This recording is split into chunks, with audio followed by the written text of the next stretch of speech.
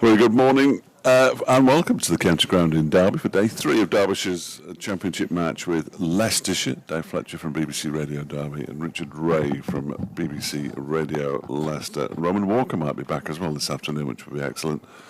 And who knows who else might pop into the box. Probably nobody. Derbyshire start the day on 54 for 4. They trail Leicestershire by 520. David Lloyd on 40. Sam Connors, the night watchman, on 1. The scorers are having a whale of a time next door. Richard, what do you expect? Just roll Derbyshire over by lunch, put them in again, and finish them off? Well, good morning, everybody. I had a chat to Marcus Harris last night on the back of his double century, and he said it as an awful lot of hard work should be involved for Leicestershire to get into a genuine winning position. He thinks the pitch is still playing pretty well, and it could be an awful lot of hard work involved. So Derbyshire, with a bad forecast for tomorrow, should still have very strong ambitions of saving this game. And I think, we could get all 104 overs today. 104 overs, sorry to remind you. Yeah. Lunch at 1:10, tea at 4 o'clock. Nothing moves unless the team's 9 down, and then everything moves. There's a sort of transigence in transigence in the regulations, which I've never really understood, but I don't think it's my place to understand regulations, merely to convey them. I always think that's probably the best way of going about things. They bowled really nicely last night, Leicestershire. They actually bowled good lines, which at times Derbyshire didn't. So Tom Scriven has 1 for 17 from 6. Ben Mike has 2 for 14. 2 in 2 balls from 4 overs. Ben Green, 5 overs for 12, bowled nicely. A couple of maidens in there. And of course, Scott Curry picked up a wicket as well. 3 overs, 1 for 6, a couple of maidens for him. And Tom Scriven is going to bowl the first over from the City end. I've got an 11 o'clock update, so it's only a minute to 11 now. I've just been told on the radio. Go on. Scriven is in, bowls outside off stump, and David Lloyd steps forward, lets it go through. An awful lot on the shoulders of the Derbyshire skipper this morning, 40 not out. He really was defiant last night. Counterpunched Derbyshire on the ropes, but Lloyd was out there swinging. Just the 3 slips, not the 4, which may be a little bit surprising first thing in the morning. Louis Kimber, Peter Hanscom. And Scott Curry, in goes Scriven, bowls straight, fuller, just carefully played, bat slightly across the line by Lloyd, pushing the delivery out to Ben Mike, who is at mid-wicket. There's no run. Ben Green is down at wide long leg. Lewis Hill, Leicestershire's captain, at mid-on. Liam Travaskis is just backward of point. It's not quite square. As Scriven bounces in and bowls on off stump, pushed out into the covers. Oh, well, there's a big mix-up. Oh, and he's going to get away with it, I suspect. He is going to get away with it. Sam Connors went charging down the pitch. Rishi Patel dived to his left in the covers, got a hand to it, slowed it down. Liam Travaskis ran up from point to pick up, and Connors, who was well over halfway down the wicket, looking at it from behind the batsman Lloyd, had to put on the brakes and get back in, but he did manage to do so. In goes Scriven, bowls outside off stump. A little bit of away movement for Scriven there. It was a little bit too wide from the bowler's point of view, and Lloyd could let it go through, but that would not have been an ideal start had there been a mix-up in the first over that would have led to Lloyd being a run out, or could have led to Lloyd being run out. But the captain made sure he was safe, and if anybody was in danger, it was going to be the night watchman, Connors, who faced 15 deliveries, I think, yesterday for his single, but he's still there, which was his job. Scriven in, bowl straight to Lloyd, just leans forward calmly, pushes the delivery again, slightly across the line, pushing it out to Mike at mid-wicket. And there's no run, short-sleeved shirt, exposed arms for David Lloyd. A big sweat band, one of those sort of long, wide ones on his forearm, which I think is there as much for just a little bit of extra protection as much as anything. Not a day for sweating unless you've been running up and down a lot. It is cold again out there. In goes Scriven. Bowls. Good delivery on off stump. Lloyd equal to it. Walking forward slightly into the defensive push. Out into the offside it goes. And Leicestershire start with a maiden over. 54 for 4 remains the score. Scriven 7 overs. 1 maiden now. 1 for 17. His first. It does look glorious out there, but I promise you, in terms of temperature, it really isn't. Fletcher's back with us. That was exciting, wasn't it? nearly a little bit too exciting as far as Oh my word! Derbyshire was concerned. Our work concerned. Yes, Sam Connors A little bit halfway overexcited down the there. track. It'd be interesting to see how Sam goes about it. I think he should continue in the same vein last night, other than the attempted pull shot. Just keep the ball out. Just try to wear down the bowlers as much as possible. It's not like your normal night watchman who's gone out and then the following day get yourself out and let the proper batsman come in and take over. There aren't that many left. Ben Mike from the racecourse then bowling to Sam Connors, who, oh dear, has a very expansive looking drive at that one. David Lloyd's on the way down to have a chat. Sam Connors walks away to square leg. He knows he shouldn't have done that. It was a considerable distance away from his off stump. And it was a beautiful looking drive. He didn't get very close to it. And ultimately no damage done as far as Connors is concerned. There are 4 slips waiting for him to do something like that, as well as the wicket keeper, so he'd be well advised not to. He just waits now as Mike is past umpire Hartley and bowls. There we go, that's better. Just check drives it out into the offside. They're going to come back for 2 as well. That's good running. And Sam Connors triples his score. He moves on to 3. Derbyshire 56 for 4. The first runs of the morning career. Very pleasant looking shot from Sam Connors. As I mentioned yesterday, got that very, very good 5 in a partnership for the 10th wicket of 80 with Leicester Ployne back in 2020. Yeah, not known for his weight of runs. 45 first-class games, 384 runs with a high score of 39. As Mike is in again and bowls. That strikes him on the pad. There's half an appeal. Mike knew it wasn't going to hit the stumps. He did turn round very briefly with his arm in the air. Quite correctly decided that there was never going to be a decision in the affirmative from umpire Hartley. There's some people who are enjoying themselves outside, which is nice. I think you have a certain amount of gallows humour amongst the Derbyshire faithful, trying to keep themselves warm at the same time.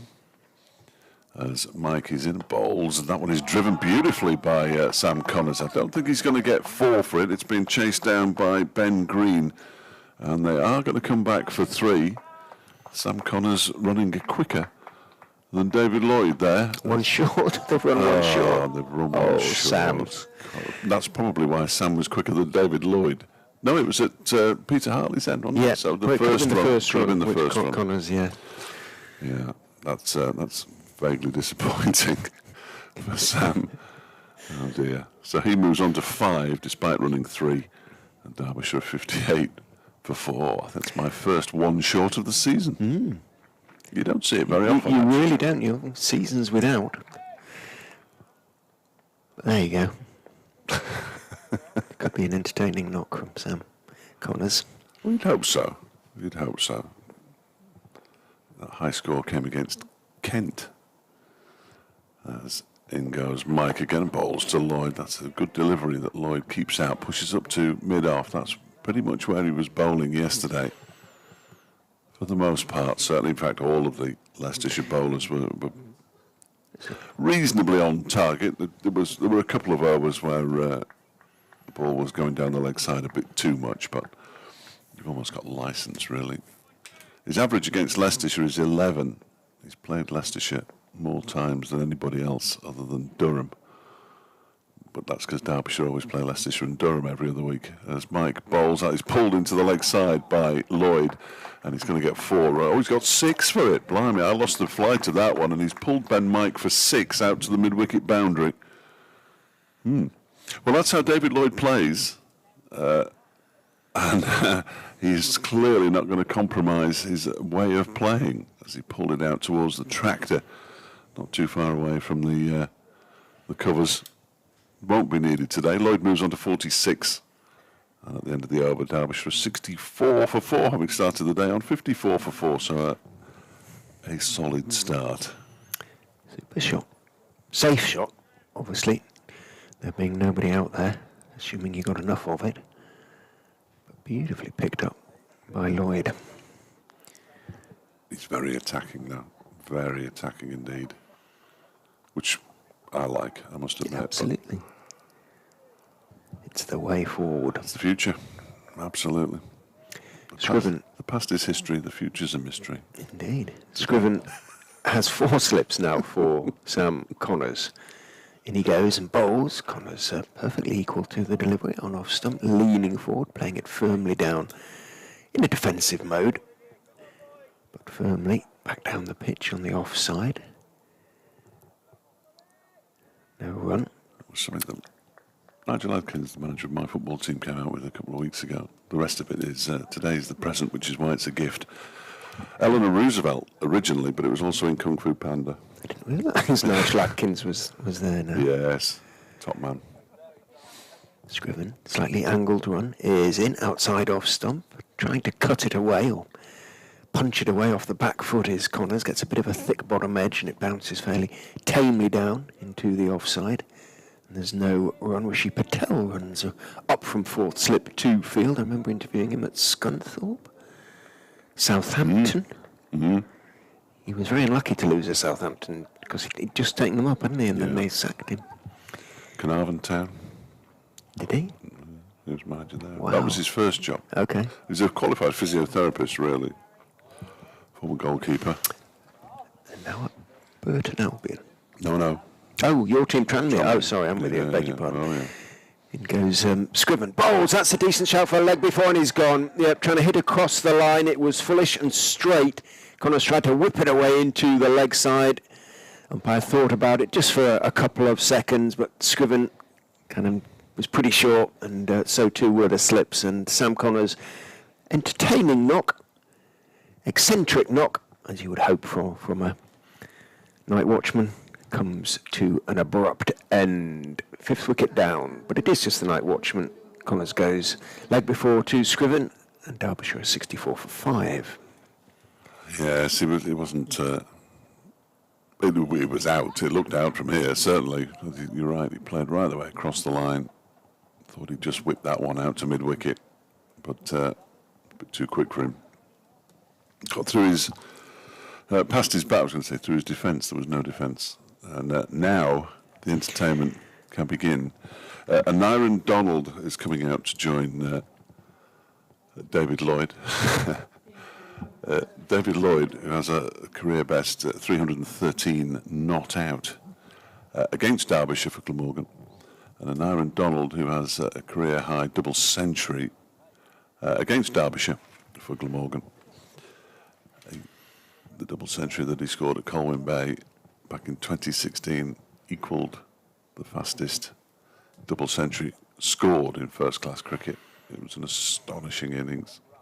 The double-decker buses were in grave danger, as were the cars, one of which was mine in the car park, the far side of the pavilion. He dispatched them to all parts. It was the most incredible innings I think I've seen. I was sort of hoping for Colwyn Bay this season, or somewhere other than Cardiff. It's the only place I've watched Glamorgan play. Well, at least we got Scarborough this year. They've stopped going to Colwyn Bay. Or Swansea, Neath or Swansea. They're doing Newport now occasionally, Newport, aren't they? That seems to be the new one. Swansea seems to have dropped off the radar. The facility's not quite what they once were, which is a shame, such an historic ground. So, can Scriven get Donald early? In he comes and bowled. A little bit short. Well, that's a lovely punch off the back foot. Stood up tall and Aaron Donald and cracked it away in front of square on the offside. All Travaskis can do is turn and jog after it. What Leicestershire did well yesterday was not bowl too short or wide, which was one of the Derbyshire seamers, with the exception, of course, of Blair Tickner's failings yesterday, and indeed on day one. But that was out there, and first ball or not, well, in the old days, your first ball, you'd have let that go through, wouldn't you? But Donald just stood up tall and cracked it away. In goes Scriven, bowls to him. Again, that's a better line and length. And forward in defence, lent Donald, pushing it back up the pitch on the off side. No, that was a super shot first up from Donald. Yes, this could be fun. They're both very attacking batsmen, which I think is why they were targeted by Mickey Arthur. If they come off, it could be spectacular. Scriven, glinting in the sun, comes in and bowls. Good line, good length. Just for a minute, Donald was, or for a second, half a second, he wasn't sure whether to go forward or back. Lent into the defensive push in the end, came pretty much off the middle, out into the offside it went. End of Scriven's over, a successful one. Picked up the wicket of the night, Watchman Connor's leg before wicket 4-5. But now, in a way, the hard work has to start for Leicestershire. If they can pick up a couple more this morning, and sort of broken the back of the innings, really. Sounds daft, doesn't it, at 68 for 5 to say that, but Derbyshire still have plenty of batting to come.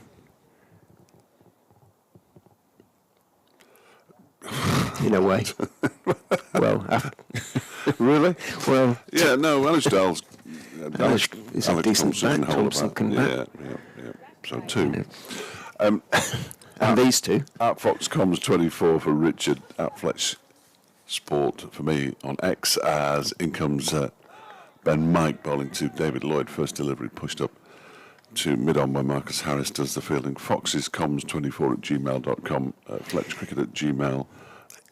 I've already had one email this morning. Yeah, I missed a couple yesterday. Apologies about that. Go on, you do yours. Well, this is from David Pickering in Chesterfield, and he is scathing, I'm afraid. Followed Derbyshire cricket since 1954 as a 5-year-old kid, but what I see today, what they have done to the club is outrageous, he says. There is more. Here is Mike on his way in, and bowls. That is driven nicely by Lloyd, but straight to the man in the covers. And there's no run. I think county cricket's on its knees. I live in Chesterfield, and as you know, Queen's Park is the most beautiful cricket ground in the country. And when it was moved lock, stock and barrel to Derby, that was the death knell to Derbyshire cricket. But, they want to come for a lucrative payout in July. The present Derbyshire team is not fit to wear the Derbyshire cap. And until there is a massive clear-out, no way this team is going anywhere. But as I've already said, how much longer will the county championship carry on? Thank you, David. As Mike bowls to Lloyd, who drives gloriously out to the cover boundary for 4. That was a nice shot, and it's a half-century, his second in Derbyshire colours for David Lloyd. Might have had 3 in a row, but for running himself out in the second innings down at Glamorgan. It's come off 63 deliveries, and he's hit 6 fours and a 6. So he's not hanging around, the Derbyshire skipper. They've been lovely shots as well, by and large. Nothing off the edge. No chances given. So if anybody's got any views on anything, just let us know. We'll do our best and keep it clean. We may well read it out. Here's Mike in again now, and bowls to Lloyd. That one's down the leg side. There's a half appeal from the slip cordon, but he didn't get his bat too close to that one, I think it's fair to say. I did miss one, a posting on X last night from Mark Beck. It says, at least we've been consistent over the 2 days. Can't bowl, can't catch, can't bat. Thanks for the entertainment. Thank you for the message, Mark. I think when we speak to Mickey Arthur at the end of the match, whenever that might be, and whatever the result, the first 35 minutes on day one will loom large as Mike is in again and bowls. That's driven sort of on the walk by Lloyd and got a bit of a leading edge up to mid-off. It went straight to Lewis Hill, the Leicestershire captain, who's he tossed that ball to there? Because they're both having a very good look at it. Scriven normally. It is Scriven. Yeah, top Scriven. Cover. And it remains 72 for 5 in that first 35 minutes. Of course, there were 3 dropped slip catches. Both openers were given lives. As Mike is in again, that one's short and on leg stump and turned away by Lloyd via a couple of puffs of sand on the way to the East Midlands demolition stand for 4 more, and David Lloyd picked up a couple of boundaries in that over. He's moved on to 54, 76 for 5, and here are his figures. That's the one.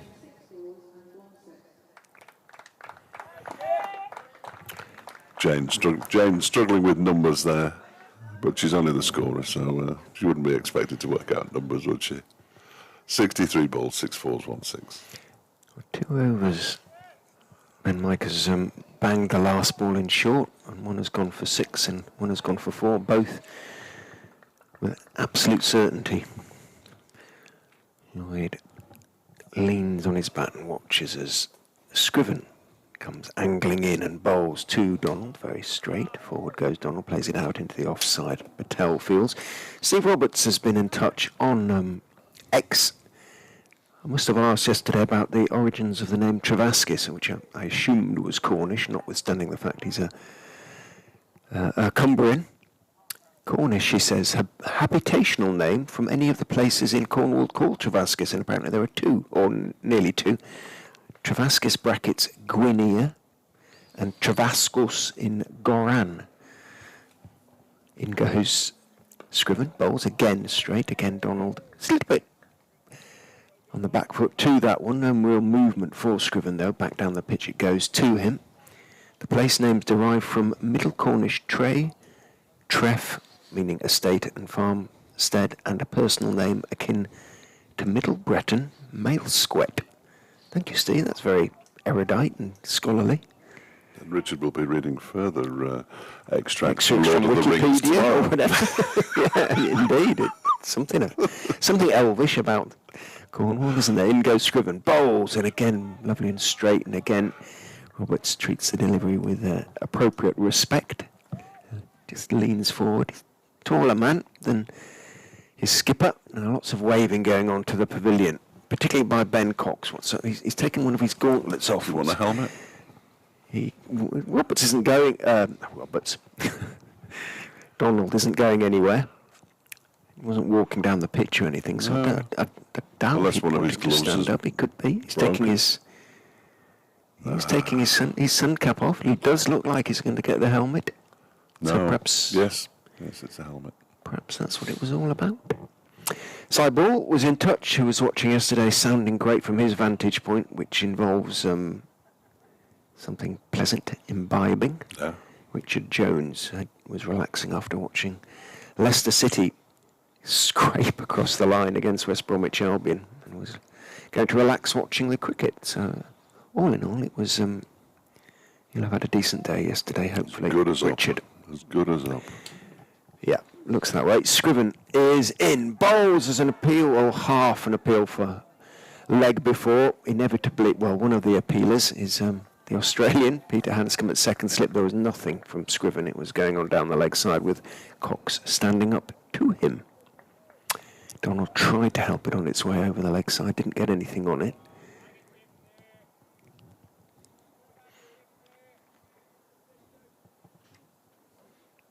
Sun behind the cloud for the moment. And Scriven is in and bowls. Ooh, inside edge onto the pad. That would have been very close. Otherwise, there would have been allowed appeal. That one snuck through, almost snuck through the defence. Just took the inside edge. I didn't see which roller was used at the start of play today. Very heavy. Was it? Mm-hmm. Yeah. Big un. Yeah.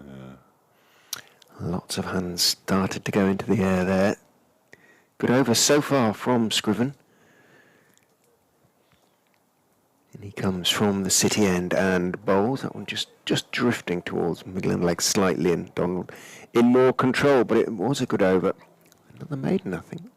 9 overs, 2 maidens, 2 for 21 for Scriven, who's asking plenty of questions this morning. Donald, one scoring shot, which was a beauty from his very first ball. Punched away through the offside for 4. Since then, Scriven has given him a nothing. I'm trying to work out what the Leicestershire tops remind me of. There was an England strip, wasn't there, that had a red line down the Sort of left-hand side many years There's ago. a red line and a green line. There's a green one, like, the yeah. colours, sort of not quite pinstripes, are they? Ben Mike to continue. 7th over from the racecourse and left alone outside the off-stump. First delivery by David Lloyd. I suggested that the game at Lord's yesterday might finish today. It almost certainly will. Yorkshire 232 for 8, leading by just 145 against Middlesex. All games got underway at 11 o'clock, as you might expect, on what is at least dry weather. The game at Northampton, sort of following the pattern that last week's, well, certainly Northamptonshire are 334 for 2, leading Glamorgan by 63. As Mike is in and bowls to Lloyd, who goes back and forces this out towards Scriven in the covers. And there's no run.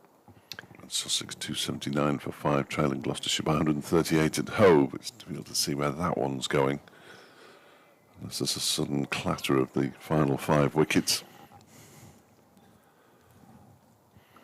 And of course, I don't know if the weather is uniformly bad for the country tomorrow, but it's not a forecast, subject to change and all the other things.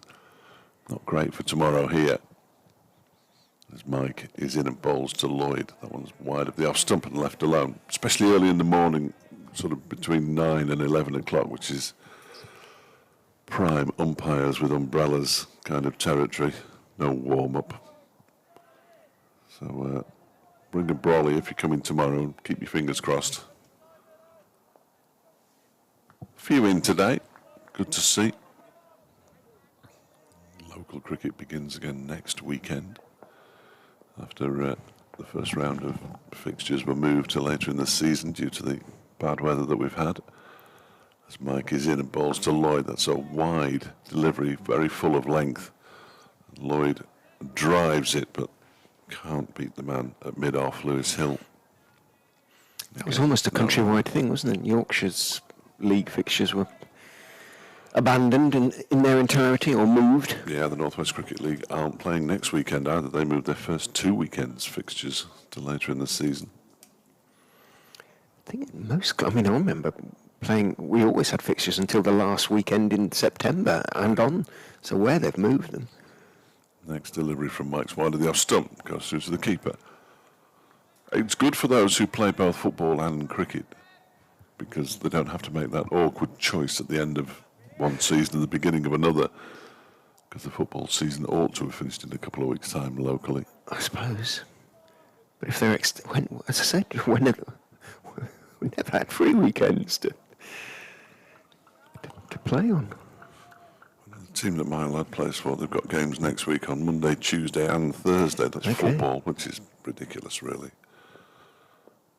As Mike is on his way in again. Bowls to Lloyd, who leaves alone outside the off stump, goes through to the keeper.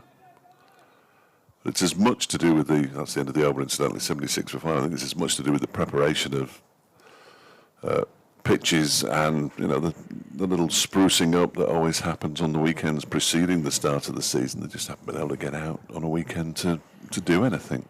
It's been really, really bad, the weather. As you will have known if you'd looked out of the window. You don't need me to tell you. We've got excellent. I like that. Scott Curry is not Scott Curry. Louis Kimber is wearing two hats. I do like that. The Cox sun hat on top of his Leicestershire cap. As Scriven continues to Donald bowls on off stump. Donald careful. Foot firmly anchored in the crease with Ben Cox standing up. Blocks it out into the offside. Rishi Patel, his sunglasses reflective in a sort of turquoisey blue, aquamarine, who knows. Not the sort of yellowy red ones favoured by a number of players, usually on the backs of their caps. You'll wear one on a pair like that on the bike, won't you? Yeah, you have, yeah. Sort of Bluey ones, not too bright. Scriven is in and bowls. That's a decent delivery, and there's an appeal for leg before, not again from Scriven. I didn't get too excited about it myself, although he was on the back foot, looked a bit high and it looked a bit leg side. To me, from here, we're almost sort of behind Peter Hanscom at second slip. This is good stuff from Scriven. Yeah, leg side.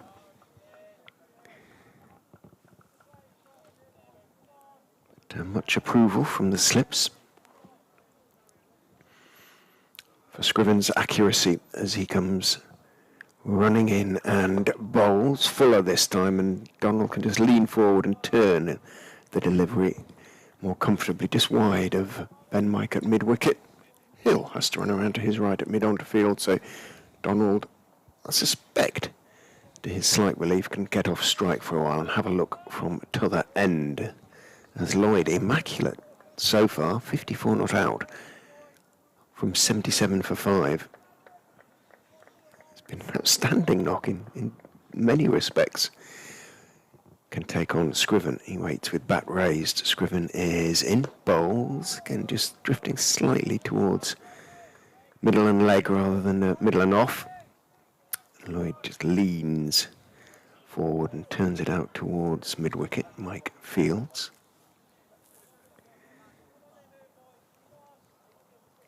As I say, he would have got another half century, I have no doubt, at Glamorgan in the second innings, had he not run himself out.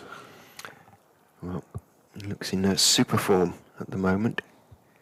Sort of slightly crouches at the crease, knees bent with a bat raised, but head very still as he comes in. Scriven and bowls. Oh, did that stay a touch low? Dealt with it perfectly competently.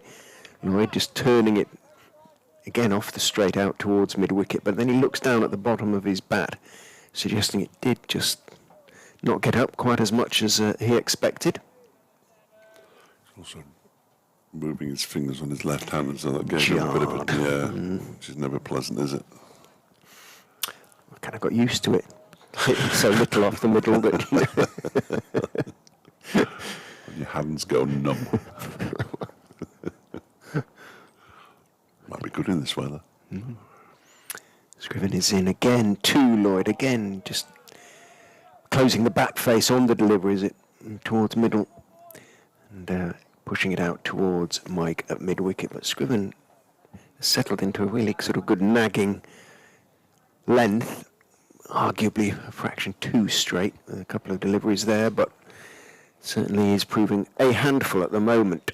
10 overs, 2 for 22, his figures. Mike is always a bit more expensive, he's slightly more, what's the word, I don't know, if attacking or inconsistent, sort of combination of the two, but he's worked hard on his consistency, and he's a wicket-taking bowler. We won't go for a few, we'll leak a few. You never quite know. He's already got two for 32 from his 7. And he's going to continue from the racecourse end bowling to an Aaron Donald for the first time.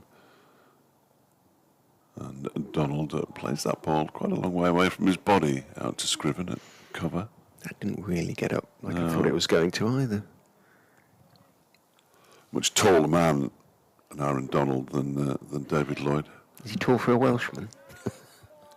Well, in my experience, yes. That's why you would describe David Lloyd as compact, wouldn't you? Well, you might not, but that's what he would be described as, I think. Compact and well organised, but he's slightly more than that. He's a lot more than that, Ben Mike is in and bowls to Donald. That one just looked like it might have nipped back at him a touch. And he pushes it out again into the offside, up towards Lewis Hill at mid-off. Just have a little look to see if it did nip back, because if he's getting the ball to move off the surface, that'd be a good effort. At Derbyshire still trail by 497. So, perhaps a touch, but nothing major. Mike with a fairly lengthy run-up is on his way in and bowls to Donald, who goes on the back foot and punches it out, and Scriven rather dives over the top of it. They're going to come back for 2 as it's picked up by Lewis Hill, and they'll settle for 2. And Donald will move on to 79 for 5.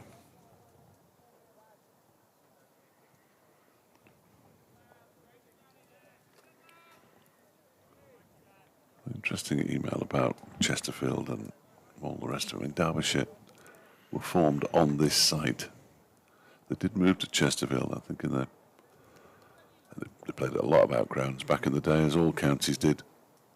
And they did move to Chesterfield for a brief spell when they're in dispute with the council here, as Mike is in. That one did keep low. And with Donald being such a tall man, it always looks worse, doesn't it? Because you've got further down to get the bat. And he managed to get the toe end of it on it and push it back towards the bowler.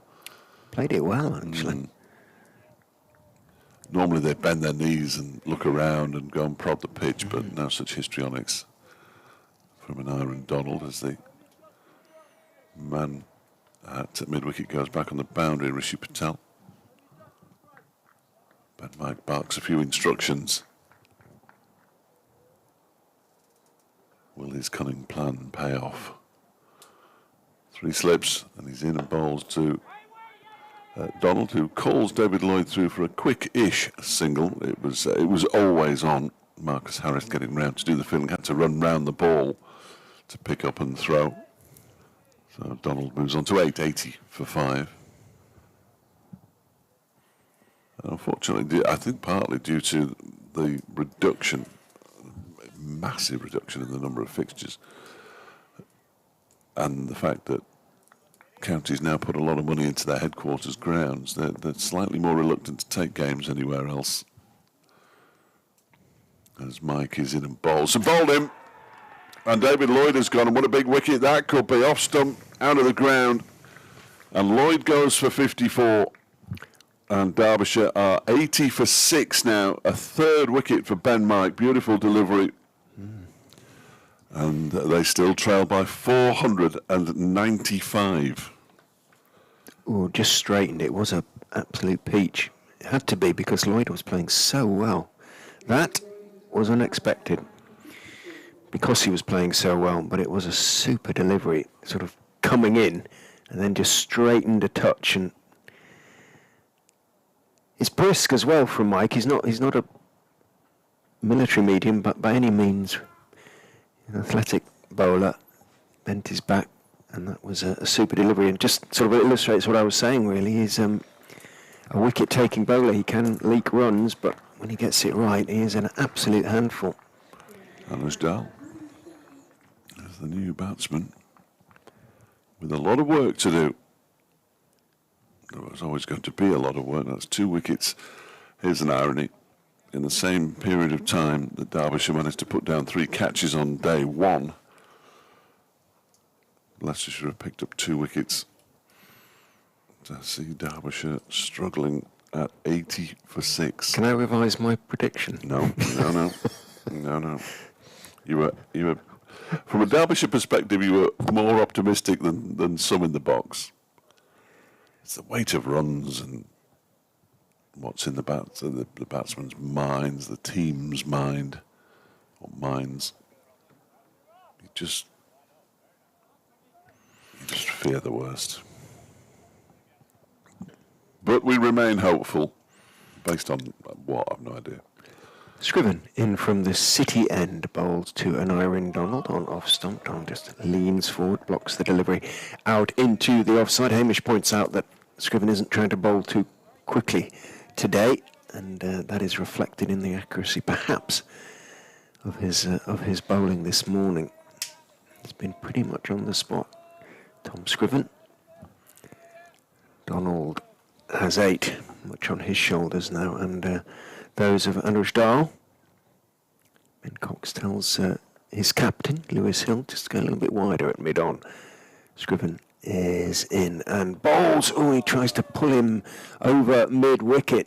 Whether it was an inside edge onto the pad or he just missed it, I have to have a look at the replay, but either way, it came back off the pad and dropped out into the offside. Well, there is taking the attack back to the other team, and there is, well, I think discretion might be in the better part there, because it wasn't that short. Might just have got a little nick on it. Must have done, I guess. Scriven bustles in and bowls, and again Curry leaps into the air at third slippers, looking to force it out into the offside without too much foot movement, Donald. And it sort of works its way out into the offside, but it looked to be coming back in a touch from Scriven. What Donald mustn't do is sort of we'll get runs while we can. That I don't think would be the right sort of frame of mind. But I still think the pitch isn't too bad, although those two that kept low to him from Mike might have unsettled him somewhat in the last over. Scriven is in and bowls. That's a good delivery again. Bounce and beats the bat, but thumps into the pad. But again, Scriven's appeal isn't an appeal. Cox sort of went up, and the slips, of course, went up, but Scriven again didn't. He's getting it to do a bit out there. And Donald wanders out. Prawns at the pitch. Yeah. Leg side-ish again. He's hitting the seam and he's getting some wobble. Tom Scriven. They're bowling nicely, these two at the moment. Scriven is in and bowls again. Very straight. Donald is forward. Back up the pitch it goes to Tom Scriven. Alfonso Thomas, Leicestershire head coach, will be pleased with the first 40 minutes, I think. They've been there or thereabouts. Is he wandering around? He's just down here, isn't he? Yes. He likes to, it's one of his, he does like to go and stand directly behind the bowler's arm. Presumably the bowlers are conscious of his presence. You can't avoid seeing him. Yes. Yes, I just saw the top of a bobble hat. Scriven is in. Bowls again on the spot. Again, Donald equal to it, though, leans forward, but plenty of good stuff in that over from Tom Scriven. Another maiden, I believe. 11 overs, 3 maidens, now 2 for 22 his figures. How many overs have we had this morning? Well, there are 95 to go, so that's 9. So Scriven has, did he start? I think he did, so he's had 5. Might have another one. Well, he's bowling this well, and he's not putting in everything, as I say. He's just looking for accuracy and movement, so he could have another couple.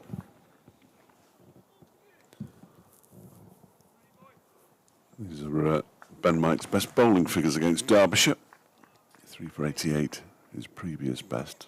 5 wickets at 44. Well, he's bowling better than that at the moment. And he's on his way in again from the racecourse end at 80 for 6 and bowls to Dahl. First delivery that Anuj Dahl has faced. He allows it to go through to the keeper.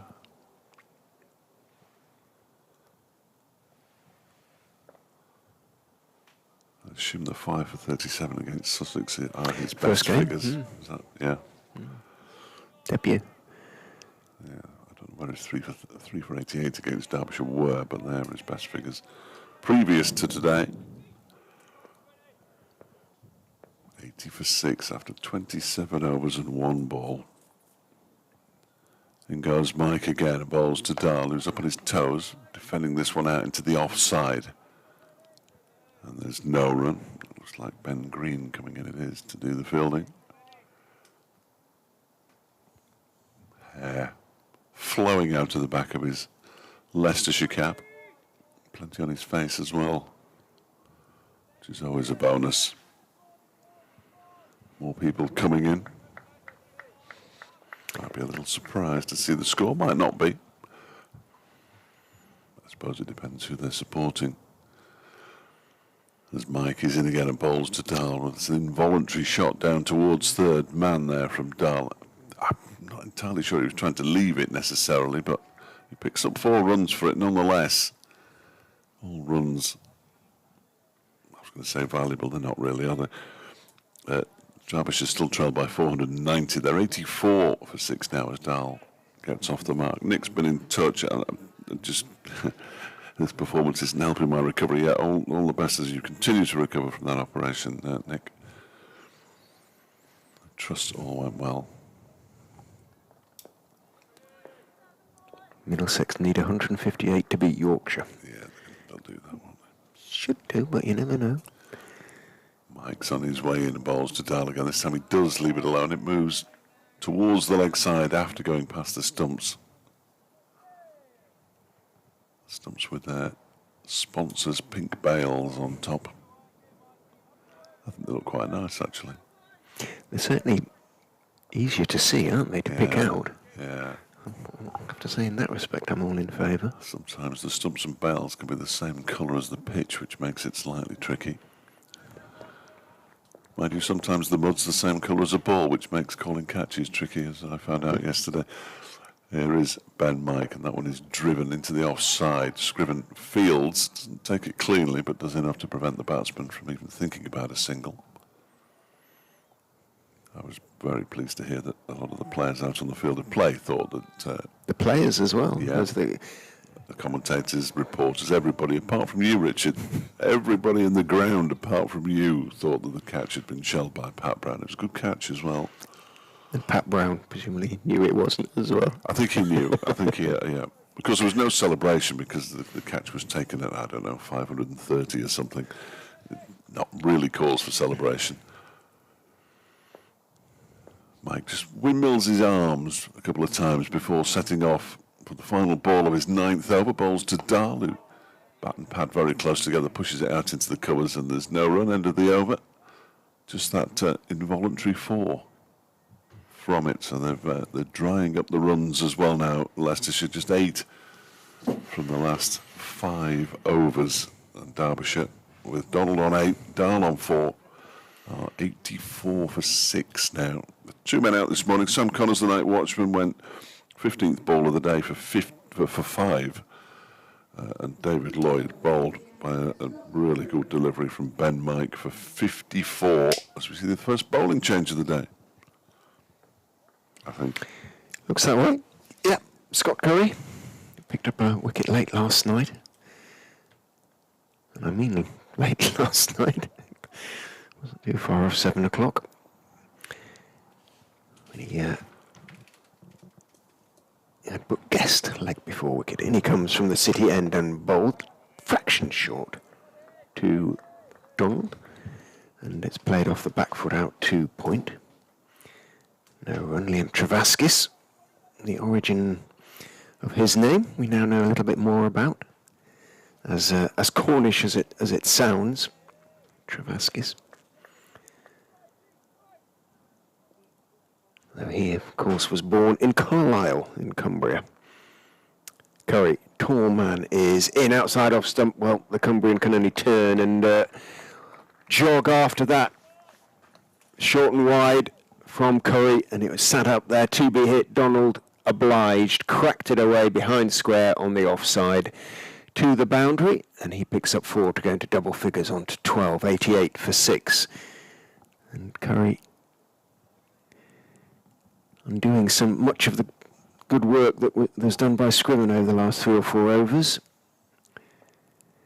Short and wide goes to the boundary on this pitch with this outfield at the moment, as Derbyshire found. Curry is in, and again a fraction short. Donald can stay on the back foot even, and turn it into the onside, slightly wide of Hill. There isn't a mid-wicket. Mid-wicket is out on the boundary. Not quite sure what they're thinking. I suppose Donald has tried to pull a couple, hasn't he? Hasn't been able to do so successfully. His 2 4s have come through the offside. Leicestershire did drop their mid-wicket Mike back to the boundary. He's come up now for the new batsman Dahl as Curry is in 2. Dalek short and wide and 4. Well, from Leicestershire's point of view, not a great opening over from Scott Curry so far. Tall man, he stalks back to his bowling mark. Must be very frustrating for the captain though. Had complete control for the first 3/4 of an hour. Change of bowling and immediately leaking runs. 93 for 6. Dahl on 2. 8 waits as Curry is in 2 in. That's a better line and length. It was still arguably a fraction short. Dahl could stay on the back foot and play it back down the pitch on the on side. 93 for 6. Obviously remains the score. 3 slips still. This is Kimber, Hanscom and Patel alongside Ben Cox. And having dismissed Lloyd as relatively early as they did, Curry is in. Bowles looking for the off, an appeal for leg before, came off the foot, running down towards long leg. Umpire not interested. Curry very interested, but looked to be going down the leg side. We'll have a look at the replay.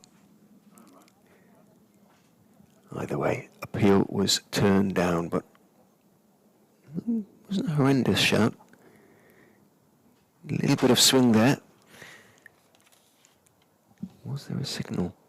Actually, I'm not sure there was, which indicates that perhaps it was a little bit of an inside edge onto the pad that saved him. Yeah. A little bit of bat involved. So Dahl on to 9, and he keeps the strike, 94 for 6, but that was an expensive start for Scott Curry. 10, I think it was, off the over. His first. And a double change because Ben Green is coming on now at the racecourse end to replace Ben Mike. In goes Green, bowls on line, on off stump, and Dahl is forward, brought forward, pushing out into the point region where Travaskis fields.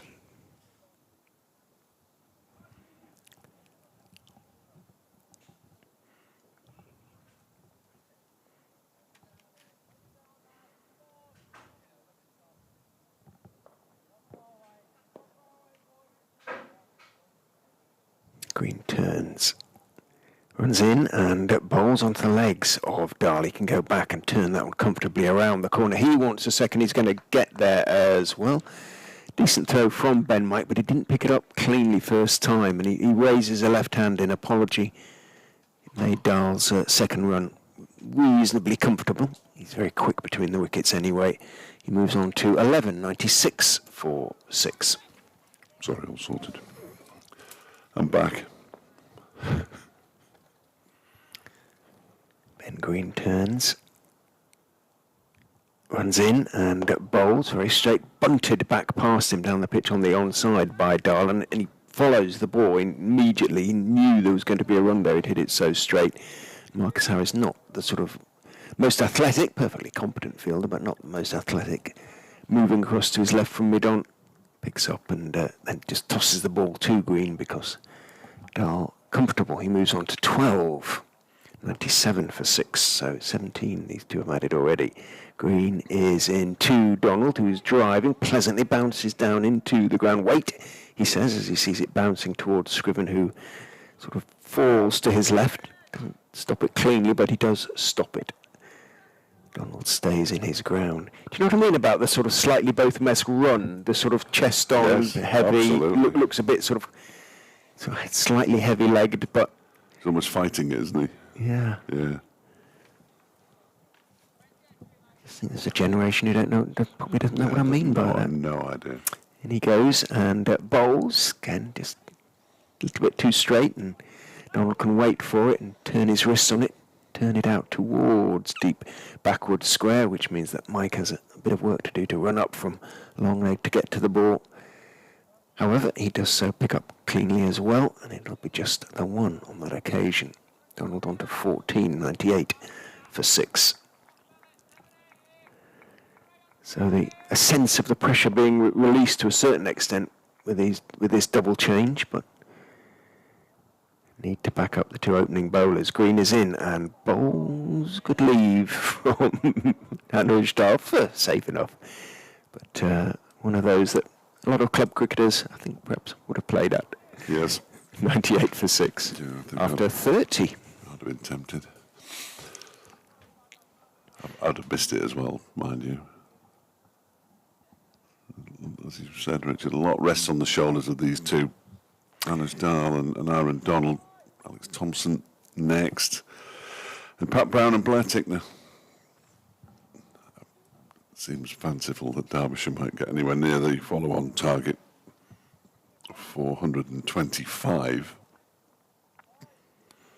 Key now is for them to get overs into the legs of the seamer, start tiring them, and try and get them into second spells today, if they possibly can.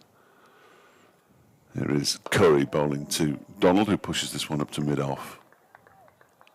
And there's no run. Clouds go across the sun temporarily. There's still a lot of blue sky up above, fluffy white clouds. It looks beautiful from here. We've got the heating on. A very fortunate position. Poor old cameraman on the left-hand side of the balcony of the members' pavilion. No heating there. As Curry is in, that takes an inside edge of Donald's bat, goes out into the leg side, just backward of square. He wants 2. There was never 2 as Green comes in to do the fielding. And Derbyshire's total moves up to 99. 99 for 6. Donald moves on to 15. His strike rate is 15 from 30 balls. When he hit his first ball for 4, you thought there might be some fireworks here, but I think the dismissal of Lloyd, as much as anything, has just slowed him down a touch as Curry's into bowl to Dahl. This one is pushed out into the offside and there's no run. So I thought the ground staff are doing some mowing somewhere. Sounds like it. Much better length from Curry in this over so far. The first 3 balls have looked to bring the batsman forward.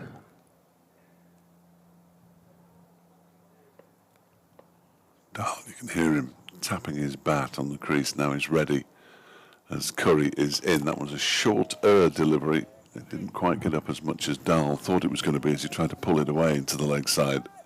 He got a real bottom edge on it as the ball bounced into the ground. As a consequence, there was no run. It could even be behind us, to be fair, the mowing. Can't see anything happening out in front of us. Generally, it doesn't on match days. As Curry's in once again. This one's a full delivery, strikes the pad of Anujdahl, probably going down leg side. Judging by the way he was trying to whip that one away through mid-wicket. Ball dribbles out and is fielded comfortably enough at mid-wicket. I think it's a number 19 at mid-wicket. Is that Ben Hull? Josh Hull. Josh Hull, I beg your pardon. Who is it at mid-wicket? As this next one is pulled into the leg side, it goes past the same man. It is Josh Hull, who's never been called Ben. Everybody else is called Ben.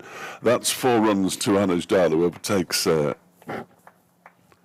Aaron Donald. He moves on to 16. Derbyshire's 100 is up to a rapturous applause. 103 for 6. Donald has 15. That was just too short, really. And Hull didn't stand a chance. He's staying out. I've just seen it. Oh, sorry, I beg your pardon, it's Sam Wood. Yeah.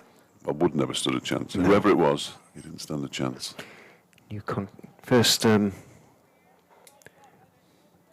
full-time contract, Sam Wood this season. He's an all-rounder. Green is in and bowls to Donald, who stands and delivers, no foot movement. Just tried to punch it out away off the back foot out into the offside. Went straight to Scriven in the covers, and there's no run. Lewis Hill who went up the steps.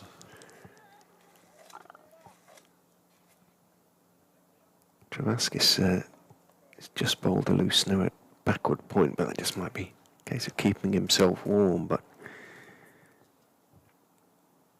very short run from Green, who is in bowls. Didn't really get up too much there. Again, there's one or two haven't from that racecourse end this morning. Donald came forward, played it competently, slightly angled back, dropping it out towards backward point, but Dahl wanders right down the pitch and prods to roughly the length at which the ball landed. Green gives it the ball a sort of perfunctory polish, the bottom of his shirt, before running in and bowling clipped away, windmilled away down towards backward square leg, almost square leg by Donald. Nice pickup. Was arguably a little bit loose, but really there isn't a square leg. There's just Ben Mike down there at wide, long leg. Rishi Patel was at mid-wicket, so it was a reasonably safe shot. And Donald moves on to 19. It was a strange old shot, wasn't it, really? A lot of yes, wrist a little involved. bit. Yes, there was something slightly loose about it. Patel has dropped back to more or less where that ball landed now, which is sort of halfway between square leg and the boundaries. In goes Green and bowls thick outside edge. It didn't get up again, but he managed to get something on it. Bounced well before second slip. Hanscom half stopped it. It went another 10 yards behind him. Kimber ran back to field and Donald picks up one, moves on to 20, 108 for 6.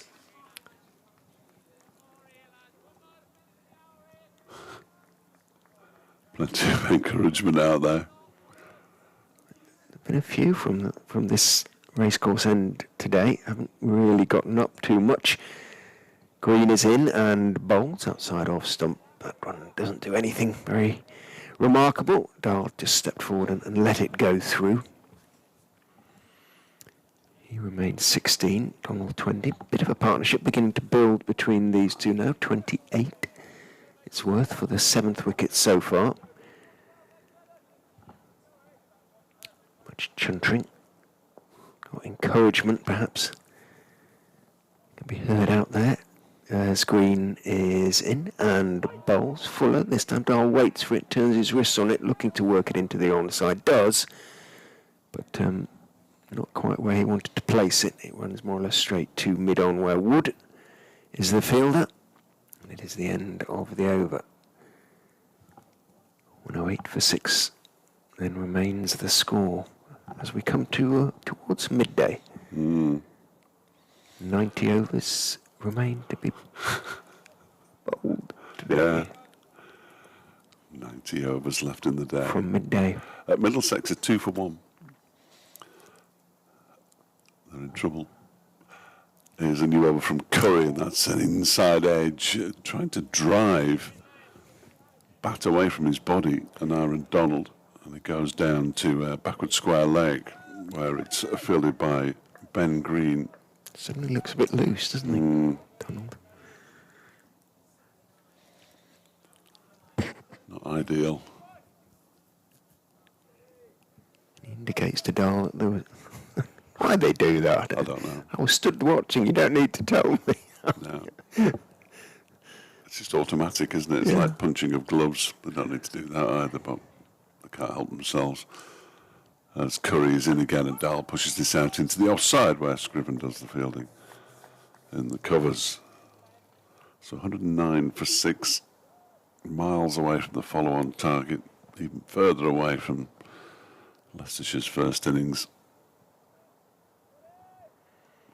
Down to the last... I don't want to do Alex Thompson down, really, because he clearly can bat. There's not much left.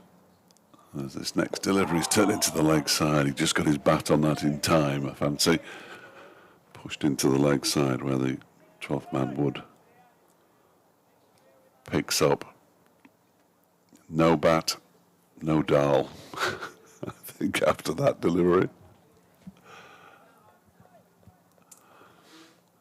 The lesser known of the reggae songs. I think I'm on. Curry is in and bowls full, clipped away off his toes by, well, off the stumps really, but off his toes as well because he's shuffling across by Dahl out towards deep square. Should pick up 3 and does. Wood it is who runs back, gets there first, picks up in front of the Performance Centre, the Elite Performance Centre.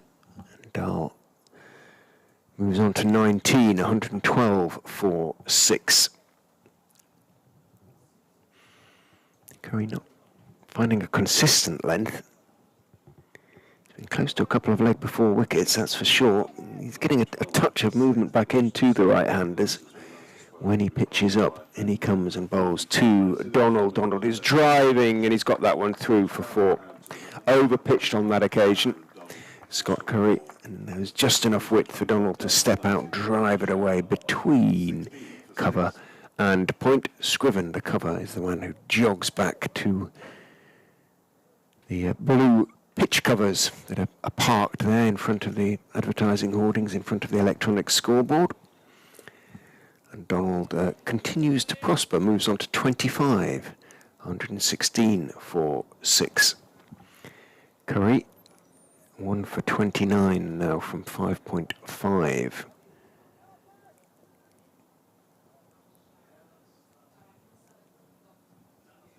Comes in to finish his over.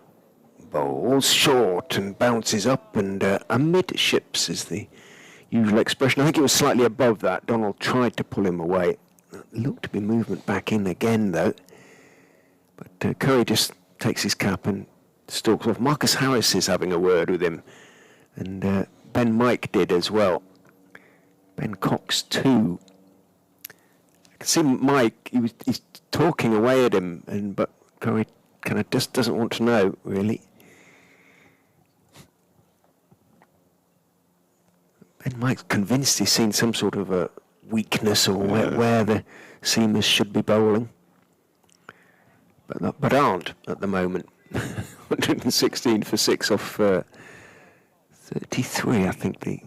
I can look at your much clearer scoreboard to my right. First ball of the new over from Ben Green is pushed out into the offside by Anish Dahl. There's no run. Yes, it's almost impossible to see when the sun's shining on the old scoreboard. The only things you can see are Dahl, Donald, Derby's, Leicester. And one of the bowlers, who is the one who's bowling at the moment, number 0, Ben Green. He's on his way in and bowls to Dahl, who defends this one back towards him. It dribbles along the floor, so he can't actually bend down to pick it up.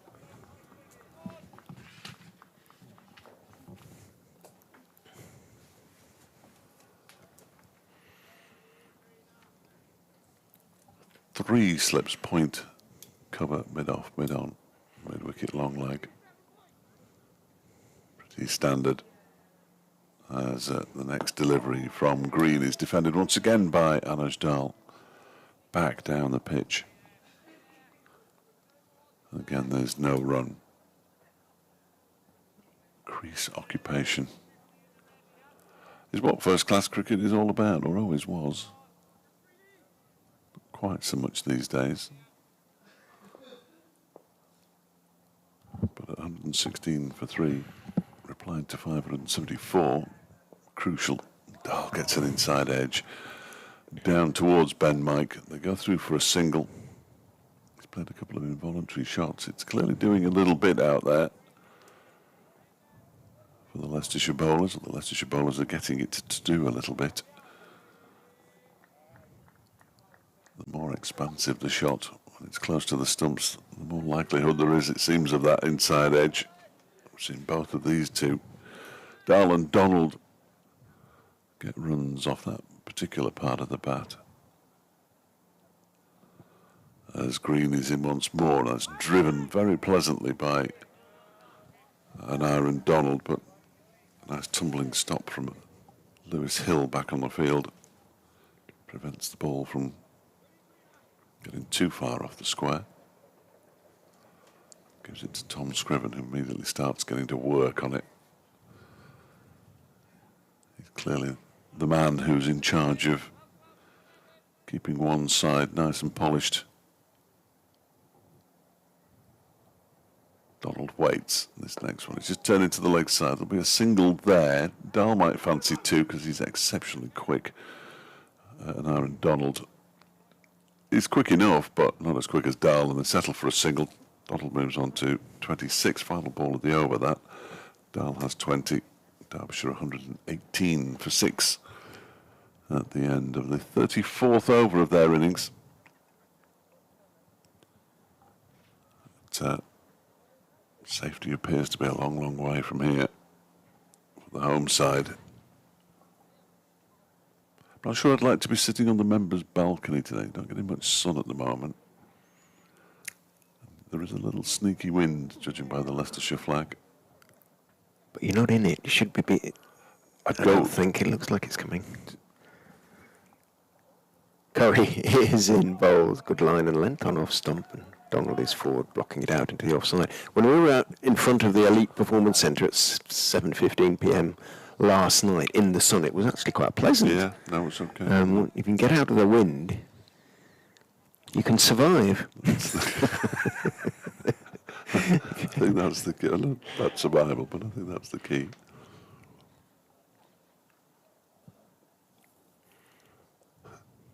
Just the two slips for Curry now. As he comes in from the city end, bowls to Donald again. Good line, good line. Donald has to be careful. Leans forward. Weight on the front foot, but no great stride as he blocks it out to Ben Mike, who's at point now.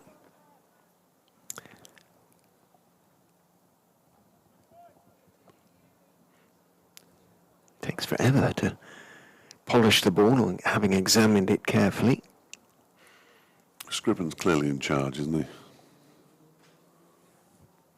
As Curry is in. Again, driving for 4 is Donald. He wasn't at the pitch of the ball, and Curry can legitimately start to raise his hands, so to speak. Thought that had gone through. Hit it perfectly crisply. Wasn't quite there to drive, but Donald's aggressive intentions paid off for him there. He went for the drive anyway, got on top of it and cracked it away between point and cover for 4 more. So he is into the 30s now, on 230 in fact, 122 for 6. So partnership of 42 now for the 7th wicket. Leicestershire still obviously on top, but even being given even something to think about by these two. Dahl 20, Donald 30. And he's given himself a bit of cover now, Scott Curry, with a deep point as he comes in and bowls again to Donald, but he's drifting on towards middle and leg. Full, clipped by Donald away. Down towards deep backward square, where Green comes into field and 1 is taken. Mike, having made the long journey out to deep point, comes jogging back now across the lines of sand. We can see them in the outfield in certain places. Curry is into Dahl. That's a good shout, but I think it was mostly bat for me. He's down on one knee pleading for it. Cox has his gauntlets on his head as though it was definitely pad first. Certainly the bat was involved at some stage. Could hear it, but Leicestershire were convinced it was pad first. Let's have a look at this replay. It is terribly hard to tell, isn't it, on that basis for us. You know, on the replay, it is down to the umpire, and he decided either it was bat first or it wasn't going to hit the stumps. Let's have a look at the replay. In goes Curry, bowls taken off middle and leg by Dahl. Clipped away down towards deep backward square. Green comes into field. 1 is taken. Curry takes his sweater, raises his eyes to the blue sky. Lots of plenty of white cloud around as well, but certainly nothing threatening up there.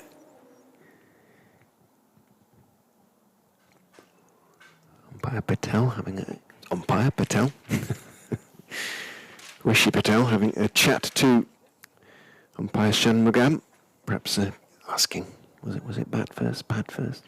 Was that the problem? Might be just talking about lunch, who knows? Yeah. 1-2-4 for 6. That boundary that was struck in the last over was only the 16th boundary of the innings, and we were talking just about the ball and getting wet when it gets to the long grass all the way around the edge, and so far they've probably managed to keep the ball relatively dry, Leicestershire, which will be an advantage to their bowlers as Green begins a new over, and that one is driven by Dahl, who immediately calls Donald through for the single as Lewis Hill moves to his left to do the fielding. Dahl moves to 22, 125 for 6. Really get a close-up look at the ball. First of the balls that Derbyshire used during the Leicestershire innings. And it must have been in a bit of a state, I would have thought, given that it did go to the boundary a few times and there was still plenty of moisture around on day one especially. It did rain during day one, of course, so that wouldn't have helped. As Green is in, and that's just guided by Aaron Donald down towards third man. The chase is on for somebody wearing number 1, and they get back for 3. Sol Buttinger. Excellent. Everybody's going to get a go today. Just make a note of that. 3 more to Donald, moves him on to 34. 128 for 6. They did have an entire posse of... I think he just signalled one short again. Oh, did he? I may be wrong. Yeah, it's just... Yeah. Yeah. Yeah, 1 short. Again. That's 2 short runs they've run incorrectly. As this one is played off the back foot by Dahl, so Donald goes back to 33. 127 for 6. That's poor, really, isn't it? 2. In the same session. Yeah. We normally see it once a season. Well, you rarely see it. You rarely see it. Connors and Donald looking disconsolate. Slapping his pads in annoyance. Here is Green in and bowls. That one is defended by Dahl up towards mid-on to go in the over. Lovely bit of footwork by Scott Curry to stop the ball there. Tall man, I don't blame him for not bending down, but you don't normally see fielders stopping the ball with their feet. He's an exceptionally tall man. It remains 127 for 6. If they can get away with the next deliveries. Oh, that's nice from Dahl. Just drives it out towards the cover boundary for 4. Moves on to 26, 131 for 6. Don't have to worry about 1 short when you're crashing the ball to the boundary. 50 partnership. In relatively quick time, isn't it? 59 deliveries. So they're getting on with it. Of course, the key is to keep the number 6 in that last column, if they possibly can. Here comes Green again. That one is pushed out towards mid-off. Lewis Hill has a shot at the stumps. Dahl is exceptionally quick, as I've already mentioned. And there is a shot at the stumps that misses when they get through for the single. Dahl moves on to 27. 132 for 6 at the end of the over. There's an issue with the flagpole, which is why there is no Derbyshire flag. Ah. It's on the list of things to fix. Must be the rigging of some kind, because the pole is there. And it's the same height as the other one. So. Yeah, it's definitely a pole. There is no flag. Dahl examines the bottom of his bat critically. Curry is going to continue eventually once discussions with the skipper have concluded.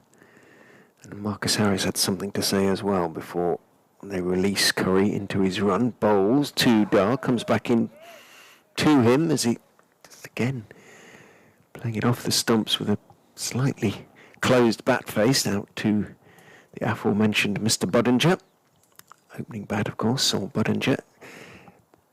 We all assumed, rather, because he played really nicely played pretty well in pre-season game against Warwickshire at Edgbaston. I think he made 70 or 80 in good time, that he'd probably start the season at the top of the order. But they decided to go with another combination, as in goes Curry. Bowls, looking to pull as the ball comes back in, thickish, I think, inside edge. It's running slowly down towards fine leg, so certainly thigh pad involved as well. Let's see what the signal from the umpire is. If there is one, there isn't one, so it was inside edge onto the thigh pad. Rishi Patel picks up, gets his throw away, but Dahl does pick up 3, and it's not one short, so he does pick up 3. 135 for 6 is now the score, and becoming frustrating perhaps for Leicestershire.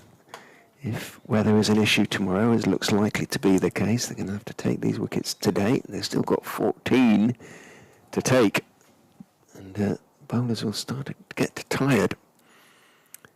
Curry is in, bowls, driven very pleasantly by Donald, not for the first time today, wide of the diving Scriven in the covers, and all Ben Mike can do at backward point is run up the boundary rope and then cross it to pick up the ball from underneath or in front of the blue covers over there. It's got a bit damp. Well, that's what Derbyshire want to see. It happened for them when they were doing the bowling. Mike rather did pick it up between finger and thumb there, so not too long, the grass there on that side of the ground.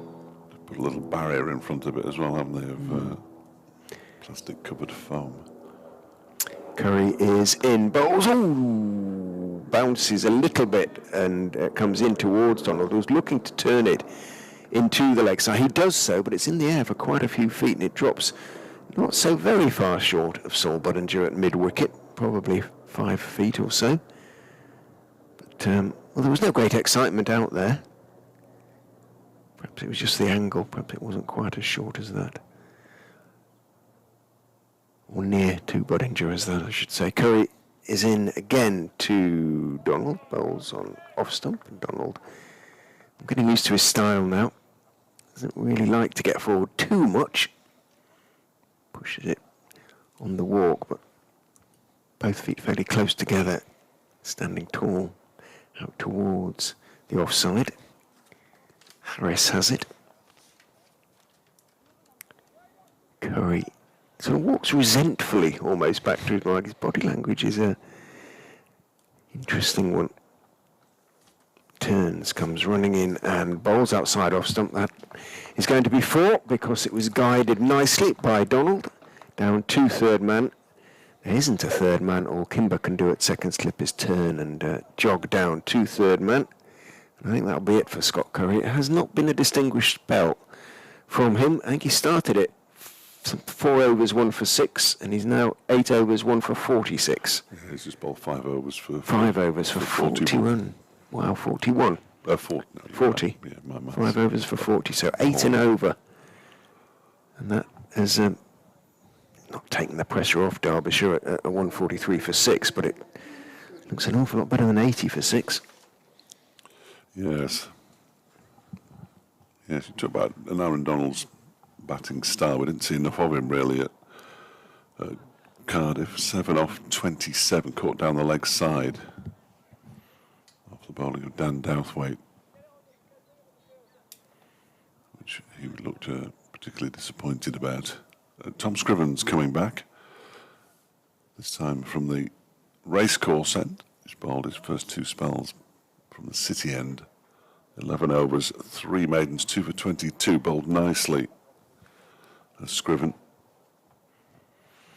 picked up the wicket of, excuse me, the wicket of Sam Connors this morning. And Harry came very early, 3rd ball of the innings yesterday. Both a leg before wicket. Curry is leaving 3rd slip, so not exactly going on the defensive. I wonder if he'll go in at shortish at mid-wicket. He does have a good pair of hands, yeah. He's an imposing figure there, isn't he? Catching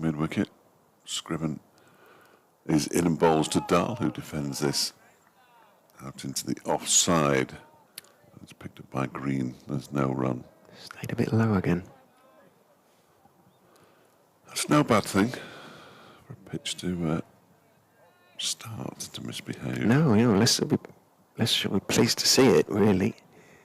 It has been from this end, the racecourse end.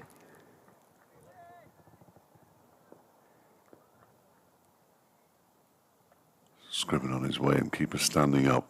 Bowls to Dahl, who leaves that one alone.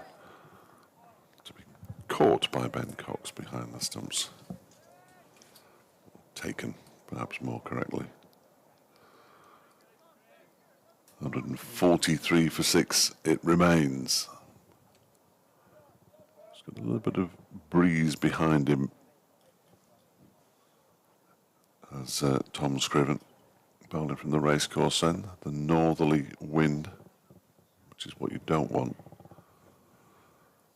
He's in again and bowls to Dahl, who leaves this one alone. And it's taken once again by Cox behind the stumps. Good judgment again from Dahl. Not far away. Still 50 minutes until lunch to negotiate for these two. 1:10 lunch, 4 o'clock tea. Is the third day, is it a usual lunch, or is it just the fourth day that you can usually predict? We know what we get on the fourth day. Third day, I was told what it was. I think it was lamb meatballs for the non-vegetarians, as that one is left alone outside the off-stop. A little wider from Scriven that time. Little rice as well, or couscous as most normal people call it. I had no idea what it was the first time I had it. What, rice or couscous? Couscous. Oh, okay. I'd seen rice before. We have that in the north. Okay. We don't have much couscous though. The Lancashire paddy fields. 2 balls left of Scriven's over. First of this new spell. He's in and bowls to Dahl. That one's on his pads and he clips it into the leg side. Ben Mike fields.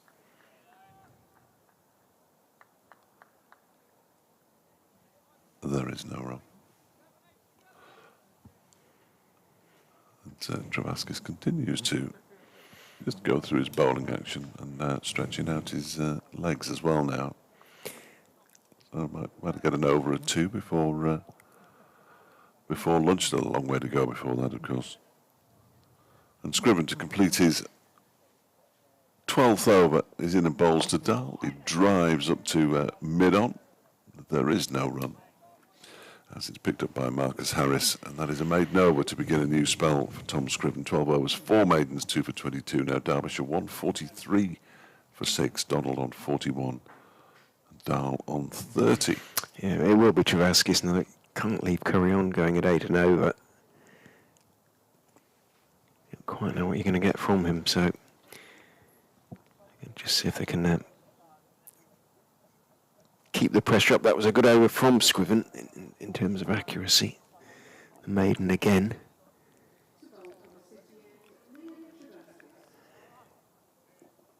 The etymology of whose surname we now know all about. Everything. I've forgotten most of it, but it was something to do with Gandalf, as far as I could work out.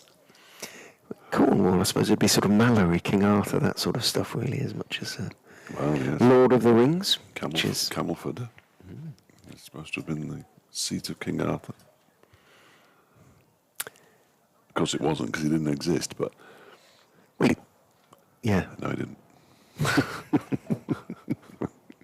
Round the wicket, Travaskis bowling in sunglasses from the city end, bowls, and an attempted little lap sweep that comes off for an Iron Donald. He was going to play it almost from the very start, and Ben Cox went right across in anticipation, but he played it really nicely, actually. Donald, in the end, got enough on it to get it wide of the wicketkeeper as he sprang across to his left, and it ran down to the long leg boundary, or fine leg boundary, for 4. So Donald approaching his half century.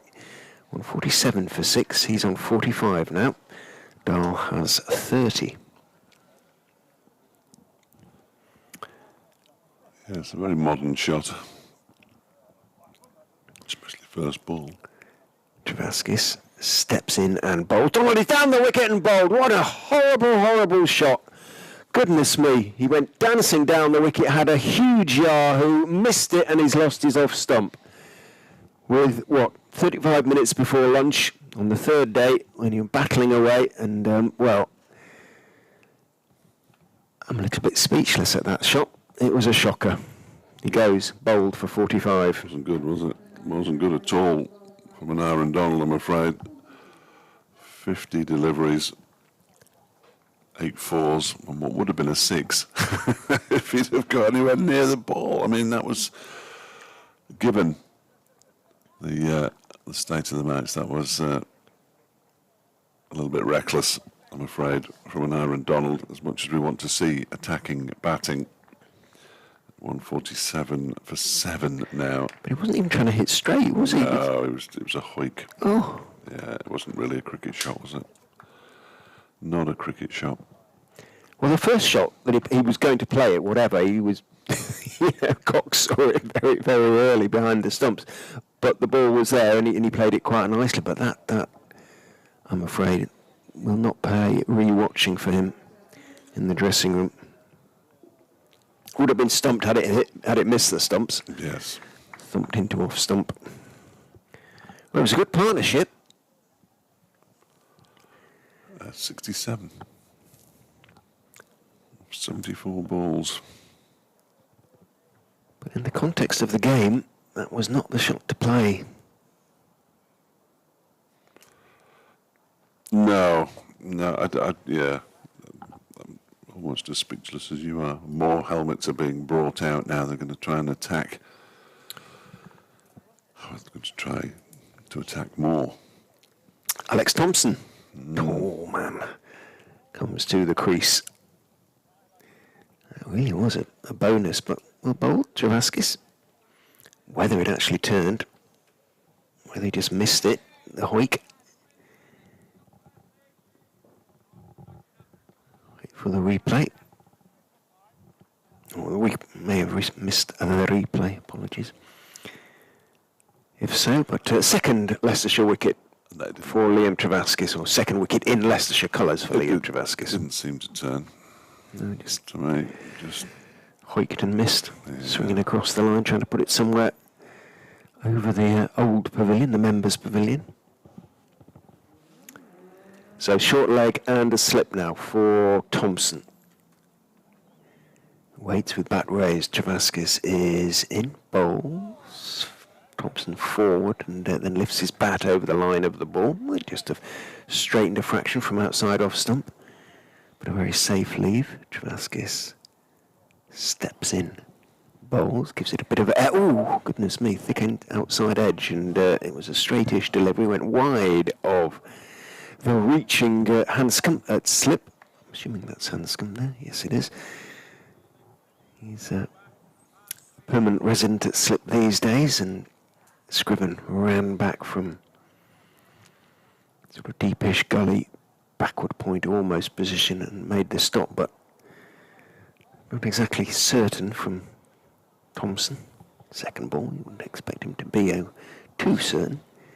So leg slip for Patel for Dahl instead of short leg. Travaskis bowls, back goes Dahl, doesn't turn, turns the delivery off middle, out towards Curry at mid-wicket. And will Dahl play, presumably he'll keep playing the same way while Thompson is there. Travaskis is in, Dahl goes back, turns, it doesn't turn, towards square leg, and obviously happy to take the one, it being the last ball of the over. Green comes into field. 149 for 7. Dahl 31. Thompson a single. All sorts of comments flying in about that shot now. What does one say when returning to the dressing room after that one?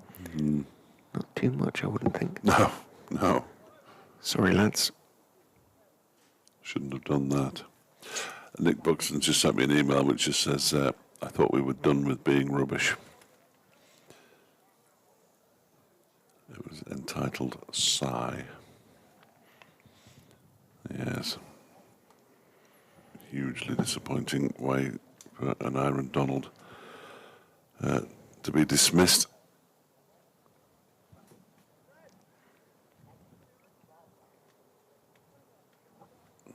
Any possibility that they're working out how to hang it upside down, the signal that the knot is all good on board with about the flag. Tom Scriven begins a new over from the racecourse and dabbed out into the offside by Anna. He goes through for a single, moves to 32, 150 up for Derbyshire, 150 for 7. Is it symbolic of something if you fly it upside down? Or? It's a sign. If you hang the Union flag upside down, a Union Jack on a ship, and it's a sign that all is not well. Yeah. Sort of distress. Oh, I see. Okay. Might even go as far as saying it should be half-mast. Who knows? Derbyshire won't have the lowest completed first innings score in this round of matches, apparently. I haven't checked that, as this one is going past the edge of Alex Thompson's bat through to the wicket-keeper. And there's no run. Who had a worse first innings? Yorkshire were all out for 159 first time around, so they're better. Just. Yeah, incidentally, Middlesex at 22 for 1 now. Nottinghamshire did make it to 193. Lancashire 146. He goes Scriven again and bowls to Thompson, who drives straight down the ground. That'll be 4. You can hear it thud into something. No, you can't. But it was a nice shot from Alex Thompson, slightly overpitched. He moves to 5, 154 for 7. I imagine most games will be going to lunch at 1 o'clock. 1 o'clock, 10 past 1.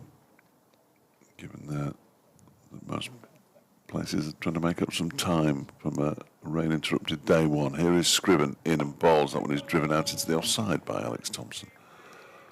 Straight to green, and there is no run. So Middlesex need another 135 to beat Yorkshire down at Lord's. Northampton just leads now up to 124 against Glamorgan at Wantage Road, still in the first innings there, 395 for 5. And Sussex 333 for 7, trailing Gloucestershire by 84. As Scriven is on his way in again and bowls to Thompson, who pushes this one up to Marcus Harris at mid-on, and there is no run.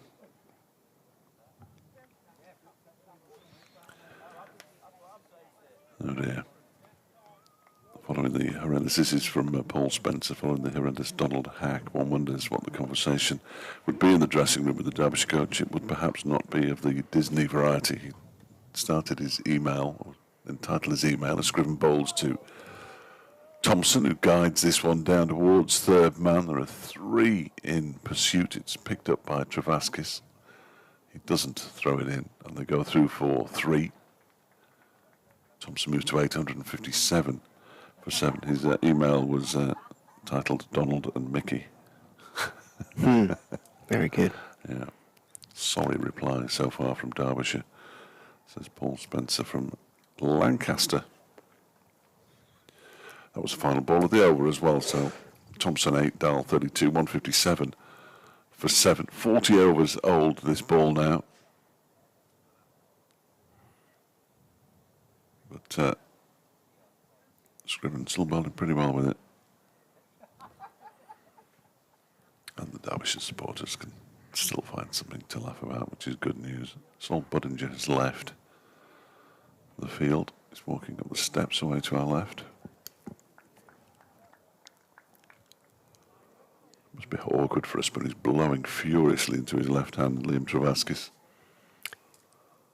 Before stepping to the crease and bowling driven in the air by Thompson, not so very far wide of the man at shortish extra cover, who's Louis Kimber. Went down on one knee to his right, reaching, but it was just sufficiently wide. Harris fielded at mid-off.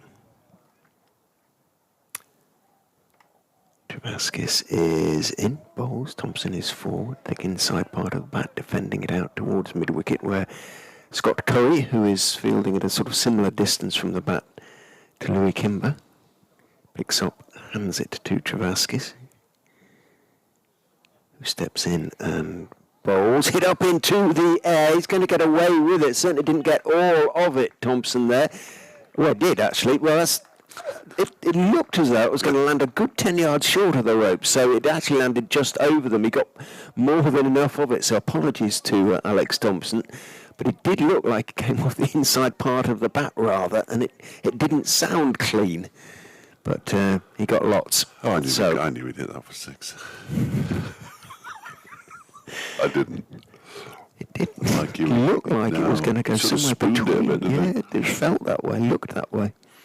But he got lots. Travaskis is into him. Again, he's driving, thick outside edge. And it goes more or less along the ground to Scriven at backward point. No run. Mid-on is dropped back 3/4 of the way, understandably. As Travaskis can't really describe it as a run-up, goes in and bowls. It's shovelled by Thompson out towards that aforementioned mid-on, who has been Lewis Hill. It's not at the moment. Is it Ben Mike there? It's very difficult to see at the moment. Not only is it bright, but there is a sheen on the outfield, isn't there? Yeah, it is. It's shining away in the bright sunshine. Travaskis is pointing to Ben Green, telling him to come in from deep backward square to a fairly conventional square leg as he comes in and bowls to Anuj Dal, who goes back and defends, all care and attention, dropping it back down the pitch on the offside end of an eventful over from Liam Travaskis. Thompson has moved on to 15 off just 12 deliveries, 164 for 7. Well, Derbyshire, they've scored their runs at a good rate this morning. I've lost 3 wickets, though, in moving from their overnight score, 54 for 4, as I recall. Don't read it out loud, but what was my prediction at lunchtime? Close then. It has proved unnecessarily pessimistic. That's not like me. Tom Scriven in and bowls and is caught. Second attempt, a juggling catch at second slip, and Scriven has his 3rd wicket. Thompson goes for 15, and Derbyshire are 8 down now. 164 for 8. Alex Thompson's breezy little innings of 13 deliveries has come to an end, and it was caught out slip by Scott Curry. It was juggled. Nice catch in the end. It went to him quite quickly, didn't it? It did. It went to him quickly. Hard hands from Thompson. But a relatively conventional dismissal after the 2 unconventional dismissals, shall we say. And Dahl in danger of running out of partners. Of grave danger, I would have thought. No, whether it's Brown or Tickner.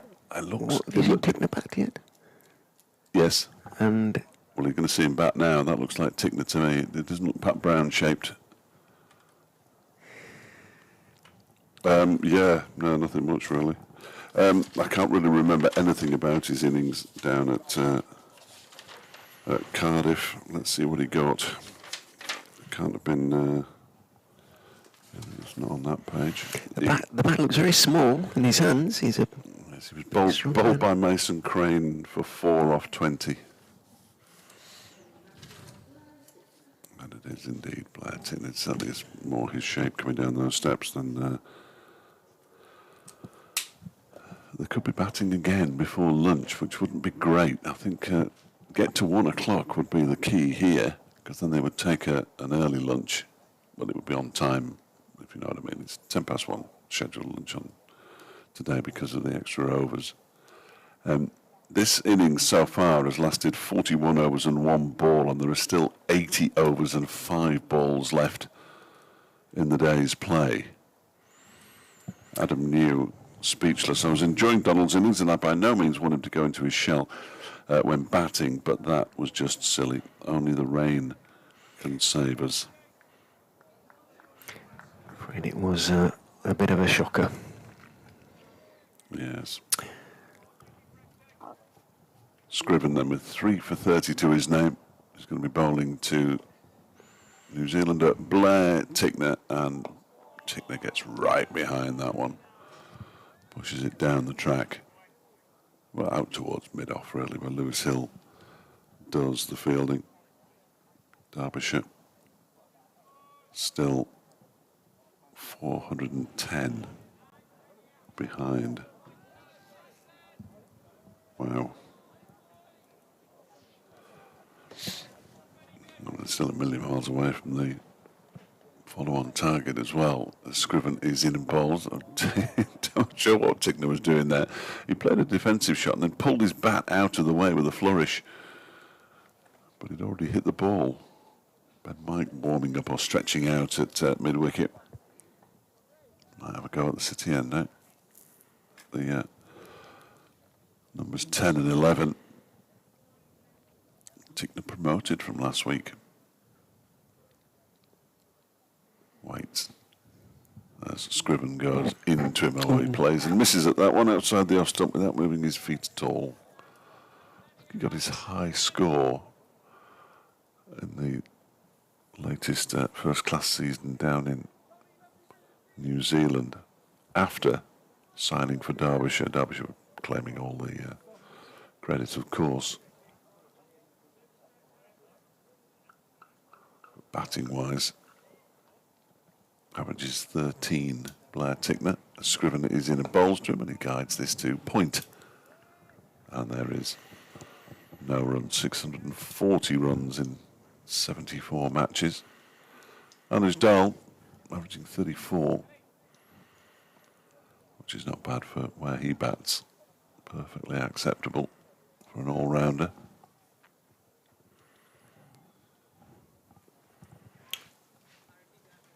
Leicestershire looking to give Tickner a single here. As Scriven bowls to him, and he can't get his bat anywhere near the ball, so it's going to be tricky. It goes through to the wicket-keeper, Ben Cox. And Tickner survives the 5 balls that he faced from Tom Scriven. 3 for 30 from his 14 overs now. 164 for 8, Dal 32, Tickner yet to get off the mark. And Travaskis to continue. Could be fun watching Tickner bat against Travaskis. He might try and give it a bit of a hit. I can see Ben Mike just beginning to warm up again. He's down at long on at the moment as Travaskis is in to Dal, who's going to pick up at least, well, it will be just the one. He might sprint the first one, he always does, but Green is on to the ball very quickly at backward square, and it will be just one. Dal prepared to take it off the first ball of the over. Long on and long off, Messrs Mike and Harris come into really conventional mid on and mid off as a consequence.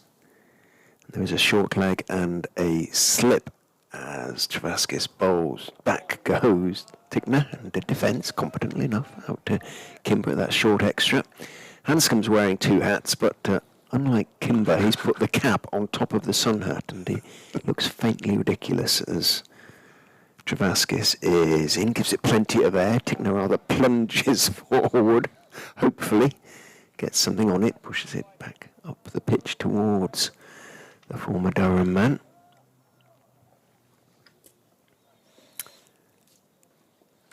Steps in, bowls, forward goes Tickner, and gets to the pitch of that one. Up the wicket it goes to Travaskis, who will improve Leicestershire's over rate, that is for sure. At the moment it is still +1. Travaskis in, gives it lots of air. Tickner doesn't try and wipe it into the middle of next week, just waits for it and jams his bat down on it, almost underneath his eye line. The field retreats to give him 1. Should he be inclined to take it? It's Lewis Hill who's gone in there. The captain's gone in there at Boot Hill. Everybody else is giving Tickner 1. Travaskis is in. Tickner goes back. Arguably just straightens a touch there. But he works it back down the pitch to Liam Travaskis, and the maiden is bowled. It doesn't look as though Tickner's one of those sort of tail enders, big strong tail enders who can sometimes connect with a few mighty blows. It looks like he's one of the more cautious tail enders. Maiden over, 165 for 8 remains the score. Yes, well, he hasn't played a shot in anger yet. I don't remember a shot in anger necessarily against Morgan either. He didn't make too many runs. I'm going to see a change. Scott Kerr, that's interesting. Didn't have the best of times first thing this morning. He's got a high score of 39. Tickner in first class, I think.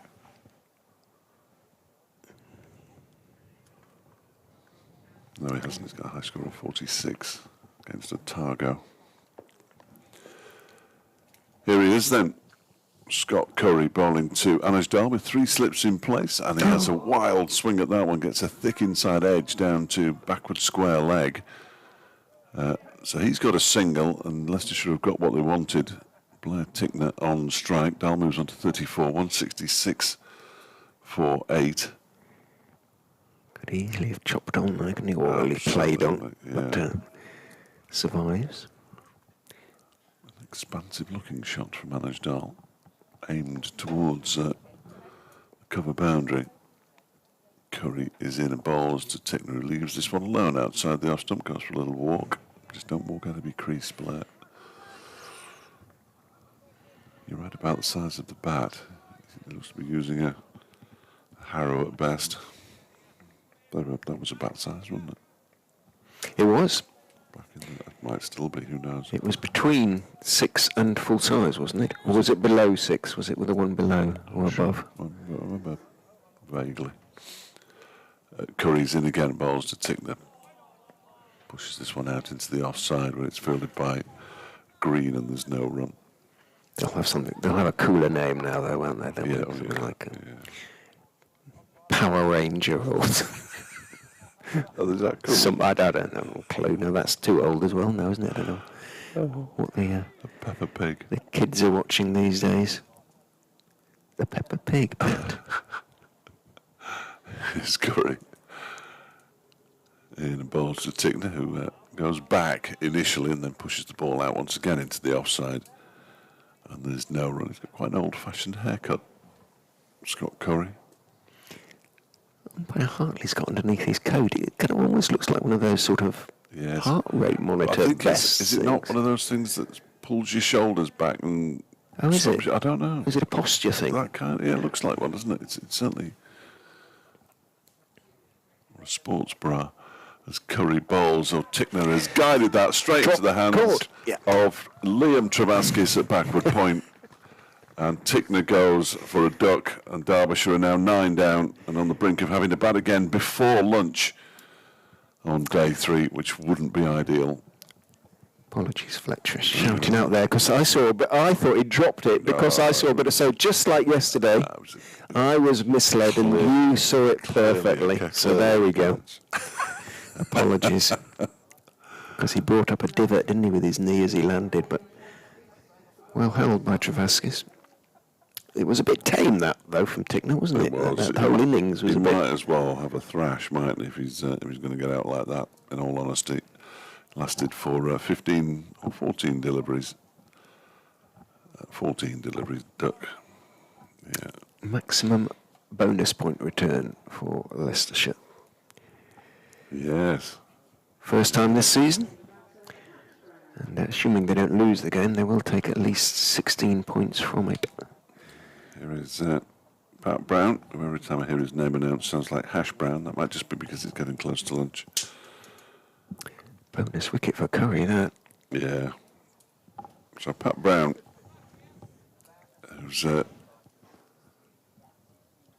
batting. I don't think I've ever seen him bat. I must have seen him bat, surely to goodness. For Worcester. Yeah, I might have seen him bat for Derbyshire at the end of last season, but I don't remember it. I genuinely don't remember Foxy Phil, is it a bird? Is it a plane? No, it's the flying Travaskis. That was a good catch. He was sort of parallel to the ground, wasn't he? He was pleased with it, wasn't he? Yeah. He was diving away from us, so I couldn't quite sort of see quite how far he had to go for all that. His highest score in first-class cricket is 5 not out. His highest score against Leicestershire is 2 not out. But he hasn't played an awful lot of first-class cricket, it should be also said at this stage. 166 for 9 then.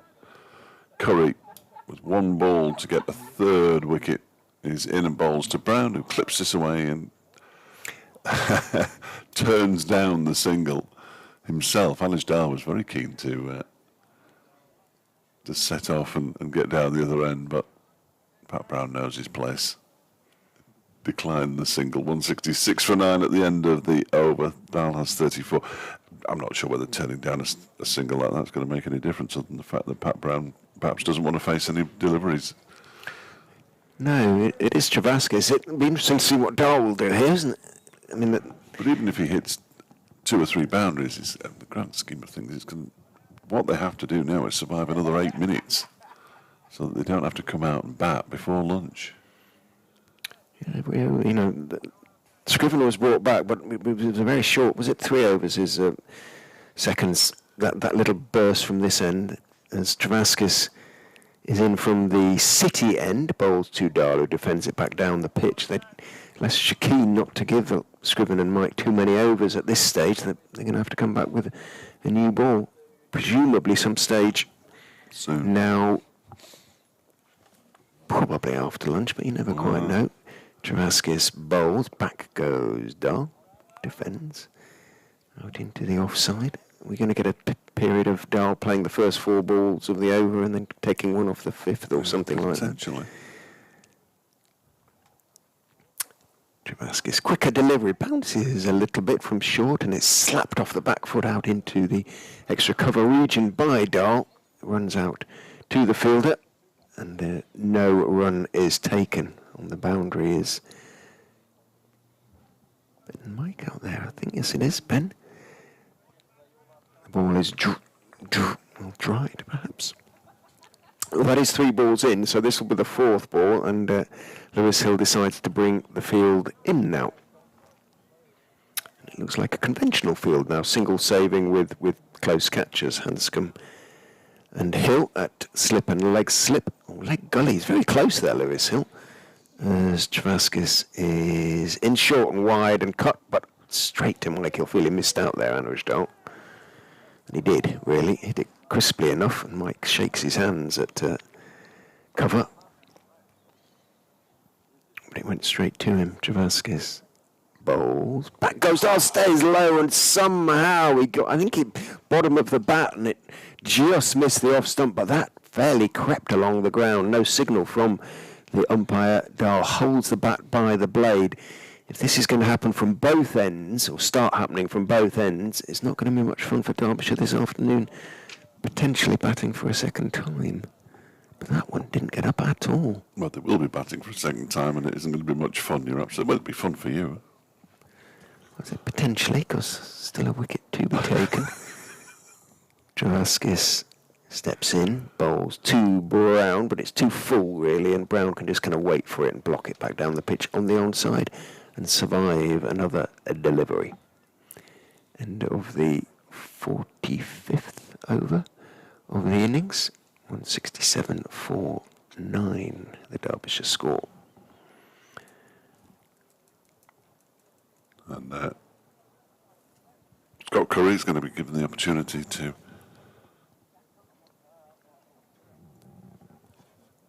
continue from the racecourse end.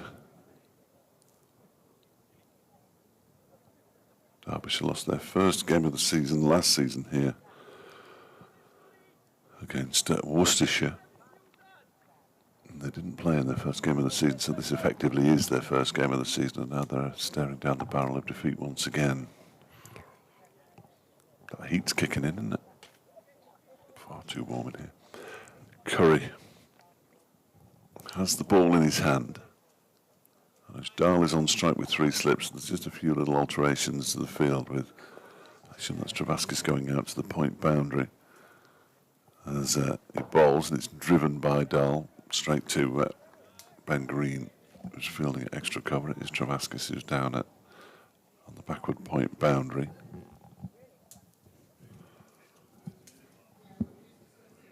Joy to give the final update of the day at 1 o'clock.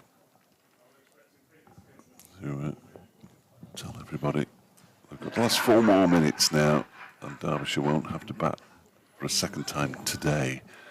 Or, no, not today, this morning, as that one is driven out into the offside by Dahl. It's the match referee with the terrific laugh. Next door, he's a good man. Saw Hassan Adnan yesterday, came to say hello. He's officiating at Headingley next weekend, I believe. As Curry's in and bowls to Dahl, who pushes this out into the offside once again. Once more, it's Lewis Hill who does the fielding. Tom Scriven must be too far away to toss him the ball. He is. He's on the other side. He's at mid-wicket. So Hill will polish the ball himself before giving it to Scott Curry. Halfway through his 10th over. And he bowls to Dahl. It was a full toss in the end, I think. Driven out to Green. Went down to his left to prevent the run from being scored. Dahl will be looking for something now. As a result, Travaskis has come in off the point boundary. The mid-wicket appears to be going out. Tom Scriven. No, he's coming back in again now. Marcus Harris telling him to get back onto the square. And they're going to put a man, it's Rishi Patel, is it, coming out of the slip cordon. Going in at catching mid-wicket, quite straight. Curry is in and bowls, and that is driven down the ground. And it wasn't timed at all by Dahl. He stuck out a right foot. Did Curry to stop the ball from going anywhere. So it's the final ball of the over. Will they have an opportunity to bowl at Pat Brown? He's only faced 2 deliveries since he's been out there. And the clock says 12:58. I think they may have survived the morning. That is pulled and caught by Rishi Patel. They may not have survived the morning at all. It hit it quite high up on the bat, Anuj Dahl. That, well, didn't quite sum up the innings because Anuj Dahl's batted okay. But Derbyshire are all out for 167 in their first innings. That means that they trail by 407. Anuj Dahl, the last man out. He made 35 off 58 deliveries, caught at mid-wicket off the bowling of Curry, who finishes with 3 for 47 for his troubles. Indeed. Figures aren't always an accurate reflection of the quality of the bowling. They certainly were in the case of Tom Scriven, 14 overs, 5 maidens, 3 for 30, and indeed of Ben Mike, 9 overs, 1 maiden, 3 for 39. Ben Green probably a little bit unlucky not to pick up a wicket on his Leicestershire debut, 9 overs, 2 maidens, none for 31. Curry stuck at it and got his rewards in the end, 10 overs, 3 maidens, 3 for 47, and 1 wicket for Liam Travaskis, 4 overs, no maidens, 1 for 15, and 1 quite splendid catch diving away to his left at point. They're going to have 1 over. We are going to have 1 over, and from which we can, I think, conclude that Leicestershire have asked Derbyshire to follow on. Oh, good shout. Yes. Wasn't necessarily going to be the case, No, but I think in the circumstances, it was a reasonable presumption, wasn't it? So we'll be back in 5-10 minutes, less than that probably. I've got an update to do as well. So we will be back for the solitary over that remains before lunch.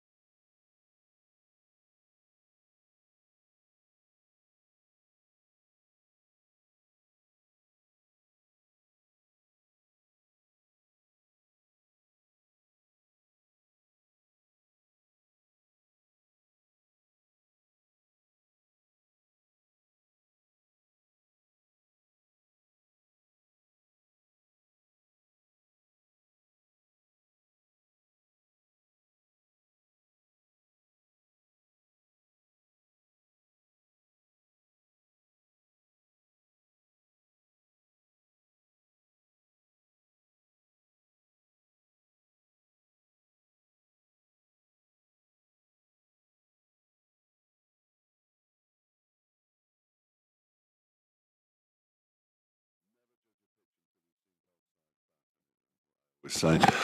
Welcome back to the county ground where Derbyshire are following on, perhaps unsurprisingly, having been bowled out for 167. They're 407 behind. There are 70 overs left in the day's play, and we have 1 over for Derbyshire to negotiate before lunch. It might have been the time to send out Sam Connors again and face one delivery. I don't know. Even if he got out, we'd all go off, which is what will happen. Thank you to Balderdash, one of my favourites on X.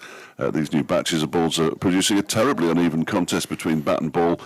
Derbyshire unable to bowl with it, and batting proving an even bigger mystery. Nice one, Balderdash. It hasn't gone well, I think it's fair to say, this morning. From a Derbyshire perspective, Leicestershire will be cock-a-hoop with the way things are going, and Lewis Rees and Harry Kane, presumably, yes. Yes, it is. Not a lunch watchman. Well, Harry Kane got a 3-ball duck in the first innings, and he's going to be facing the man who got him out, because Tom Scriven has the ball in his hands, a brand new ball. The old one wasn't that old, but it's a brand new ball in his hand, and he's at the City end. It's been a remarkable display. 46 overs Derbyshire's first innings lasted. Mike Gelf says, dropped catches. Leicestershire didn't drop any, whereas ... No, absolutely. Yeah, well, does make a difference, that is for sure. I'd heard that they win matches, but I can't remember where I heard it. It is going to be Harry Kane, the right-hander, in the opening partnership, to bowl the first, or to face the first over, rather, the only over before lunch. We might go through the bowling figures during this over. What do you think? Do we do bowling figures? I did do them. Oh, you did them? You've done them. Oh, yeah. Sorry, I was listening, obviously. Yeah. How long have you been sitting there now? Just the 3 slips and a short leg rather than 4 slips. Is it me or the... Oh, go on, you take the glory. Scriven scampers in, bowls 2, came fraction short on off stump, but stands up and blocks it out on the on side. Remarks his guard. Usual suspects that slip for the Foxes, to wit, namely Messrs. Kimber, Hanscom and Curry. Ben Cox with the sun hat on. Lewis Hill at short leg. Scriven is in. Bowls 2, came and plays it in the air through mid-wicket. There was a mid-wicket, but it went wide of him and runs out to the boundary. Rishi Patel can't chase it down. It just trickles over the ropes there. But, well, it was in the air for a long old time.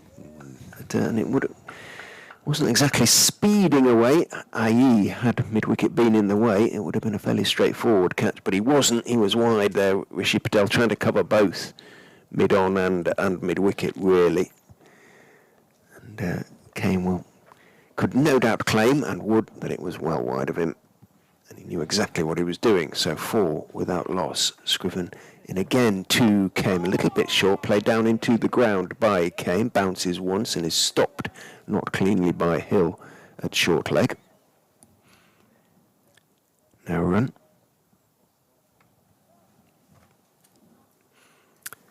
3 balls to go. Some of the Leicestershire backroom staff march swiftly across behind the bowler's arm, so they're making sure they're out of the batsman's eye line before Scriven is ready to turn and come in. Past umpire Hartley and bowl. Just been a bit too short, all 4 balls so far. He's been able to stay. Harry came on the back foot and he turns that one not entirely cleanly out towards mid-wicket, towards mid-on. Patel wanders into field, walks into field. No run. Lots of work for Leicestershire still to do here. Light roll-up between innings on the pitch, which is shining in the sun as in goes Scriven. All dropped at short leg.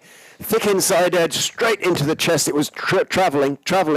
Lewis Hill grabbed at it. It could easily have popped up. It didn't. He tried to grab it at the second attempt. Down it went. He indicates it hit the top of his arm. But the sort of catch that if it looks going against you, it sticks. But Harry Kane has had a little bit of a life there. So it goes down as a drop. One of those that, as I say, has to sort of pop up and you hang on. But it was a chance. Sharp, though. Very, very, very. Scriven is in and bowls, and that one is turned comfortably past Hill down towards long leg. And one is taken, and that is the end of play for the session. So Derbyshire will go into lunch on day 3 on 5 without loss in their second innings, having been asked to follow on by Leicestershire, needing 408 to make the Foxes bat again. Kane has already survived a chance. He is 5 not out. Lewis Rees has yet to face a ball. And we will return in about 40 minutes' time or so. So if you're setting your clocks about 5 to something like that, perhaps a little bit before, let's see if Derbyshire can survive the remaining 73 overs today to get to the close and then start the rain dance. 5 without loss, still trailing by 402.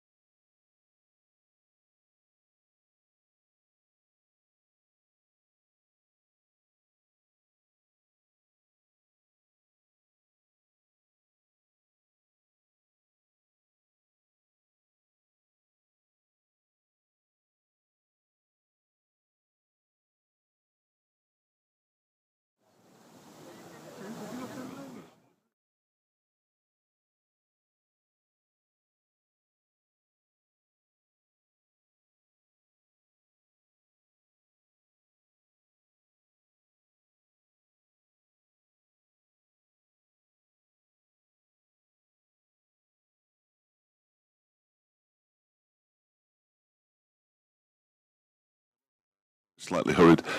Ben Mike's going to bowl the first over after lunch on day 3 of Derbyshire's County Championship match against Leicestershire. Who knows, it might be the third and final day. Derbyshire 5 without loss following on. They still trail by 402, having been bowled out this morning for 167. Some very impressive bowling figures. 3 wickets apiece for Tom Scriven, Ben Mike and Scott Curry. And here is Ben Mike on his way in to bowl to Harry Kane, who guides this one out into the offside. And there's no run. From where we're seated, myself, Dave Fletcher of Radio Derby, and Richard Ray from BBC Leicester, it looks like it's a perfect day for batting, doesn't it, really? It does. The sun is shining.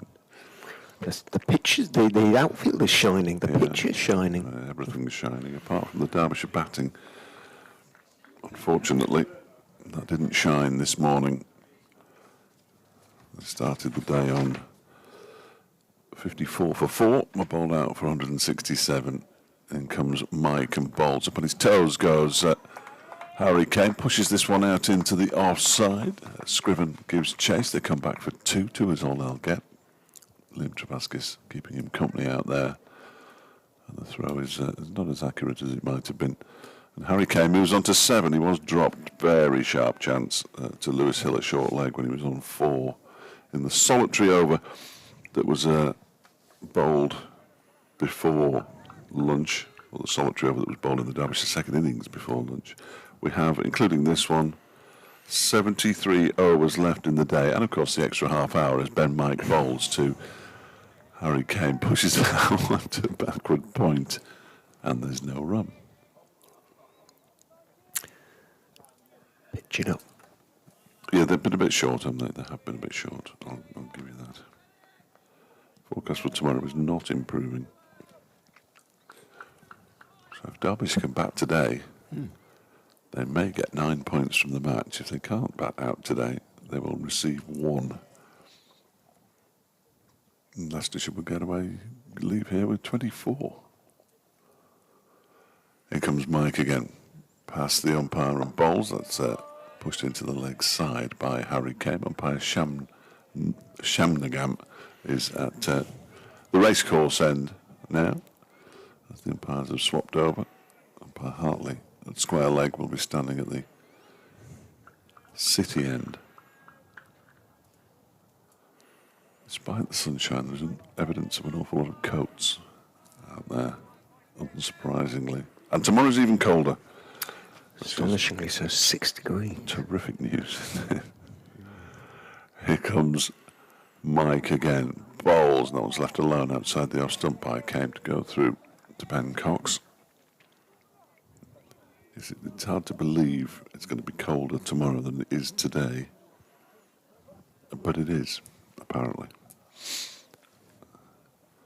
Subject to change. You can tell how wintry the coats are. They're all fairly dull colours, aren't they?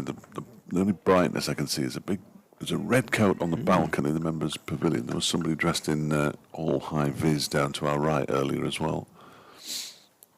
As Mike is in to complete the first over post-lunch, and Harry Kane pushes it another short of a length delivery up towards mid-off, and it's the end of the over. 7 without loss, Derbyshire.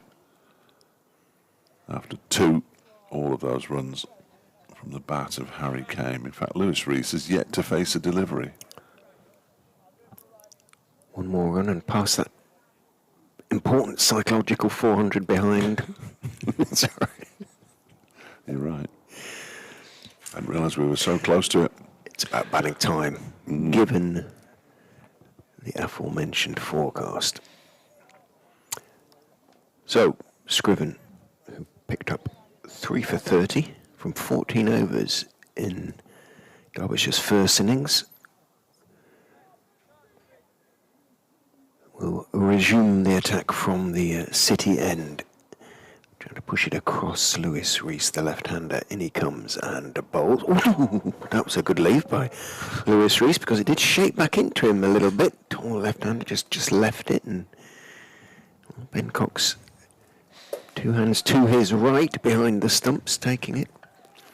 Perhaps it was just after it had passed the stumps when it just dipped back a little bit.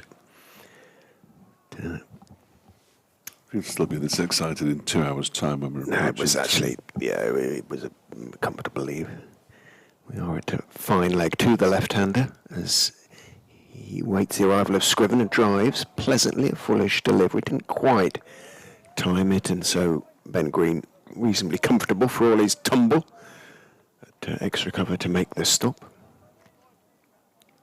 It's raining in Canterbury. On its way. Essex have thrashed Lancashire. Haven't they just? Yeah. 107 all out in the second innings, Lancashire. Innings and 124. If that's a thrashing... Well, in 2.5 days, and yeah. I don't know how much they played on. Presumably the full day. First up, in goes Scriven, bowls outside off stump and left again with that sort of slightly dismissive air by Lewis Rees, and it's just a mannerism. You know, I'm sure it's not the sort of the way he feels about it, sort of contemptuously left, so to speak. But you can imagine it sort of riling one or two bowlers out there if they weren't used to it.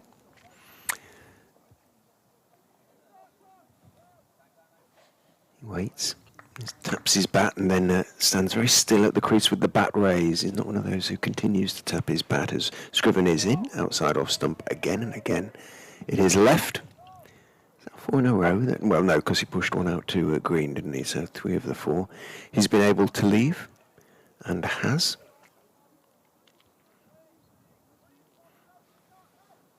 Still quite busy for a Sunday afternoon around it is Hexagon roundabout, isn't it? Pentagon. Pentagon. Mm-hmm. Only 5 exits, not 6.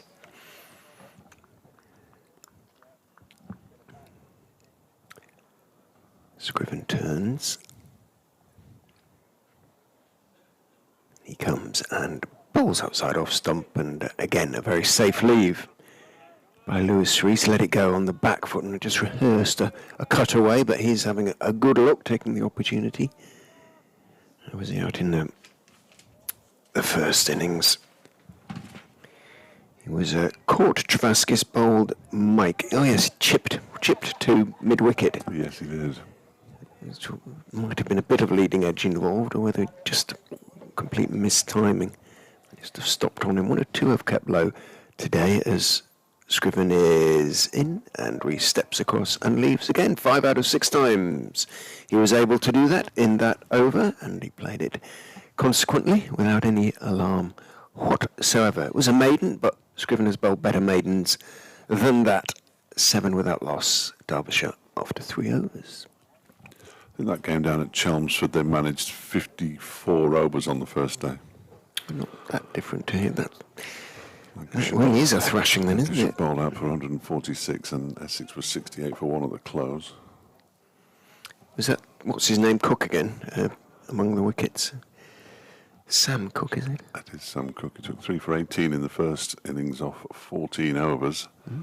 And 2 for 28 off 13.3 in the second. Here's Ben Mike in and bowls to Harry Kame. Start up a new over from the racecourse end. There is no run as he defends it down into the ground. They sort of shared the wickets around. The bicycle bowling attack there, isn't it? Porter, Cook, Snater, Harmer. Thane. Not bad. Thane is an unfamiliar name. And to me. Nathan Lyon took 2 for 65. Critchley was out for 5. In comes, that's a fuller delivery, and it's driven down the ground nicely by Harry Kame, who picks up more runs and moves to 11. It's a nice shot from Kame. Having been too short, he's overcompensated a touch there as Ben Mike. It's 11 without loss. Harry Kame currently with the largest percentage of runs in an innings in history. It won't be Derbyshire's biggest defeat if they do lose by an innings. They lost by an innings and 380 to Yorkshire back in the day. As this next delivery is left alone by Harry Kame. Goes through to the keeper. 10 wickets, yeah. All 4 second innings wickets intact. Yeah, well, that's why they're not going to have the worst innings defeat. It's a remarkable game, the one that they do have the worst. Let's see if I can get it up. it was Griff was reading it out this morning. It is quite staggering, really. As Mike is on his way in again and bowls, that was defended again by Harry Kane. Up towards Marcus Harris. And there is no run. There we go. Largest margin of innings defeat for Derbyshire was an innings and 387 by Yorkshire at Queen's Park in 1898. And in that match, Yorkshire made 662 in their first innings after an opening stand of 554. As Mike is in and bowls, that one is pushed out into the offside by Harry Kane, between Brown, who made 300, and Tunnicliffe, who made 243. And Brown, when he got to 300, just stepped on his wickets. He'd had enough, and off he went. Dear. Derbyshire were dismissed for 118 and 157.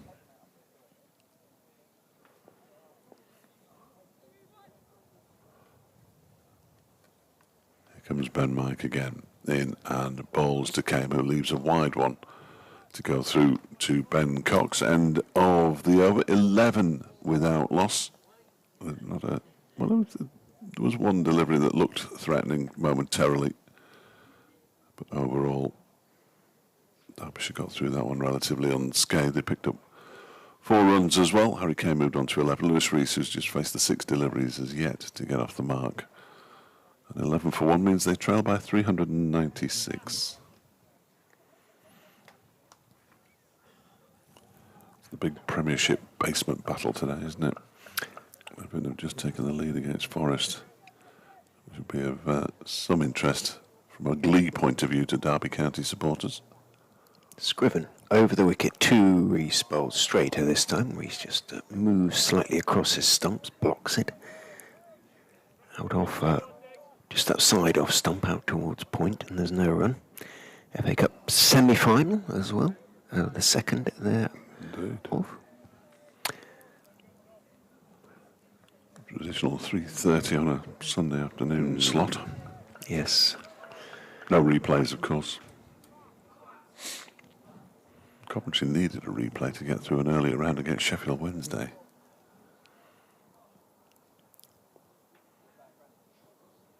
Scriven is in and bowls. Slightly tempting delivery. But Lewis Rees is not to be tempted at this stage. It was an outside off stump and bounced quite nicely to try and crack away perhaps off the back foot. But as I say, Rees at the moment very much playing himself in. He's faced 8 deliveries now without getting off the mark, and he's left at least 6 of them. Been able to leave at least 6 of them, and has left them.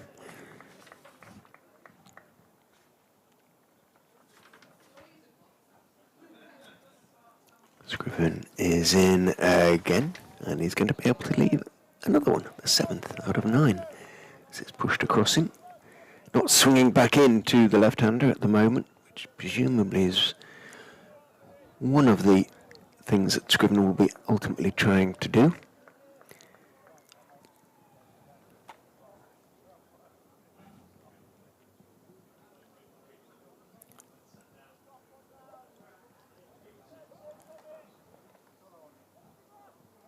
Only man out on the boundaries at long leg. Liam Travaskis down there below us as round the wicket goes Scriven and bowls. That's straighter. So played out to mid-off by Rees, is required to play at that one. So the change of approach from Tom Scriven. An indication that either he wasn't getting the response he wanted from the ball, or he just wasn't getting it in the right position himself. Going to stay around the wicket. For now, in he comes, bowls foolish, thick inside edge, could have gone onto the stumps, it didn't, it runs out down towards Travaskis. Hands go into the air behind, and indeed in front of the stumps, Lewis Hill. It was a thickish inside edge, I mean it was nowhere near the stumps, but certainly it was a false shot from Lewis Rees, but it gets him off the mark. 12 without loss. I've seen a few of those today. yesterday afternoon as well. Harry Kane twiddles the bat in his hand. Looks purposefully towards a backward square. Just bobs at the knees and gets into position as Scriven is in. Bowls on off stump. Kane is solidly forward. Slightly angled bat, pushing it out into the covers. Rishi Patel runs in to pick it up. And the fifth over, beg your pardon, of the innings has been negotiated without alarm. 12 without loss. Kane has 11 of them, and Lewis Rees the other. 25 in the first innings down at Glamorgan for Harry Kane. 3 in the second. And a 3-ball duck in the first innings here. His season's yet to get going, but I'm sure it will. His second full season as the first choice opener, really, with Lewis Rees. In fact, he didn't open at the start of last season, did he? So it's probably his first full season when he forced his way into the side. Lewis Rees wasn't even in the team at the start of last season, remarkably. As Ben Mike begins a new over from the racecourse and strikes the pad of Lewis Rees. A big appeal. Umpire Shamnagam is singularly unmoved. A bit high and leg-sidey to me, but... Not even a pitched outside leg. Your thoughts, yeah. That would be my initial reaction, is he's got to do something with the ball. Otherwise, he's not going to get anything. We shall find out from this replay. Just a little bit. A little bit of shape to it, but it still was a bit highish to me. But it was a decent delivery and shout. But again, that little bit of movement just coming into play. Don't ask, you don't get. Mike is in again at bowls, and Rees is solidly behind that one. Pushes it out into the offside. Good chorus appeal from the slips. A few players going round to the nets. Don't recognise the Leicestershire people. Sadly, Mitch Wagstaff and another is going round for Derbyshire as Ben Mike comes in again and bowls. That one is a full delivery that's pushed up to Lewis Hill by Lewis Rees. They sound the same, but they're spelled differently. Griffstad. Oh, what's another one? Only 10 times in Derbyshire's history have they conceded a first innings deficit of more than 400 runs. Yes. They did draw a game in which they conceded a lot, though, didn't they?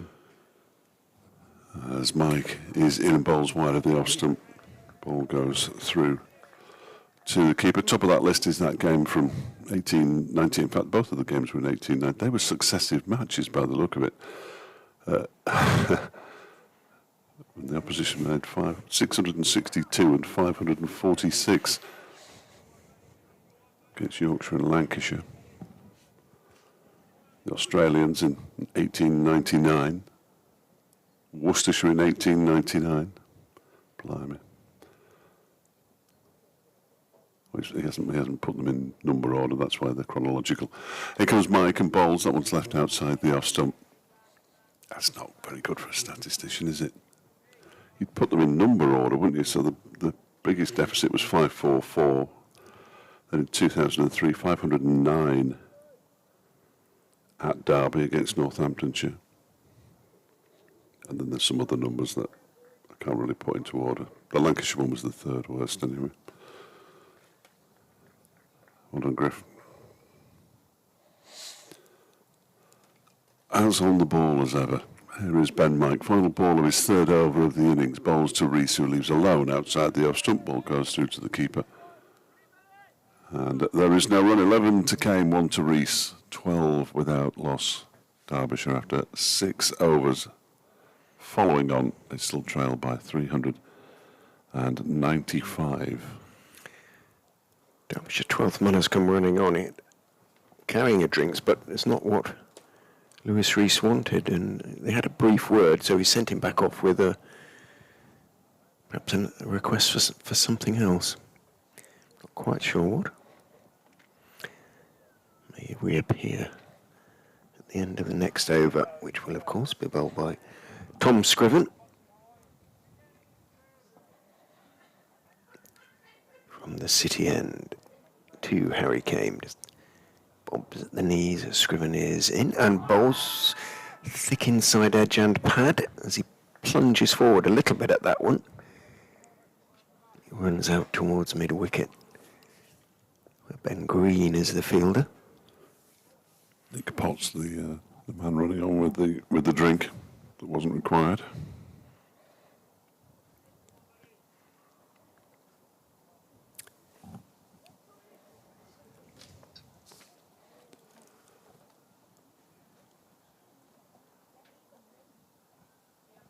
Scriven turns, is in and bowls again. It's accurate, but again came resolutely forward, blocking it out towards Hill this time at mid-on. Again, Hill doesn't stop the ball cleanly. They tend to bounce off him a little bit, but you get something in the way. For an ex-wicket keeper, so to speak, has spent a lot of his career as a wicket keeper. Maybe the sort of getting used to it bobbling over the ground is something he can't quite get used to, as opposed to straight through the air into the gloves. Scriven is in and bowls a similar ball, similar shot this time. Hill takes the ball perfectly cleanly at mid-on, throws it to Harris, and he is shuffling forward a bit, Harry Kane, and Cox is now signalling to the Leicester 12th man, the Leicestershire 12th man, to bring on a helmet immediately. He'll stay back for now. Kane perhaps just shuffling slightly out of his crease as he looks to get forward. Scriven is in, bowls to him, short. He swivels and pulls it around the corner, and it is going to go all the way. Ben Mike was down at long leg and thought he was going to get up too backward square to cut that off, because it wasn't hit perfectly cleanly by Kane. It was hit down into the ground. Got on top of it, that was the main thing, and got enough on it. It gained momentum as it got there and just went over the ropes at deep square. So he moves on to 15 of just 23 balls. Derbyshire in their second innings, 16 without loss. The helmet has arrived now for Ben Cox and had been donned, and Cox up to the crease. To the stumps, I should say. Scriven is in and bowls. Good line on off stump. Outside part of the bat. Defensively, back foot out into the covers. No run. Cox doesn't sort of go right down when he goes up to the stumps, or obviously when he's, however many feet he needs to be back, he sort of squats, but gloves aren't on the ground. It's not a sort of classical wicket-keeper's stance. Elbows look to be resting on the knees slightly initially as he gets into position. Scriven is in and bowls outside, on off stump, maybe just outside. Brings Kane forward. He defends it out to mid-off where Harris is the fielder, and it's the end of the over. Does Lewis Rees look to be limping to you there as he's walking towards? He does. Yeah. What if he's Ali Mackenzie is the physio, and he has run onto the field. So clearly that was the message sent back with Nick Potts. What he's going to treat? A couple of tablets or has he been? Has he like that? Tweaked a hammy running or something? Let us see. See if he's been handed. He's been handed Yes, he has. a couple of tablets there. Painkillers. A little glass of water. Ibuprofen, something anti-inflammatory, who knows? Yeah. But you're right, he did sort of very much limp over there, didn't he? He didn't look like he was at full capabilities. There's a story there on the BBC Sport website about Gateshead Football Club. They've been banned from the National League playoffs, despite finishing in the top 8, which is how many people get in the playoffs. No, 7. They failed to secure a 10-year security of tenure at their stadium, the International Stadium, and therefore failing to meet the entry criteria for membership of the EFL. Goodness. It's a real shame. It is. And Northeast soccer has always insisted that there's very much. They don't like the FA, do they, or the Football League? They feel they're sort of against them and against them. In the last few seasons, they've been at International Stadium forever, haven't they? Yeah. Well, ever since I can remember. Yeah, absolutely. They got to the. Dijon Brown is on loan there from Derby County. Helped get them to the FA Trophy final, which they'll be in at some point, but they won't be in the National League playoffs. And the National League have said that they cannot be replaced in the playoffs. So whoever was due to play against them will get a bye through whichever round it is. It's been a bad time for football in the North East because they lost Darlington and Hartlepool. You've got to have at least 10 years of your lease outstanding, have you? Who knew? Well, presumably not, Gateshead. Disappointment. Ben Mike's going to continue here. That was quite a long delay. Yes, it was. Hopefully Reece is all right. He's taking guard anyway. 16 without loss. Ben Mike, 3 overs for 6, 1 maiden in there. He's on his way in now from the racecourse end. Bowls to Reece, a short delivery, ducks underneath it. Allows it to go through to Ben Cox. And there is therefore no run. I always thought Ali Mackenzie was Scottish, but he's not. That was more stereotyping, clearly, on my part. Ali is definitely not Scottish. Although his name is. 67 overs left today, including this one. For Derbyshire to survive and hope for rain as Reece leaves the next delivery. A full one wide of the off stump. Allows it to go through to the keeper once again. Did you notice that the large pile of sand by the car park, which I've just spotted it, obviously it's been there the entire time. Can you see the footprints of the animals on the far side? When you drive out tonight, have a look. Oh, right. If you remember, there's some very large animal footprints.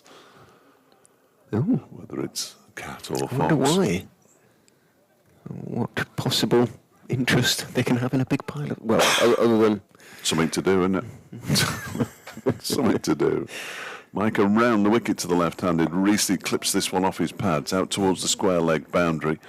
Then it's not going to get all the way to the rope, and they're going to come back for 2 runs. And it's filled it out there in the distance by Ben Green. Massive litter tray.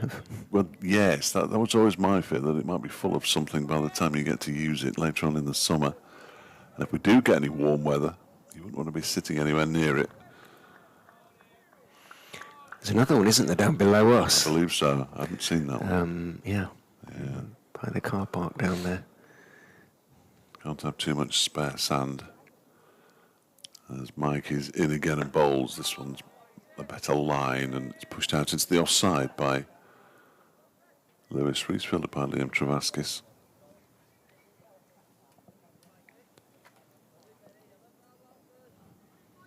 I'm surprised that the pitch isn't almost at eye level given how much sand was put on, at our eye level, on the second floor of the media centre.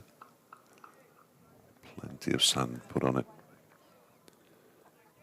A bit to dry it out, which has worked thus far.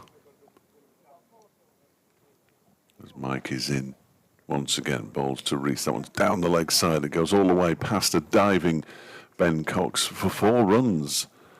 Interesting. So if Cox had managed to stick his arm out an extra 6 inches, he would have had to have extended it, clearly. But Reece moves on to 7. It's gone down as runs. 22 without loss. It wasn't a wicket-taking ball necessarily, but they don't always wicket-taking balls that take wickets, if you know what I mean.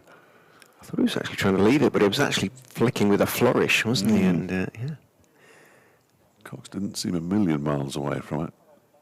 Final ball of the over, 22 without loss.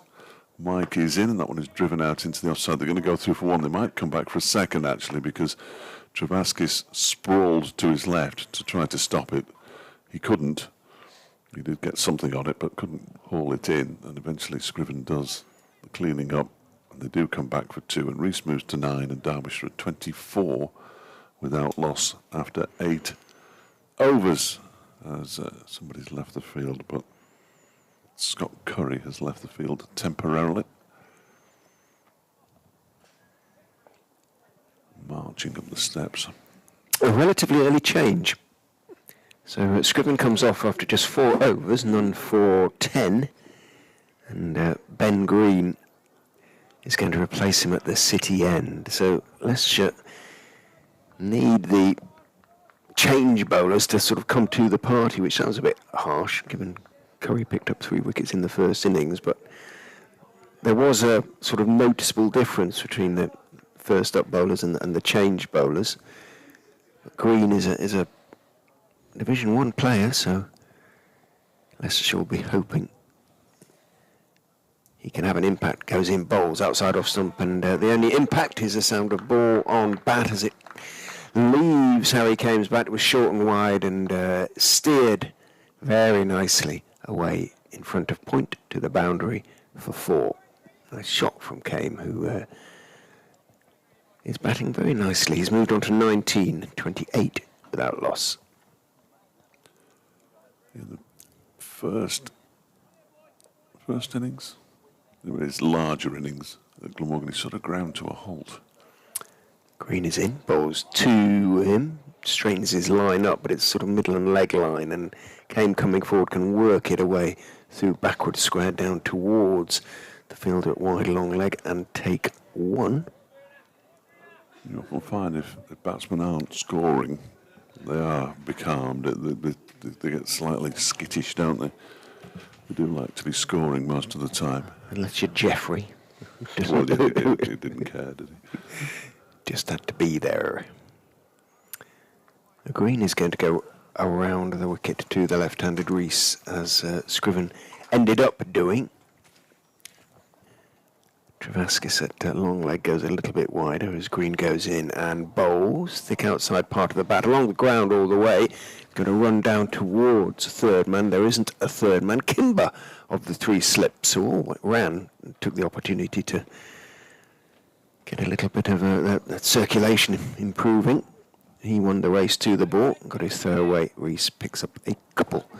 Moves into double figures onto 11, 31 without loss.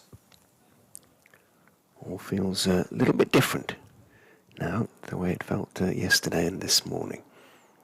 Green is in, bowls. Rees all the time in the world just to lean forward and block that one back up the pitch on the onside. Picked up by Harris. Mid-on. It does feel a bit different, doesn't it? Does. Slightly calmer from a Derbyshire perspective.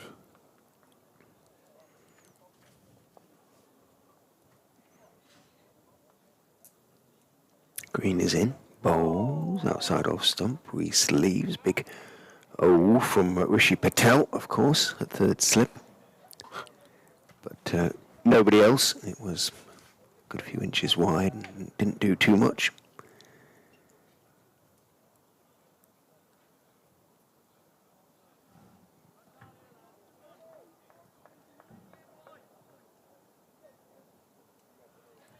Green emerges from behind umpire Hartley and bowls again outside off stump, just trying to get it to swing a little bit away from the left-hander. There's a suggestion of movement away through the air, but it was wide and went a little bit wider, and Rees had nothing to do with it. End of the over, 31 without loss after 9 now. And other than us, it has to go down as a sharp chance, I suppose, to Hill in the first over. The 1 over of the second innings we had before lunch, there have been no alarms for these Derbyshire openers. Indeed, I don't think there's been a play or a miss or anything. No, not this afternoon. Remotely. Ben Mike to continue from the racecourse end. His 5th over of the innings, bowls to Harry Kame, who flicks this away down to backward square leg for 4. Again, the line just a little bit off from Mike. And Harry Kame didn't miss out. 24 from 28 deliveries to Harry Kame. Batting nicely. I just spotted somebody leaving the ground. They do what we all do, whether it be at a county ground or a club ground.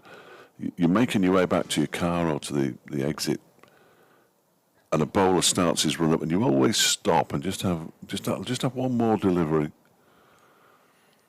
As Mike is in and bowls to Kame, who plays this one slightly further backward of square, down to long leg. Travaskis is down there, and they get a single. Harry Kame moves to 25, 36 without loss. First wicket yesterday fell very early, with the score on 0. Sadly. And in fact, by the time they'd reached 12, they'd lost 3 wickets. They were 43 for 4, and it just got worse and worse and worse. 36 without loss, though, in the second innings here, Derbyshire following on as Mike bowls, and it's defended by Lewis Rees out into the offside. Sol Budinger is there to do the fielding. Sol will be avoiding this little area down below us for fear it brings back bad memories of a T20 when he was playing for Nottinghamshire. If it had just stopped the ball. Here is Ben Mike once again. Around the wicket to the left-handed Rees, who leaves alone outside the off stump. And the ball is through to Ben Cox. Middlesex need exactly 100 more runs with 9 second innings wickets in hand to beat Yorkshire at Lord's today. Sussex are 409 for 7 in their first innings, trailing Gloucestershire by just 8 now. And Northamptonshire have gone on to 505 for 5 against Glamorgan at Wantage Road. That's a lead of 234, so Glamorgan could be under a bit of pressure in that one. As Mike is in, and that one is dabbed into the offside square by Rees. And there's no run. Travaskis hurls the ball over Harry Kame and umpire Shamnagam to Tom Scriven, who starts working furiously on it.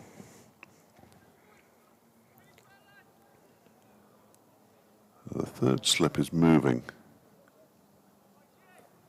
Where's he going? Sort of leg slip-ish, leg gully, leg slip. He's a long way back, so he doesn't require a helmet. That's Scott Curry, isn't it? He's moved. It is. For the final ball of the Ben Mike over. Around the wicket, in and bowls so far wide of the off stump that it would have been remarkable had the leg slip been called into action there. It was left alone by Lewis Rees to go through to Ben Cox at the end of the over, with Kame on 25, Rees on 11. Derbyshire are 36 without loss. They trail by 371 still. 64 more overs, so 2 full sessions really, 64 more overs left to play. Tea will be at 4 o'clock, and then we'll have another one of those marathon evening sessions. It was about 39 overs last night. Won't be far off that tonight, I wouldn't have thought. Green over the wicket, of course, to the right-handed Kame. Bowls on off stump. Kame is forward. Back up the wicket to the Somerset man. Looks around for a fielder to toss it to do some work on. Scriven is the man chosen at mid-on.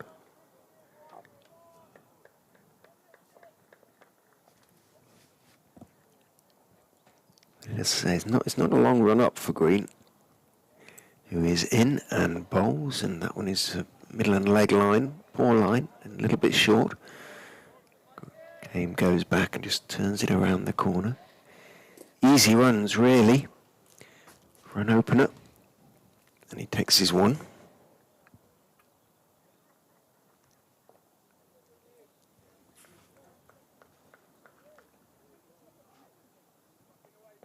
Bad news for anybody interested in Huddersfield Town. Sheffield Wednesday are winning 3-1 at Blackburn. Round the wicket goes Green to Rees, who leaves the ball outside off stump. Looking to bring it back in. It doesn't really come back in. It's a natural trajectory for the right-handed bowler coming round the wicket to the left-handers that it sort of will come in, but with the arm. But in which case, the left-handed bat should be able to play it comfortably enough, or leave, as Rees did on that occasion. Green is in, straightens it up a bit, driven, but without real intent by Rees, only as far as mid-off. He remains on 11, 37 without loss.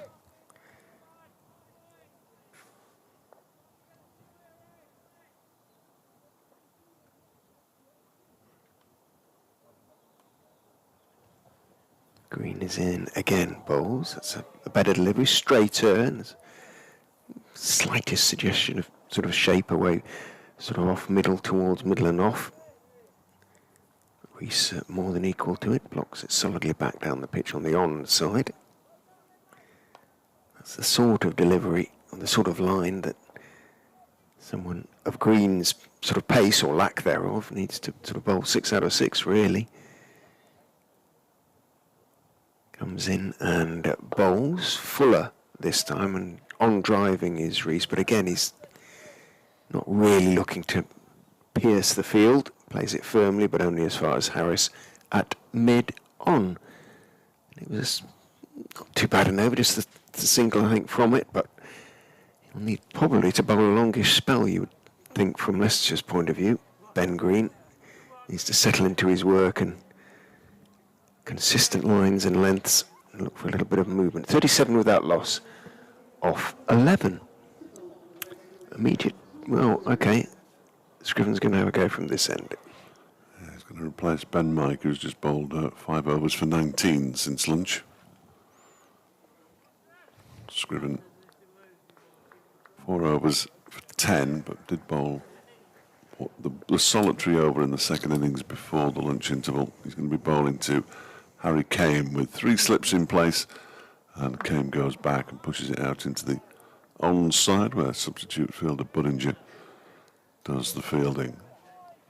A little gaggle of chaps, and they all look like chaps from here, sitting in front of the boundary bar. You don't often see many there. It's a little bit exposed. Not as exposed at the top of the permanent temporary stand, but that can be inhospitable.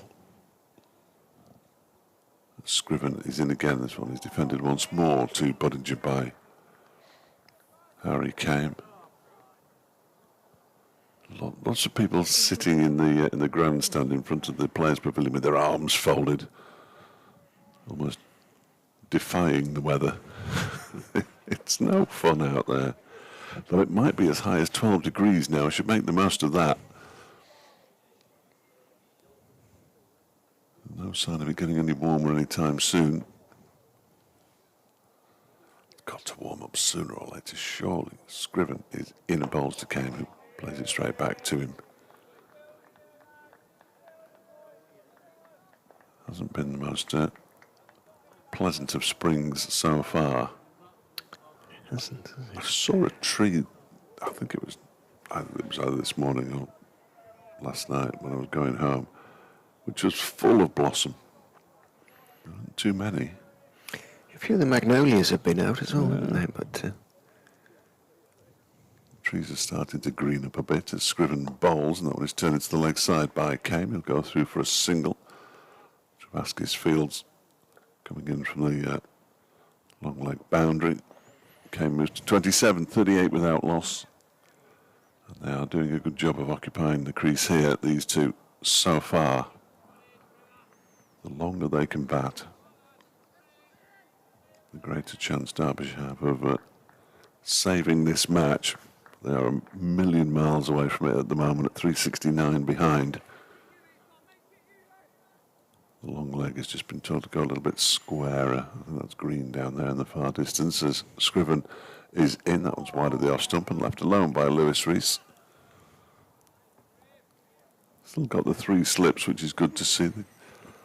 Lewis Hill can pretty much attack the entire time. Even by the end of today, Derbyshire won't be anywhere close to parity. if indeed they are still out there. Jamie agrees as he walks past the door. Scriven in bowls. That's defended by Rees straight back to the bowler.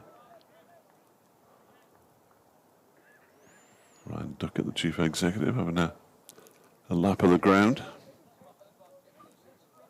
Oh, it's the final ball of the over. 38 without loss, came 27, Rees 11. Mentally, it's a much simpler job for the Derbyshire batters in this innings, isn't it?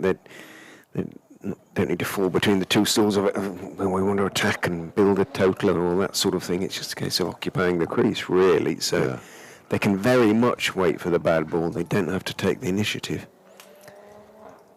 Ben Cox is waving. He's been waving away at the pavilion. Not quite sure what it's about. Maybe a drink for Scriven. He's gone down to wide, long leg. You not ask for his own drink? As Ben Green is in and bowls on off stump. Kame is walking forward into that defensive push out into the offside. Whether Cox will put the helmet on and go up to the crease for Green as well. He certainly doesn't look any quicker than Scriven, to whom Cox has been standing up.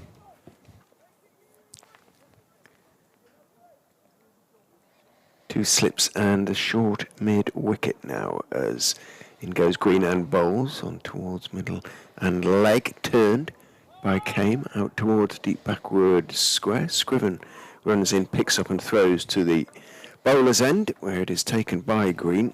It's a comfortable 2 for Rees, made his ground. Just watch that replay of that. It shows that Lewis Rees appeared to pull up at the end of the second run to me. I've got to say, if we get to see that. Struggling a little bit with it, with some sort of muscle issue then perhaps. Not sure we'll get to see that. And I saw him sort of at the end. Yeah, just sort of.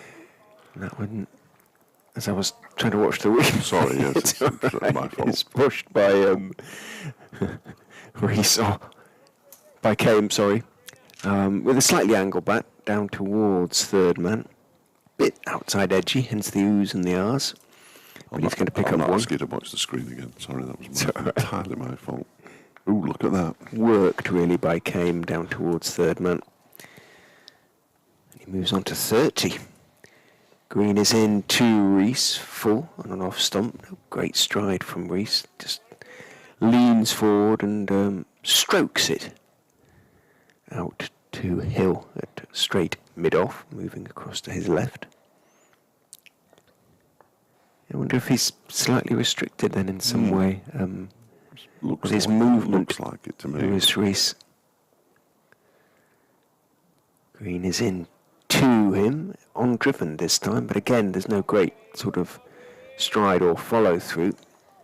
And Harris is able to move to his right. Had to move fairly smartly because it was nicely timed by Rees. But Harris cut it off. Greener. Come on, Greener.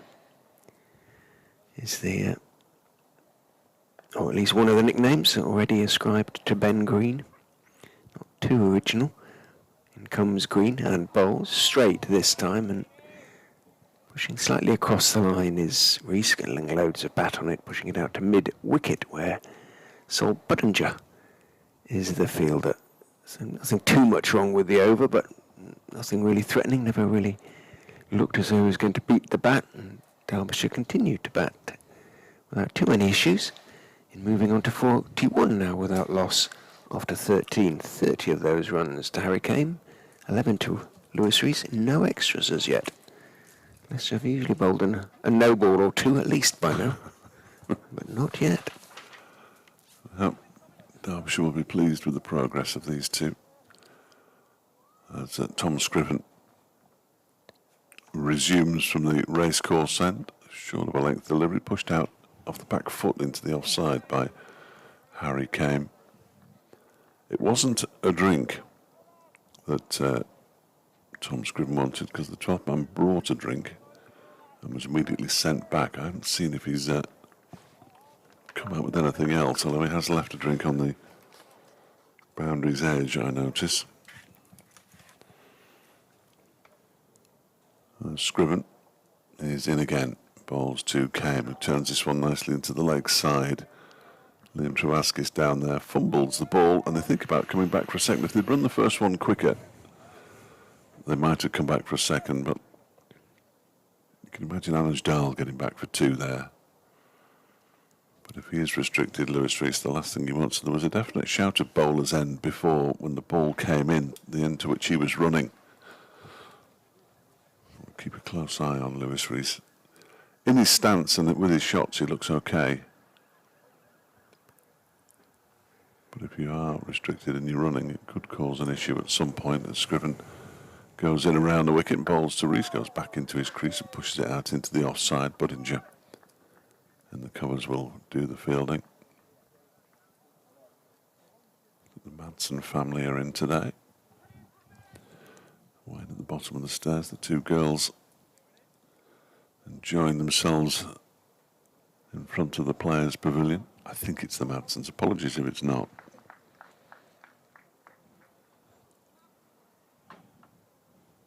And Scriven is in again. Bowls to Rees, who gets a thick inside edge down to long leg and picks up a single.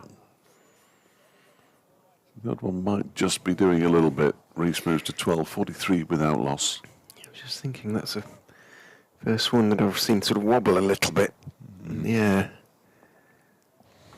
Ball in its 14th over, so they should have been able to get to work on it. But the lacquer will have come off.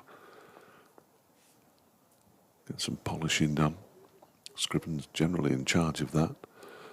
He bowls to Harry Kame, who it strikes the pad. That's too high, surely. Has to be, yeah. There's an appeal, more to hope than expectation, really. Harry Kame just walks away and leans on his bat. Sorry, Shanmugam keeps his hands in front of his body. It looked too high for him. It didn't look right. Yeah, I agree. And it remains 43. But again, there was a little bit of something in the air. Something else for the batsman to watch out for. This next delivery from Scriven is pushed into the onside by Harry Kane. Sol Budinger picks up. Has a look round to see who wants the ball. Marcus Harris takes it from him.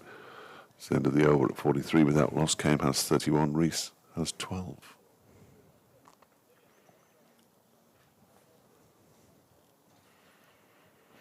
Batsman confer in mid-pitch. Inevitable touch of the gloves.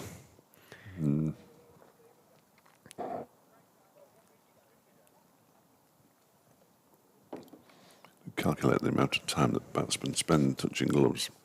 Could probably go on a fortnight's holiday somewhere. Round the wicket comes Green and bowls straight to Lewis Rees, who blocks the ball. Back up the pitch, stands tall. On the onside, Harris picks up. Mike swinging his arms again, so maybe it's going to be a sort of just change of ends for both bowlers. It's Green's 4th over though, so in he comes, bowls. Rees leaves outside off stump. Liking this Ben, says somebody. If you say that, you've got half a chance though, haven't you? In fairness, with this Leicestershire side, we say like it Ben, there'll be 2 or 3 will puff their chests out. Thank you very much. Then Mike, Ben Green. Who's to the... Ben Cox. Ben Cox, of course it is. Green is in and bowls and goes past the outside, goes almost through. Like it went underneath. Yeah, it made stay low, stopped on the second bounce by Cox, which implies it did stay low, but it didn't miss off stump or the bat by very much, so quite short. And that one got through everything without it. Might just have held its own. Just a little bit of shape again to it. Just starting to get something here, the Leicestershire bowlers. Rees is forward to the next one, thick inside edge. So look at the replay. I don't think it did keep particularly low. No, it just sort of a little bit of outswing after it had bounced from green. So last 2 overs, two little signs of hope for the Leicestershire bowlers as far as the ball beginning to do a little bit is concerned. Green is in, bowls off stump, getting forward is Rees. Big stride, playing it firmly enough out to Patel in the covers.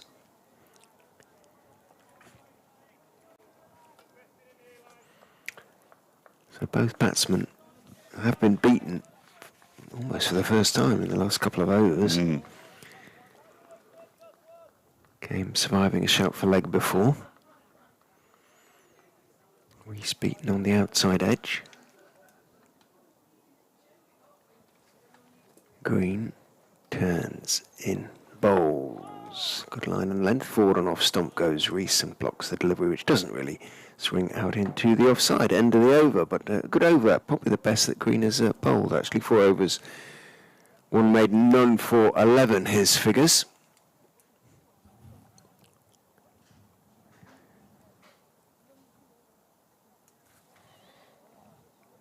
Yeah. As him described as bowling quite a heavy ball, not quick, but one of those sort of balls that Surprised the batsman a bit. yeah. That's Hamish. Marcus Harris has left the field temporarily. I assume temporarily.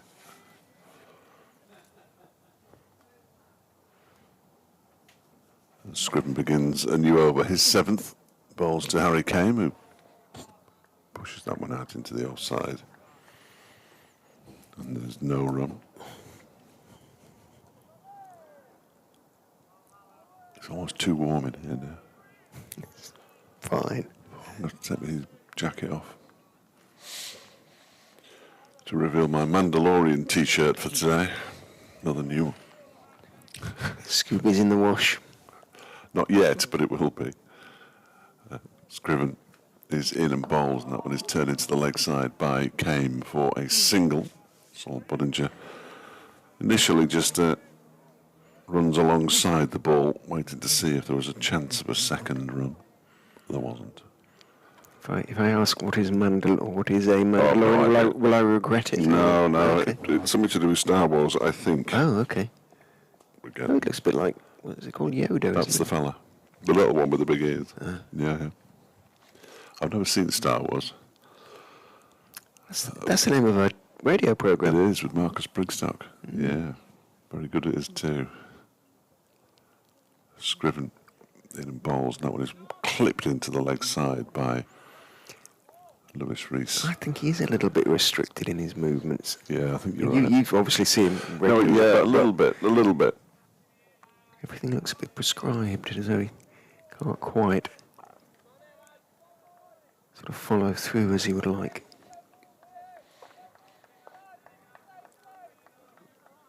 The third slip goes into short mid-wicket. Yes.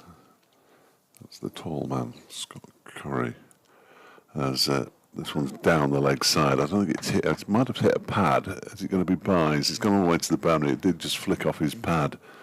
So 4 more to the total. The first extras of the innings take Derbyshire up to 48 without loss in the 16th over. Not a good delivery. That's how they got Rees out in the first innings, or how he got himself out in the first innings, clipping it to mid-wicket, wasn't it? So there are 2 in there now, 1 catching and 1 in a more orthodox position.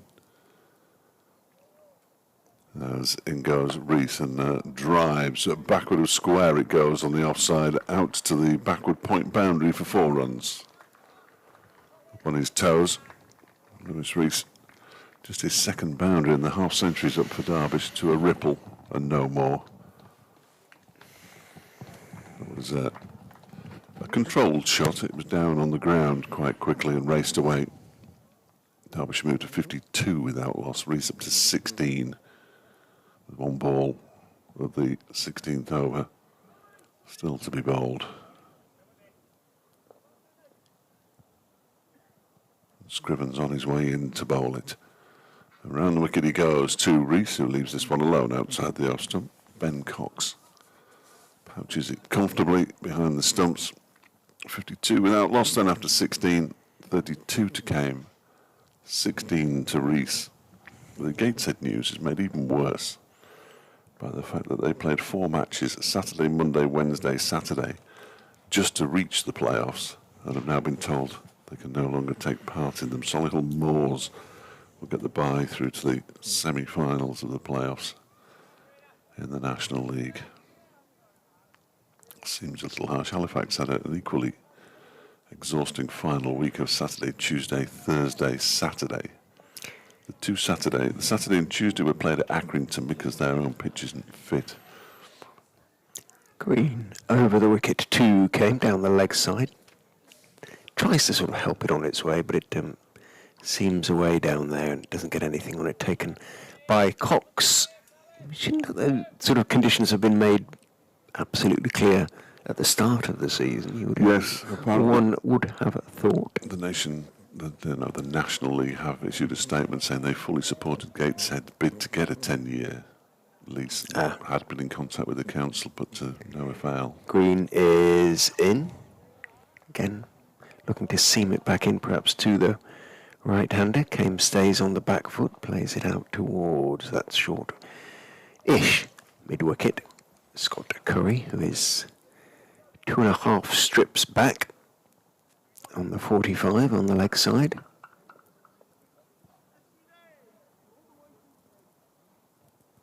Green in again, bowls, brings Kame forward, firmly back up the pitch to Ben Green, who looks to gather in his follow-through, isn't able to gather the ball cleanly. Eventually just picks up and walks back to his mark. 57 overs after this. Green in, bowls outside off stump. Ball does nothing at all and is allowed to do nothing at all by Harry Kame, who ignores it, lets it go through to Ben Cox behind the stumps.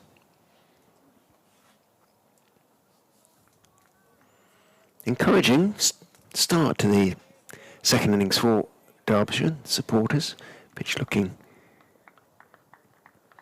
pretty flat at the moment. Ball not doing too much. The odd one wobbling as Green is in. Oh, that one wobbled all right. Bounced and straightened a bit.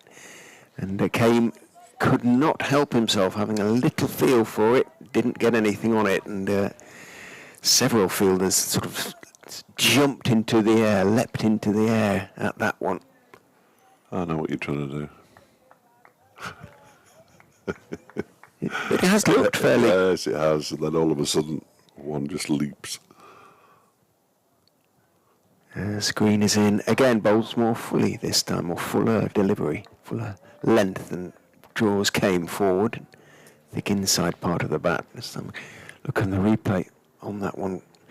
Kame's reaction is sort of exaggerated probably how much the ball did, because he sort of, the way he sort of felt for it and then sort of chastised himself to try to bring the bat back inside the line, and it all looked very sort of jerky and as though the ball had done quite a lot. Did a bit. Enough to discomfort him, that's for sure. 52 without loss, Kame 32. Lewis Rees, half his partner's score. Scriven from the racecourse end around the wicket, in and bowls to Rees, who pushes this out into the offside. And there's no run.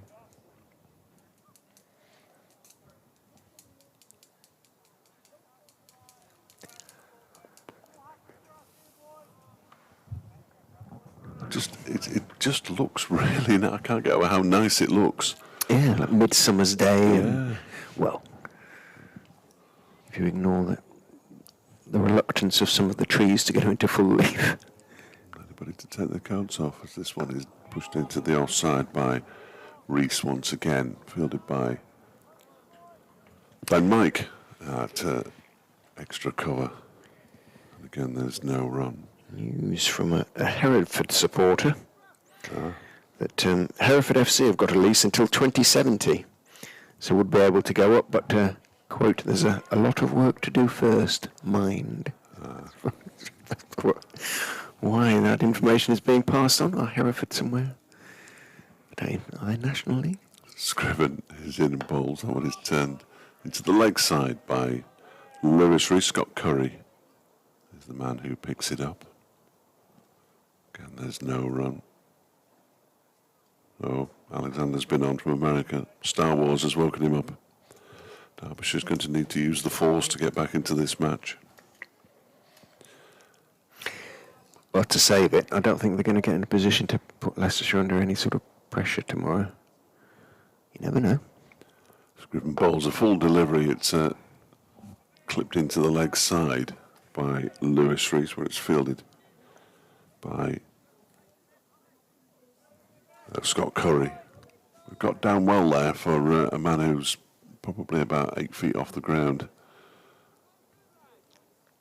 There's a few cricketers knocking about at the moment who look, and Scott Curry is one of them, who look like those stick cricketers that you see on the games on the phone. Scriven is in and bowls. That's left alone by Lewis Rees. Good leave. His pads were outside the line of the off stump. He didn't play a shot, which is always slightly dangerous. In case it does jag back, nothing's really jagged anywhere. And it goes through to Ben Cox behind the stumps. Absolutely. Excellent work. Shouts at somebody. To Tom Scriven. Alexander says they look like they're focused on not getting out rather than scoring. Well, it's as important, obviously. That one is driven by Lewis Rees. Ben Mike goes down to his left to do the fielding. It's the end of the over. 52 without loss. Back-to-back maidens now for Leicestershire's bowlers. 32 to Kame, 16 to Rees. So they're trying to build the pressure on the two batsmen who are basically saying, well, it's not quite a net, but it's that kind of mindset. There is jeopardy, unlike when you're in the nets. But it's an opportunity to have a lengthy time out in the middle for both of these two. Lewis Rees got into the 90s at Glamorgan second time around. Good opportunity for Kame, though. Ben Green is in too. Harry Kame outside off stump. Kame this time isn't inclined to flick at that one. Doesn't do too much. Lets it go through.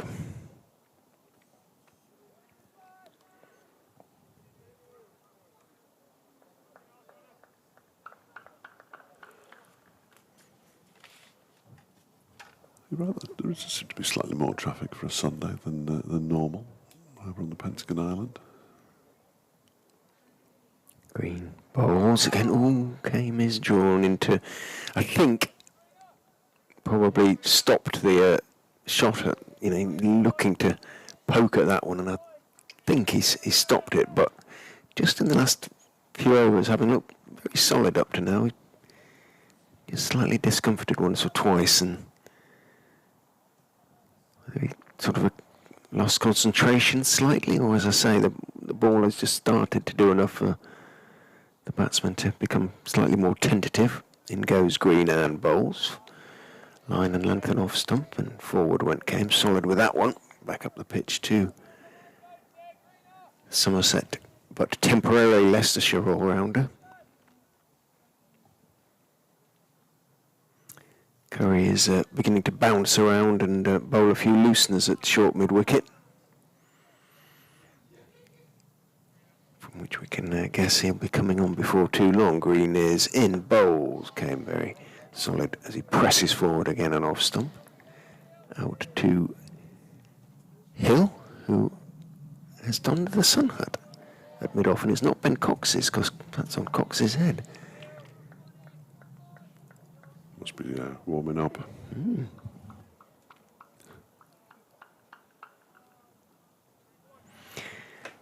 Two remarks to the effect about Luton's ground. They let Luton change theirs, didn't they? And in goes green and bowls. Turned off middle and leg by Came off the back foot, but only as far as Patel at mid-wicket.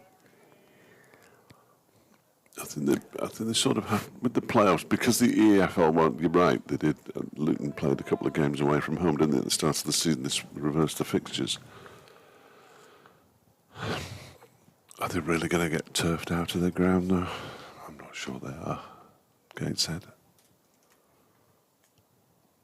Green bowls. This time it is drifting towards leg, and Came can go back and turn it easily down towards long leg and jog a single. End of Green's 6th over, none for 12. One or two questions have been asked by him in the course of that spell, but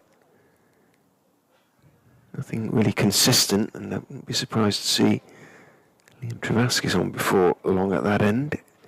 We are going to see Scott Curry at this end, the racecourse end. He is going to replace Scriven now, who's bowled 8 overs, none for 18. Finished the first innings with a flourish, took the last 2 wickets to fall. Blair Tickner and Anuj Dal finished with 3 for 47 from 10 overs. It's his first bowl in the second innings though. Scott Curry, I want to call him Ben, but only because there are so many Bens, and there is a Ben Curry who plays Rugby Union, but it is Scott Curry, and he's on his way in now to bowl to Harry Kame, who defends the first ball straight back to the bowler, who immediately tosses it to the wicket-keeper, Ben Cox, for no obvious reason. It's being polished furiously at mid-wicket by one of the other Bens, Ben Mike. And then Lewis Hill says, "No, come on, get it back to the bowler, let's get moving." That's exactly what happens. Curry's in again and bowls. That one is played off the back foot out into the offside. 1 run from the last 3 overs, and none from the first 2 deliveries that Ben Curry has sent down either. I mean, if you add up the wasted seconds, it might only be a couple of seconds, but it's per delivery. Yeah. Yeah. If he's standing back at his mark. Well, Lewis Hill looks like he's trying to get on with things. He does. He sort of demanded the ball off Ben Mike and tossed it to Curry as he reaches the end of his mark. But you're right, throwing the ball to the wicket-keeper drives me mad. Curry's in, that's on leg stump and flicked away for 4 runs by Harry Kame. Just breaks the shackles a little bit of those successive dot balls, and there have been plenty of them, barring that single. Harry Kame moves to 37, 57 without loss. Yes, runs are slightly less important, I think, than staying out there, but if you're not scoring either, you're just almost like a sitting duck. The deficit's down to 350, which is cause for celebration. 57 without loss. Curry's in and bowls left alone outside the off stump by Harry Kame. 2 balls left in the over. Wayne Madsen looking very relaxed at the bottom of the steps away to our left-hand side. I don't think he's even got his pads on. No. He'll be in 4 after David Lloyd. He'll be the next man in. Should he be required, of course. As Curry's on his way in and bowls. That one's down the leg side again. Kame tries to flick it away. I say that very facetiously. Should he be required, but I'm sure it was at the end of last season. Did you find them merge into one after a while? Seasons? Yeah. Years? Wow. Yes, they go quickly. Everything. And goes. Curry again strikes the pad. That one looked to keep a bit low, and Kame's gone. Yeah, it's unlucky. Yeah, just seemed to keep a little bit low on Harry Kame as he tried to turn it into the leg side. Couldn't get any bat on it, and Harry Kame goes for 37.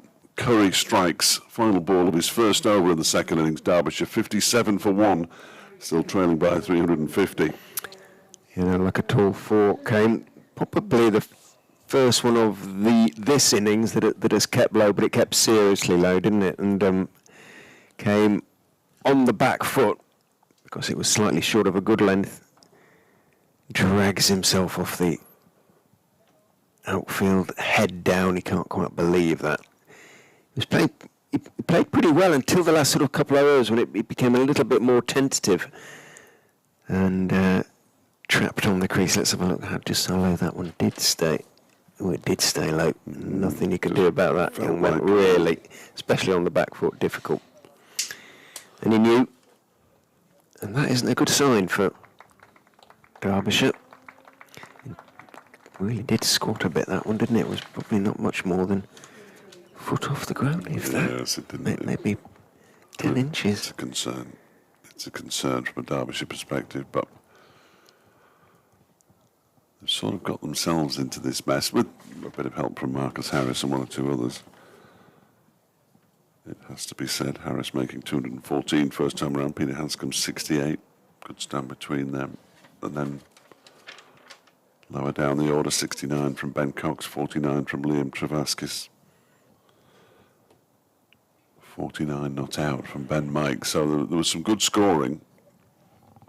But Derbyshire allowed Leicestershire to get into that position with some disappointing fielding early on day one. It's like Ben Mike's going to come on from the city end. And out to the middle comes the man who was second man out this morning, David Lloyd. Ben Mike comes back on, and he's the man who got him, bowled him for 54. At that stage, Derbyshire were 494 behind. They're now 350 behind. With a lot of overs, 54 of them, in fact, remaining today.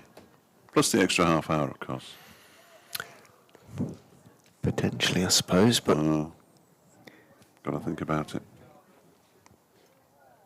You cannot put it to the back of your mind. You can't blank it out. Let's cool it down again. So Ben Mike is going to come around the wicket, having replaced Ben Green at the city end. Around the wicket, of course, to the left-handed Lewis Rees. Just the two slips as he charges in and bowls on off stump. Slightly fiddled by Rees out towards point. Walking in is Patel. What they don't want to do is lose two in a row very quickly here. No. As they go bang bang, as they, no doubt there's a chorus out sure there. I'd be surprised if there wasn't. Something to that effect.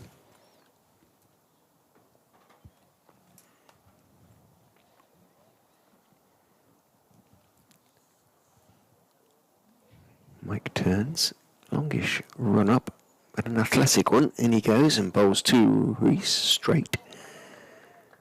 Rees just calmly leans forward, plays it back up towards Mike, who throws it to Scriven to do some polishing, despite his own great stripe of red down the back of his right leg.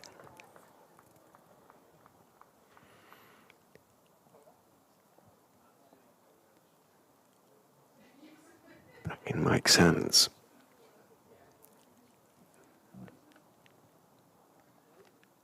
Swinging arms as he runs in and bowls to Rees, who cuts and cuts very nicely indeed. Width and just rocked back. Didn't try and overhit it. Guided it away back behind point for four.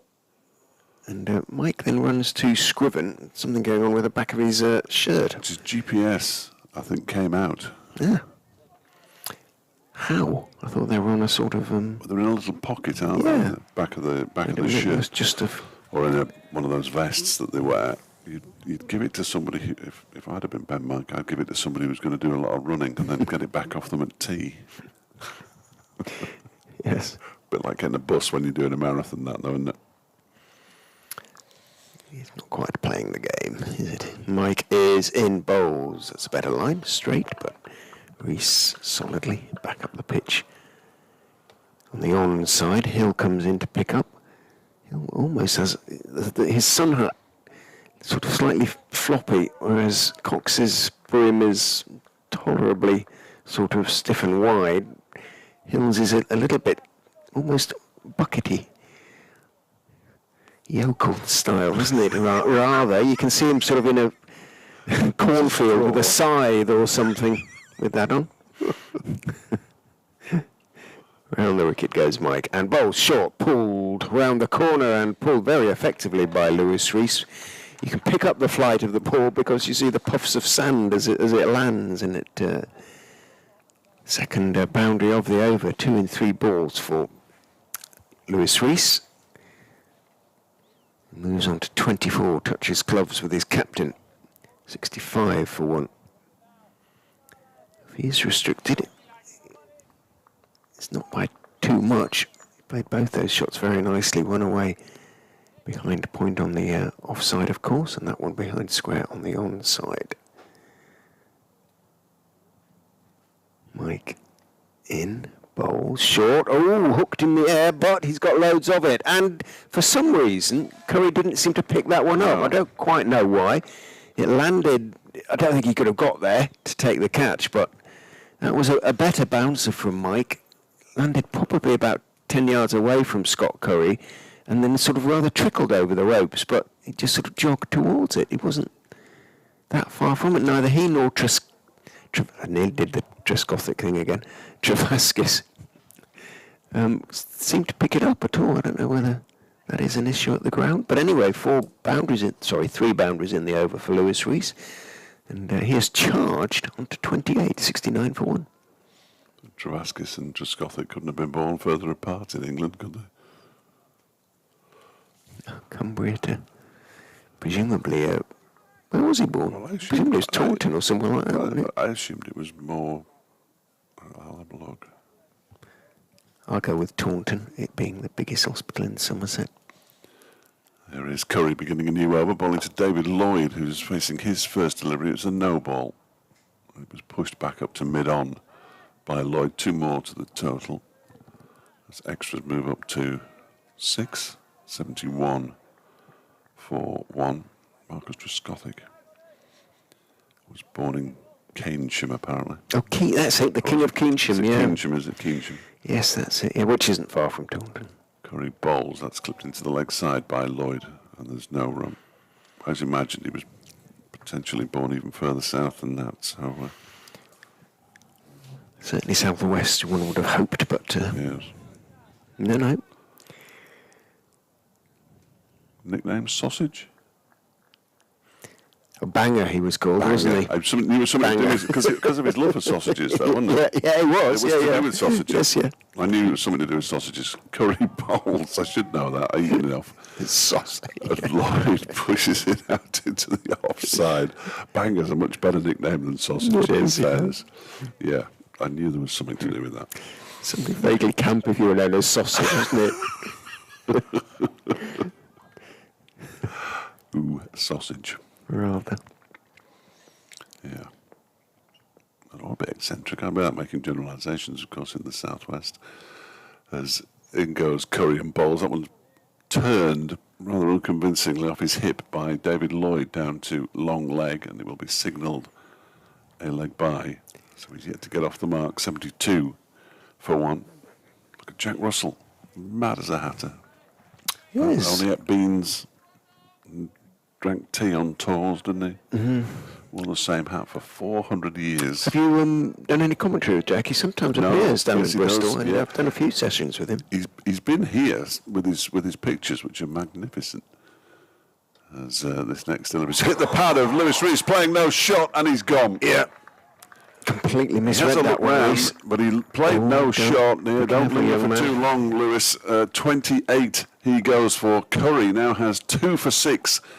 And Derbyshire are just wobbling a little bit here. They're 72 for 2 now. Complete misjudgment, I'm afraid, by Curry. Let's have a look.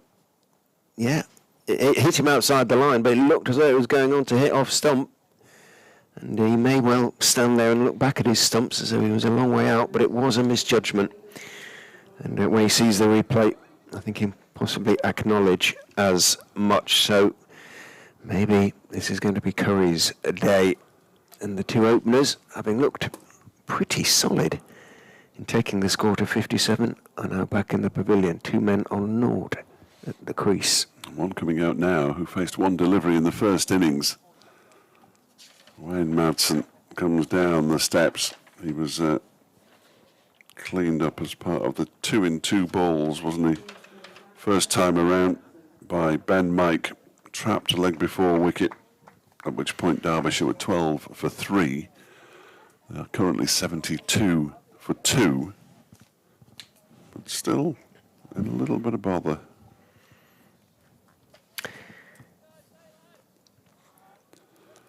Playing no shot is always going to put you in slight jeopardy if the ball does anything. Said it before. Lloyd and Madsen punch gloves. You couldn't have two more experienced men out in the middle. I don't think in this entire Derbyshire team. And now the shouts of 3 and 4 will start. Naturally. Middlesex 84 for 3 now. They're within 74 of victory over Yorkshire at Lord's. Northamptonshire just piling it on. But for 3. 3 down. Could yet get to Tasty. 583 for 6. Northants leading Glamorgan by 312 at Wantage Road, and Sussex 465 for 8, leading by 48 against Gloucestershire at Hove. First ball of first innings for Wayne Madsen. Curry is in and bowls trim, and he gets bat on that one and pushes it out into the offside. That will make him feel slightly better. I'm sure he's seen it all before. Wayne Madsen, there was a stat knocking about. There it is, I think. Yeah. First ball, first class ducks. He had one. That was his first since 2022 against Glamorgan at Cardiff. He had 3 in the 2022 campaign. Curry is in and bowls to Madsen, who pushes it out to Ben Mike in the leg side. One against Nottinghamshire at Trent Bridge, one against Middlesex at Lord's. Before that, he had to go back to 2010. He's only had 2 here at Derby. The very first one against Sussex in 2010 and the one earlier in this match. But he's off it now, so we don't need to talk about it. Neither batsman has got off the mark yet, though. 72 for 2 at the end of the over.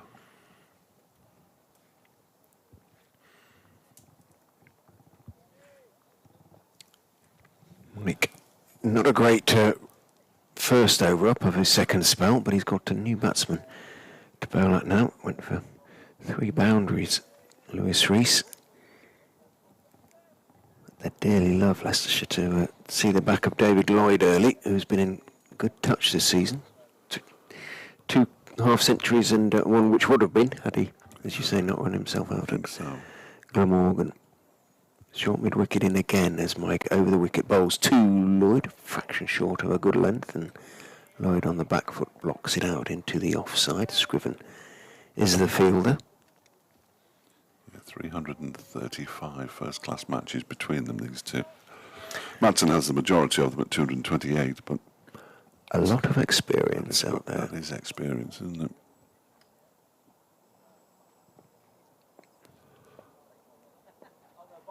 You can hear Lloyd's bat hitting the pitch as he taps it in, then holds it upright as Mike goes in and bowls to him straight again, but again he can stay just about on the back foot and does.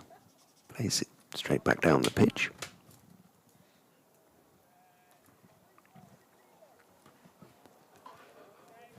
Two very impressive high scores as well. Wayne Madsen 231 not out. David Lloyd 313 not out. Wow.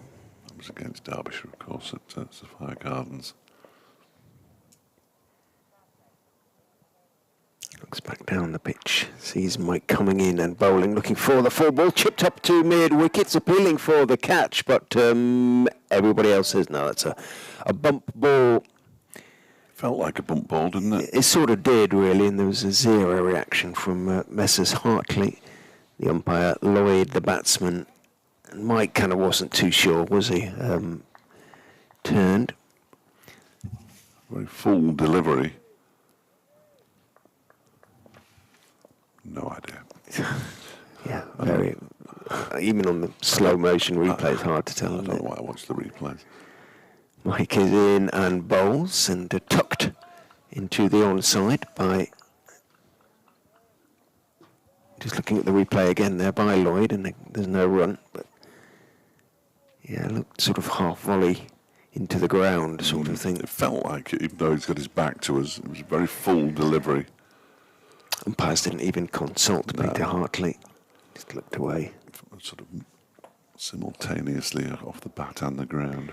No great disappointment being shown by Leicestershire, as one would hope, of course. Mike is in, bowls, brings Lloyd forward, stroking at the ball, sort of looking to drive, and it's a bit inside edgy. Goes off into the onside. Mike's hands started to go into the air. Patel moved across to his left at that short mid-wicket position to field.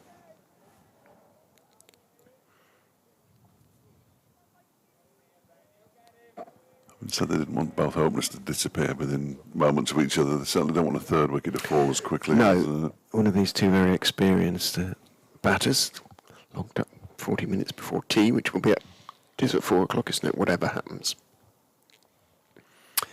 Mike is in, bowls down the leg side and stopped, not cleanly, by Cox diving away to his left, and it sort of having got two hands to it, or the ends of his fingers anyway, it went behind him diagonally, and Kimber cleaned up. He didn't concede any buys, and he's shaking off his left hand now. Immediately took off his glove and shook his fingers. But that wasn't, other than that delivery, too bad an over from Ben Mike to the new batsman. Lloyd wasn't able to get it away. He stays on 0, 72 for 2. Remains the score. There's the hot arm of Scott Curry. 2 overs, 2 for 6 in this second innings. Picked up 3 wickets in the first innings as well. He's going to be bowling to Wayne Madsen first up. He's on his way in now from the racecourse end.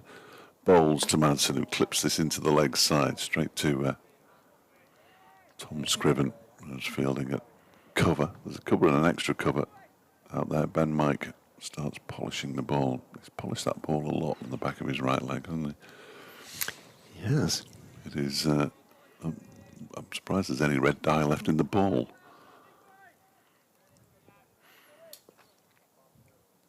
Madsen taps.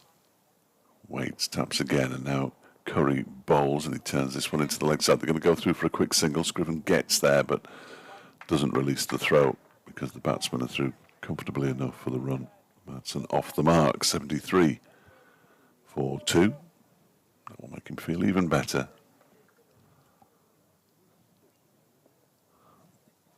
Got a half century down at Glamorgan, I'm sure. It was only last week. Why can't I remember that, Richard? Help me out. In goes Curry and bowls. That's turned into the leg side by David Lloyd. And there's no run. We were on off a lot. Perhaps I'm going to use that as an excuse. Wayne Madsen made 63 in the first innings down at Glamorgan. I was going to say, was it brains, as in the Welsh beer? I'm sure some of the beer we drank must have been brewed in Wales. As Curry's in once again, bowls to Madsen. Struck on the pad. Big appeal for leg before wicket. There was a shake of the head straight away from umpire Shamnagam. That must have got some bat on that, because that looked very adjacent. Again, he wasn't. He didn't go forward, did he? My word. So there was a little nick onto his pads or not. No idea. Wow. Yeah, good shout. If it didn't hit the bat.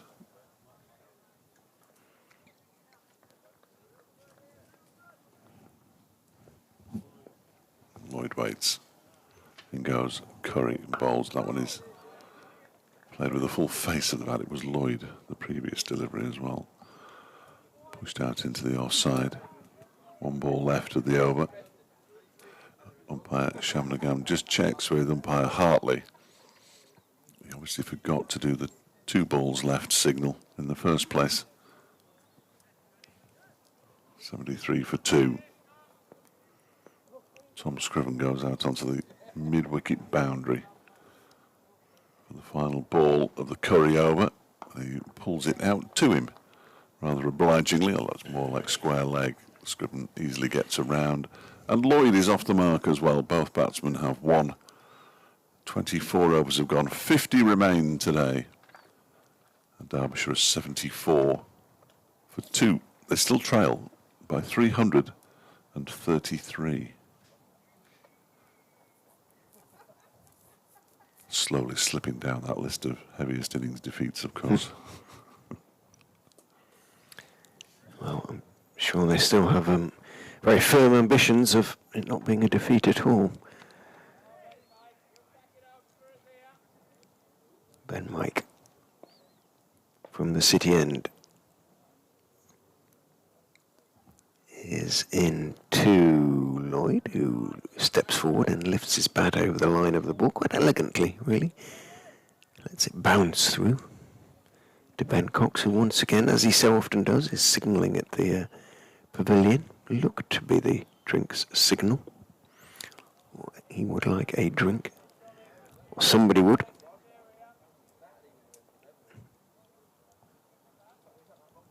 That's another thing that could be cut out. Carry the drinks on every time a wicket falls. Mike, knees pumping, is in and bowls, and might have stopped on Lloyd a little bit. He played it in the air firmly out towards mid-on. Bounced a good 10 yards in front of Marcus Harris, but he wanders forward, Lloyd, and pokes not really hard at the pitch, sort of in an inquiring sort of way. Wondering quite what's happening. Mike is in again, bowls to him, outside off stump. Ball does nothing very much. Lloyd lets it go through to Cox. He too has started, well, it's obviously very early days in his innings, but he's faced 17 balls for his single, and having been relatively not positive, but almost aggressive in the first innings and played very well, he's just sort of settled into a different sort of batting style. Just occupation at the moment as Mike is in, bowls to him, played straight back down the pitch. Mike puts down his right hand and almost stops the ball, which trickles past the stumps. Doesn't hit them. 54 off 76 in his first innings. David Lloyd came out really positively last night, didn't he? It was all guns blazing. Had most of the runs that Derbyshire had scored overnight. 40 of the 54 runs they'd scored were his. Mike bowls to him, a little bit short, and that is a very positive shot. He stood up tall and crashed away off the back foot through the offside, well in front of square. In fact, between wide mid-off and extra cover, out to the boundary in front of the EMD stand. And that is a very nice way to score your first boundary. Very fine back foot punch through the offside. 78 for 2. Quite got used to these no update afternoons yet. No. It's weird, isn't it? It broke our afternoons up a little bit. Didn't have to sit next to each other for 6 hours. We're two of our colleagues who used to disappear for 15 minutes at a time. Well, yes. It goes Mike and bowls outside of stump.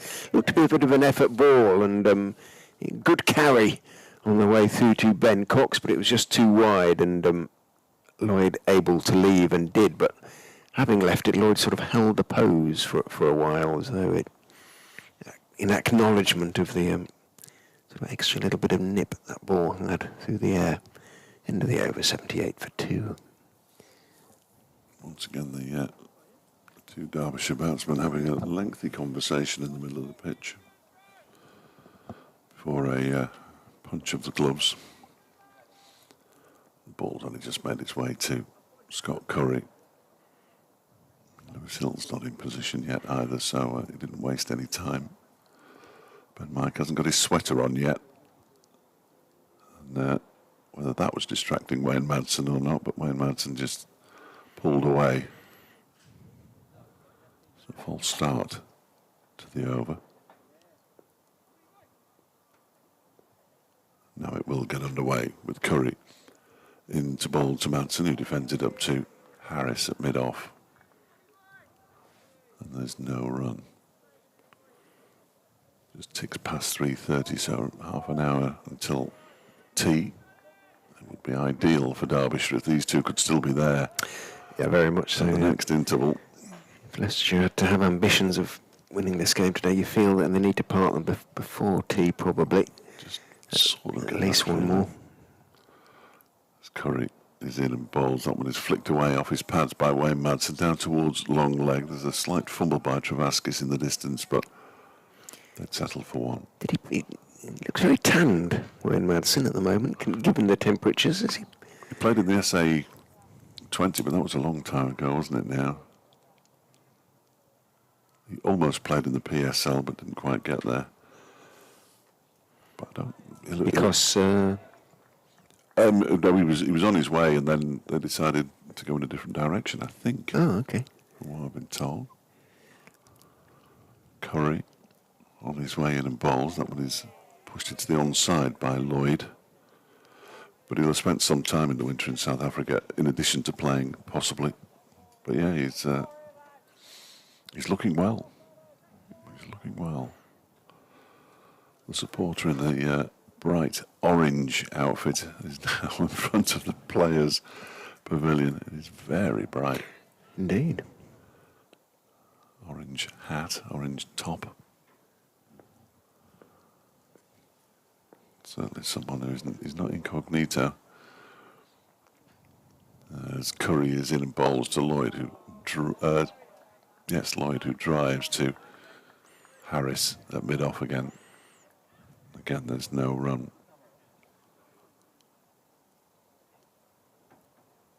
Clouds are barely moving up above, which is good news, but you look at Curry as he walks back to his mark, he's got both of his hands in his pockets. The ball is being shown by Lewis Hill to umpire Shanmugam. 25 overs old. He's going to pass it straight through the caliper and say to Lewis Hill, is he? Yeah, I think he is. Lewis Hill looks resigned. It's not going through as easily as the one did yesterday when Derbyshire showed it to the umpire. But yeah, no, you can carry on with that. So, he's having another go now. So if there's that much doubt, then he hands it back to Lewis Hill, who looks at it quizzically as if to say, well, that's never been a sphere. Holds it up with great disdain, doesn't he? Just with his forefinger and his thumb again, a bit like Ben Mike picked the ball up from the damp a little bit earlier. Anyway, Curry's going to continue with the original ball. It rolls a full toss and it's knocked out. David Lloyd's off stump. He ends up flat on his back. It was a shocker of a delivery. Curry has his third. Lloyd has to go. And Derbyshire are 79 for 3. What a bizarre dismissal that is. That is one of the most extraordinary dismissals I have ever seen. Whether it slipped out of his hand or it was a brilliant slower ball, one of those Franklin Stevenson type high that looked like they're going to be a beamer, it dipped down. Lloyd hadn't a clue where it was, and it hit off stump. It didn't hit the top of off stump. It hit sort of quite, I think, about halfway off stump. So, it wasn't a sort of above waist high beamer or anything like it, but that was extraordinary. Let's have a look at the replay. My impression, not from there. My impression was that it slipped, but only because I don't think I've ever seen anything like that before. And Lloyd was flat on his back. Here we go. No, it just completely misread it. It hit quite low on off stump. It started high, but it didn't go sort of a loopy high. That was amazing. Wow. Scott Curry's his day. Absolutely. 3 for 9 from 3 overs and 5 balls. Scott Curry, nothing wrong with that ball. The umpires have had another look at it. Well, I don't think Leicestershire will want to change it if it's going to do things like that. No. No. Wow. Oh, did it? I don't know if they keep showing that replay, whether it actually came out of the back of his hand now. But David Lloyd flat on his back with his feet pointing towards the stumps. Extraordinary. It was peculiar, wasn't it? Very, very peculiar. It'll come up on NV fairly shortly. In fact, it's already there, which means you can slow it down. 57 for none has become 79 for 3. A good look at how it comes out of his hand. That was a knuckleball, Did it come out of the back? Knuckles, I think. And Lloyd, well, it dipped in towards him and he tried to heave it into the leg side. It went past him on the full and hit the off stump, and Lloyd ended up on the floor.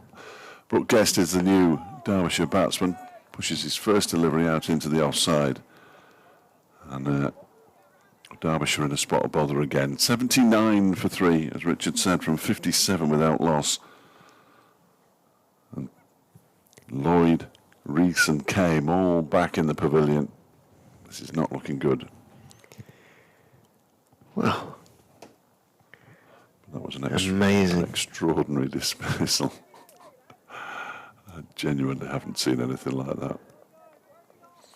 And it wasn't quite Lloyd's reaction as well. The fact he was lying on his back with his feet pointing towards the stumps, his head pointing towards the bowler. Is this it again? Here we go. It sort of did come out the back. I think it looked like a bit of a knuckleball type. You have to ask him about it. We will for sure. I'm fairly certain that 3 for 9 or 4 overs you'll be speaking to him at some point. Who was the Nottinghamshire wicket-keeper? Chris Reed. That's him.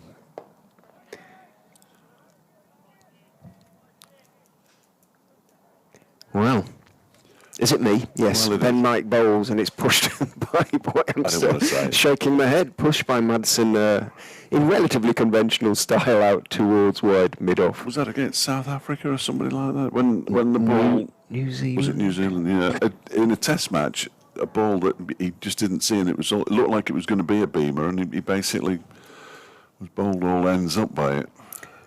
Mike is in bowls to Madsen, who's squared up thick outside edge along the ground out towards Travaskis at backward point. So 9 wickets in the day now for Leicestershire, but they need another 7 because they may not have any overs tomorrow, but they do have another 47 after this one, or 47 overs and 4 balls.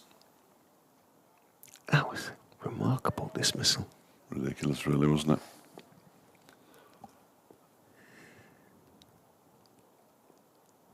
Mike in, bowls to Madsen, who's looking to drive, puff of dust as he sort of hits it quite hard down into the ground, and it runs back up the pitch to Ben Mike. Been that sort of couple of days really for Derbyshire. When things aren't going your way, you find some odd ways to make things look even worse. 4 overs, 3 for 9. Scott Curry.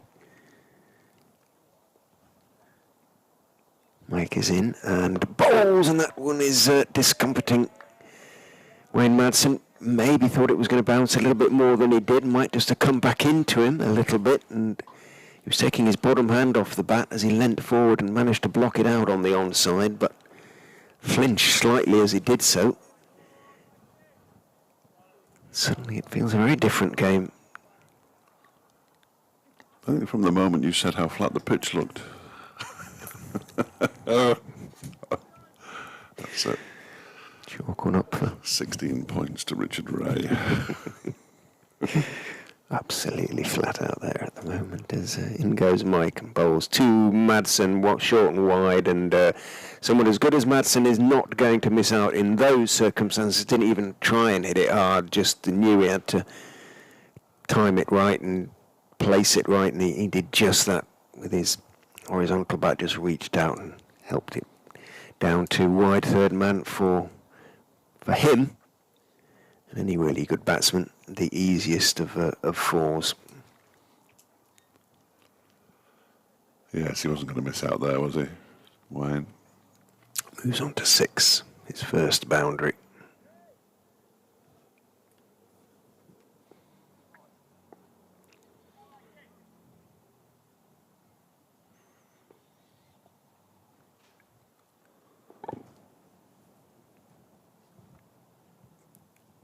Mike still looking for a first wicket in the second innings. Is in, bowls, bangs it in a little bit short, straight.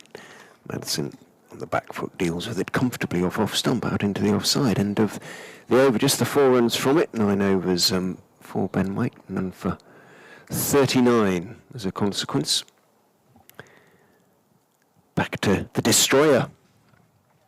Well, yes, they're not getting the ball out of his hand. Oh, well. Nobody quite knows where it's going to go, but That's the joy of it. The last 2 wickets, the Reese leave, and then the Lloyd completely deceived. Are we going to be generous and say it was a deliberate sort of knuckle stroke slower ball? Yeah, I've just written down dipping full toss as he begins a new over. Curry bowling to Brooke Guest, who turns it into the leg side. It probably was a slow ball. It'd be easier to show you at tea time, because on the NV play they have the individual ones and you can actually stop it. But his fingers seem to be very splayed. But it comes out of the front, but his fingers are very splayed, almost as if, because normally they'd be a bit closer together. I have no idea. He's trying to bowl a ball this scrambled seam or something, but who knows? But it worked. Whatever. If you could do that a few times. Will he try it again? Guest waits. Curry bowls. It's guided down to third man for 4 runs. You can stop chasing now, chaps. It's definitely going for 4 runs. The man was Louis Kimber, who was chasing it hardest, but even he gave up, unsurprisingly. I suspect any opportunity to have a run, though, when it's this cold. True enough. It's too hot in here now, though, with the sun beating through the window. It's fine. It's not quite hot enough to take my jacket off, but too hot to keep it on. That's a huge dilemma. It's going off again. 87 for 3, Curry on his way in to bowl to Guest, who gets up on his toes and pushes it out into the offside. Curry's in danger of bowling another over without getting a wicket here. Oh, he's still got 3 deliveries to go. I do like the way he walks back to his mark with his hands in his pockets. That's fantastic. Yeah. His left-handers. I know they're both in there. He's obviously got the hand warmers in there, trying to keep his. I thought when you're actually bowling, it's quite difficult to get cold. Yeah, it might warm up a bit. Obviously not. As Curry is in and bowls to Guest, who defends up towards Lewis Hill on this occasion. And the hands go straight back in the pockets from Curry. He's definitely got hand warmers in there. You wouldn't know that he got 3 for 13. He doesn't look massively happy, does he? No, I mean, obviously I've only really sort of been watching him these last couple of games and a couple of appearances at the end of last season, but I've seen him smile often. Goes in again to bowl to Guest. Pushes that one out into the offside. Again, there's no run. He must have smiled after that Lloyd wicket, though. You'd have thought His so. back was to us, so. Blair Tickner never stopped smiling, and he was having catches dropped off him on a regular basis. I mean, he was quite angry by the end. It appeared, he had stopped by the end, didn't he? Just couldn't. Could have had a 5 for comfortably. Didn't. And goes Curry and bowls, and that one is a no ball. But it was the slower, fuller delivery. Whether he tried to do that, bowl that ball again, it did rather loop and towards Brooke Guest. Curry special. I think I had one of those once. But you've had it a few times. Goes again with a Y. Bowls to Guest, who goes back into his stumps and pushes it out to the offside, and Curry can barely believe that one hasn't got through. He's now bowled 5 overs and taken 3 for 15, Scott Curry. Madsen on 6, Guest on 4, and Derbyshire with, 15 minutes to go until tea, 89 for 3. Yep, stayed a bit low. Not as low as Curry would have liked it to stay, but it did stay low, and Guest was able to dig it out.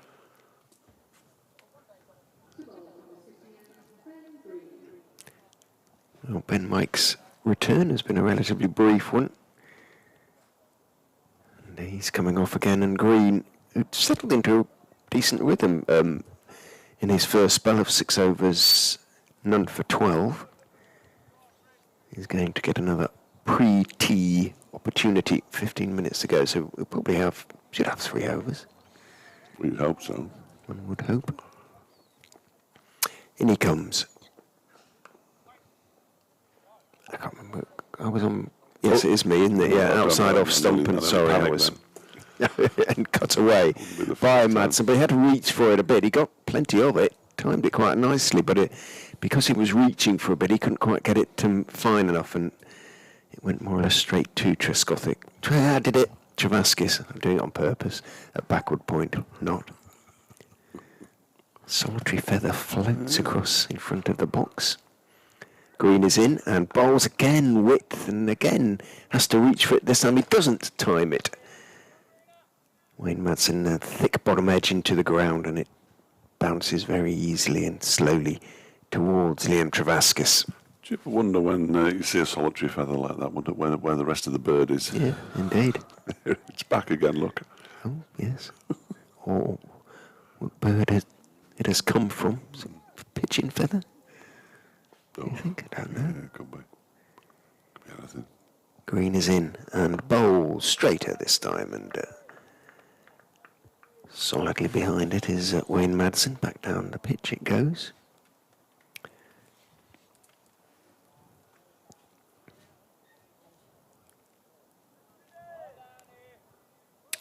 How many down? It's usually +2, isn't it? Yeah. So one would imagine it was 5 down here. Yeah. It is at tea. Leicestershire will be very confident. Green is in. Bowls. A little bit more leg side, perhaps. Middle and leg, and leaning across towards the onside is Madsen as he blocks that one.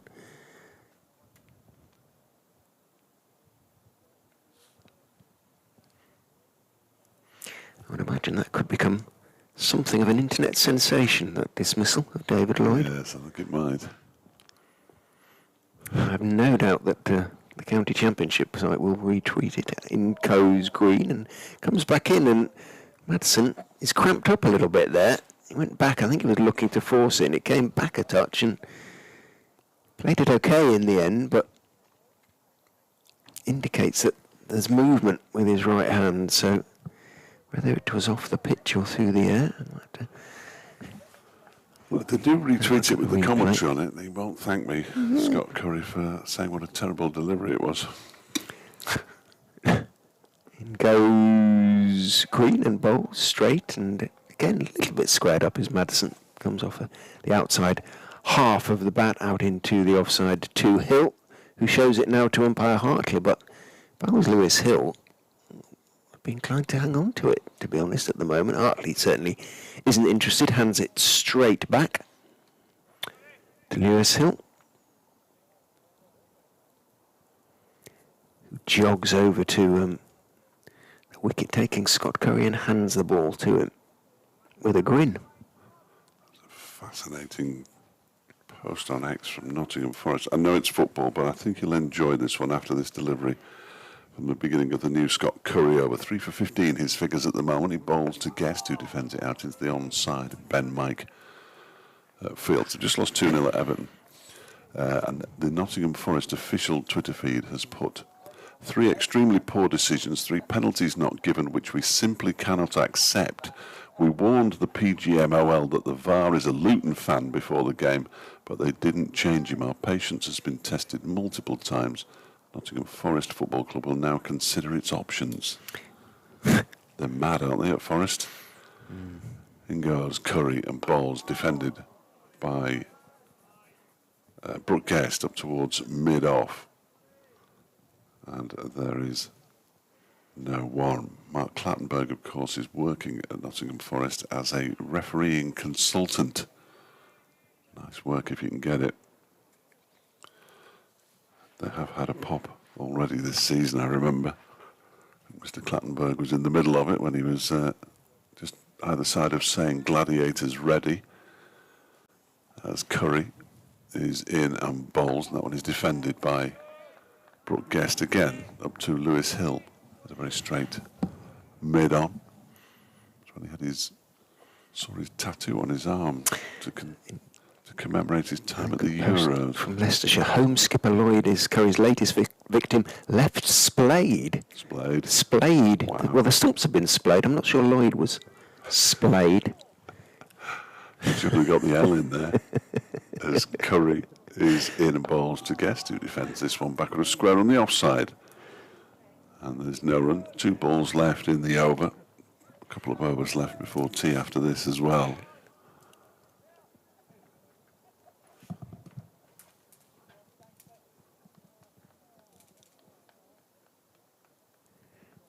Yes. We know his hands are in his pockets because it's cold, but it does look as though he doesn't necessarily want to be there. It's in again and bowls. That one is driven down the ground, but again, not particularly well timed, and Harris does the fielding.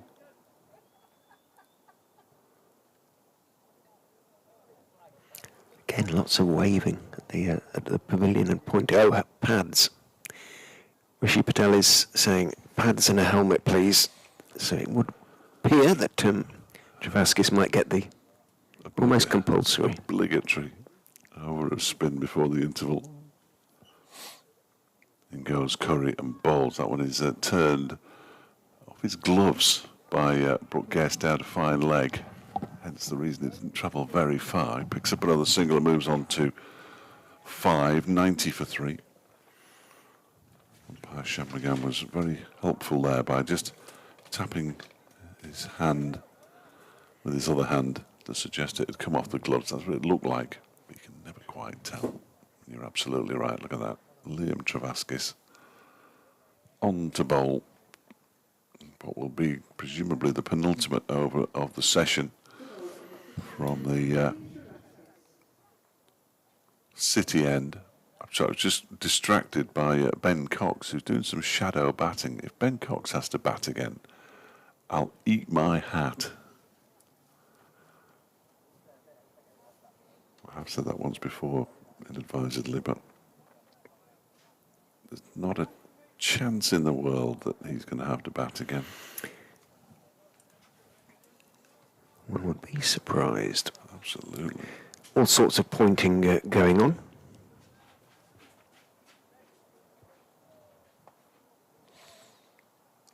That's a lengthy note. I'll cover for you. They're just sorting the field out here. There's a leg slip and a slip. Lewis Hill has gone in at leg slip with the helmet on. Square leg, mid-wicket, mid-on, extra cover, point, mid-off. There's Travaskis bowls to Brooke Guest, and he pushes it out into the offside, where it's fielded by Louis Kimber, and there is no run. In comes Travaskis again at left arm around the wicket, bowling to Guest, who pushes it back into the onside. There's a whole gaggle of Leicestershire clad people by the gate to the car park now. Get around, don't they? Travaskis is in, and that one is driven along the ground to Kimber by Guest. Hill has moved from leg slip to short So leg. does, you're right. 6 minutes until tea. Travaskis bowls to Brooke Guest, who goes back. Nobody wants to see that. Manages to get bat on it, bunts it out into the offside where it's fielded by Scriven. Dangerous game. Travaskis is in again. This time he plays it straight back to the Cumbrian. Does Brooke Guest. a Mancunian by birth, and therefore a Mancunian, of course, as Travaskis is in and bowls. Oh, and that strikes the pad. Big appeal, and he's been given. Umpire Hartley has given Brooke Guest. He went forward. It might have turned a touch. It certainly struck him on the pad. And umpire Hartley sticks the finger up straight away. And Derbyshire, well, they're now 4 down. 90 for 4. Brooke Guest goes for 5. Travaskis strikes in his first over. Yeah, I wonder if he was playing for a turn that kind of wasn't there too much. Well, we're not going to learn from that particular one, but for the second time in the match, Guest goes leg before. All 4 dismissals in this second innings so far, leg before wicket, but that's the first that's been given by umpire Hartley. 5 off 20 for Brooke Guest. Here we go. Let's have a look-see. He didn't do too much. He pushed almost down the wrong line, rather. Travaskis has his man. Leicestershire, all of a sudden, all over this Derbyshire second innings. 57 for none has become 90 for 4. Now, the man who played the most extraordinary shot in the first innings, and Aaron Donald comes out to the middle. Well, he does so. I'll tell you about the long note, which came from a Leicestershire scorer, Paul Rogers. He was making the point, as I think we sort of did, that Lloyd, with that amazing dismissal by Curry, certainly initially saw the ball as a beamer. I think that was clear. It sort of came high out of the hand. But it was whether, the question in our mind is whether it was a deliberate sort of Stevenson high, sort of slightly slower ball that dips in and hits the stumps and completely deceives the batter. Let's have another look at this leg before. Quite close to hitting him outside the line, you know. Was it? Peter Hartley had no problem hitting him. And he is something of a not-outer. Do you want me to do this one as well? I can if you want. Well, No, I thought I was at... Well, you were, but then you were reading the notes, so I took over. Right. So we've swapped ends. Go on, you crack on. I'm fed up with it. Ben Green has replaced Scott Curry at the race course end, and that first one was turned off his legs by Wayne Madsen for a single down to long leg, where Travaskis, the fielder, brings Donald on strike. Yeah, played pretty well, Donald, in going to 45 this morning, but the shot which saw his demise was an awful one. So 2 short mid-wickets have gone in for Donald, who will be facing his first ball from Ben Green. 2 slips, 2 short mid-wickets as Green is in. Bowls. Donald plays it to the straighter of the 2 short mid-wickets. Ben Mike, that can only be sarcastic because he was played very carefully and deliberately and defensively out towards Mike, who, having fielded the ball, then shook his right hand as though it had come to him about 800 miles an hour.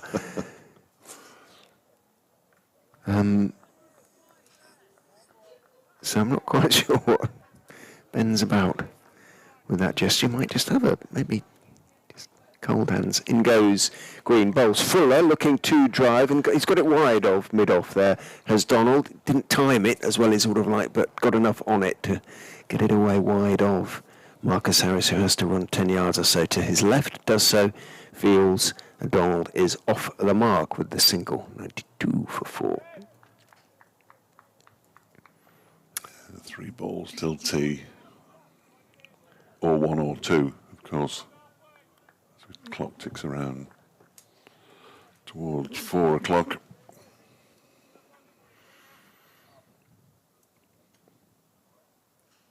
Green is in, bowled a little bit short, and comfortably played off the back foot in defence by the great man, Wayne Madsen. And he is a great man, I think, certainly a great Derbyshire man in terms of their cricketing history. How many seasons is it now?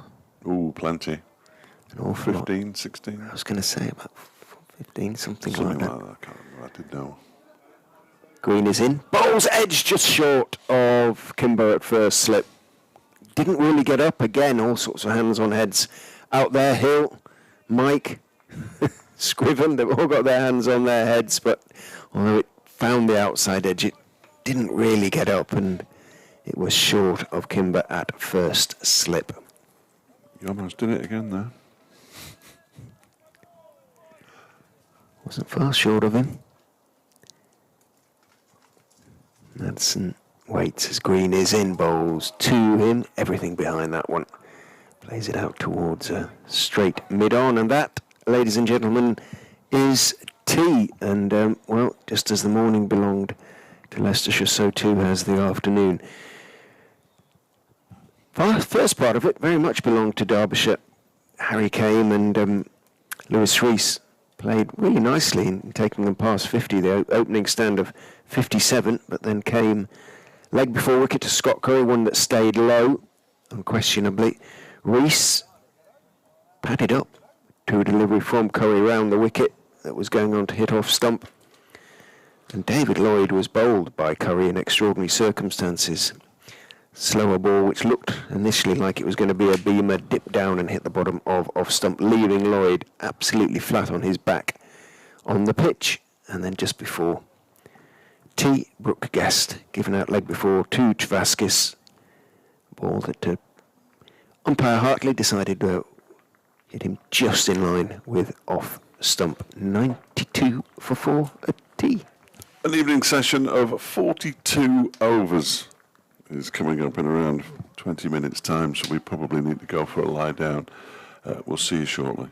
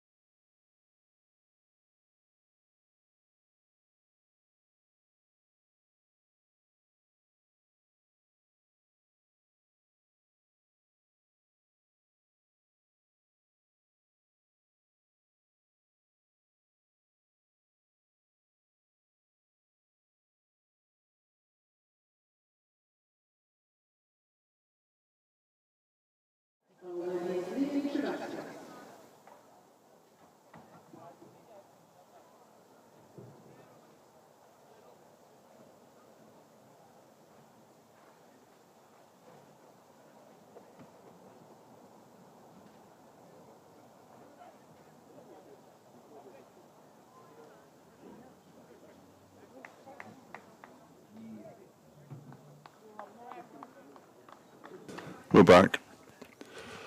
It's the evening session of the third day of the County Championship match between Derbyshire and Leicestershire here at the County Ground in Derby. Derbyshire in all sorts. 92 for 4 in their second innings following on, still trailing by 315. And there are 42 overs left in the day.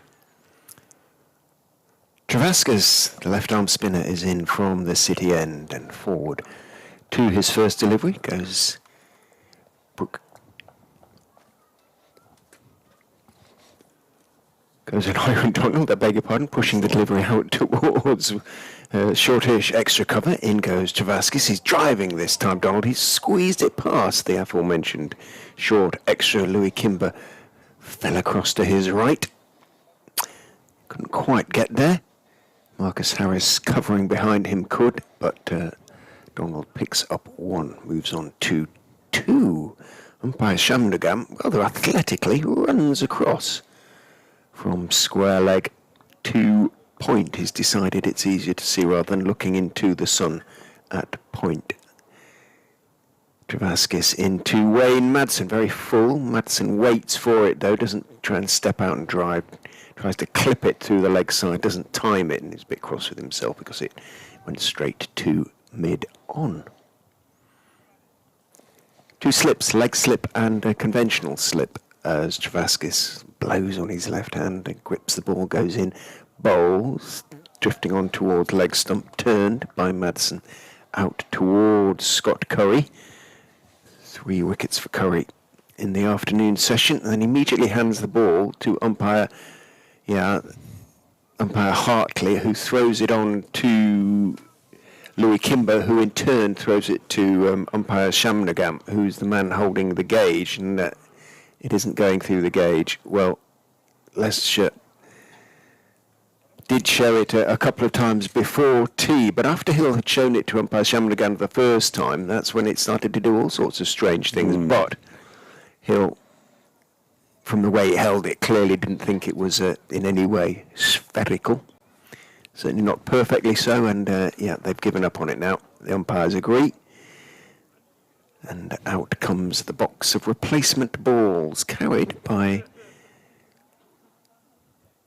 Leicestershire's fielder. Proffers the sort of metallic briefcase full of replacement balls to the umpires. It's like James Bond, isn't it? The I was thinking nuclear codes or something like that, isn't it? But it's not quite attaché, but it's nice. No. It's probably a photographer's case, isn't it, with some sponges in it to keep the balls nice. It is 23 minutes past 4. We've already got the first delay of the session. And, well, we have theoretically 42 overs to be bowled in this session. And what we had, how many balls did he bowl? Just 4. Yeah. Travaskas. So it could be a long old session. Middlesex just 22 runs away from victory now, 136 for 3. Still just 3 down. Yeah, So that looks like it's nailed on now, doesn't it? seems that way. Gloucestershire, who managed to bowl Sussex out eventually for 479. That meant that they trailed by 62, are now 22 for 2 in their second innings, still trailing by 40. And Northamptonshire eventually declared on 605 for 6. Glamorgan 24 without loss in their second innings, trailing by 310.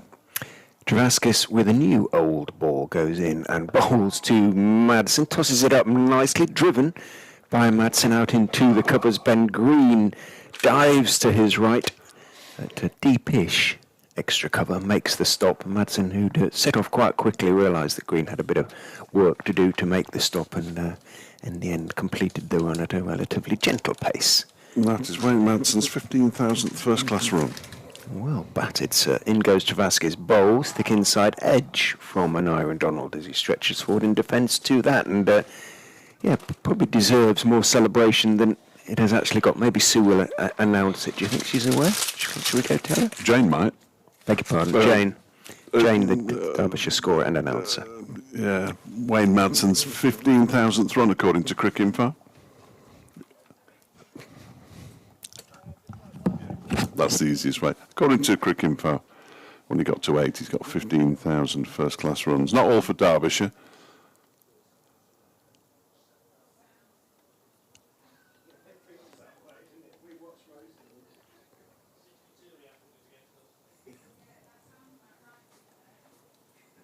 It hasn't ticked over yet on the Cricket Info site. I'd like it to say 15,000 before we get there, but he's on 7 on the site at 14,999, so I think we can safely say that is 15,000. Yes, there, it's ticked over. Here's Tom Scriven bowling to the aforementioned Wayne Madsen, who drives. He gets a little touch on it, and the ball, Scriven that is, goes past the stumps. There is no run. Obviously, where that leaves him in the overall The pantheon. sort of pantheon of great run getters, but I would imagine for Derbyshire there aren't many. Well, they're not first class. They're not all for Derbyshire. No, But Griff would be able to tell you how many first-class runs he's got for Derbyshire, I'm sure, as this one is driven by Madsen up towards mid-off. I could probably find it out quite easily, actually. when I went next door to tell the scorers, Paul Rogers of Leicestershire said, "Oh, must be about 7,000 of those against Leicestershire." It feels that way. He does average 62. I can tell you that against Leicestershire in first-class cricket, which isn't too bad. Not too dusty. Scribbling on his way in again. Balls to Wayne Madsen, who plays a little edgishly out to point. I think we said this earlier on today, but a lot rests on these two. I seem to have been saying that for the last 2 days.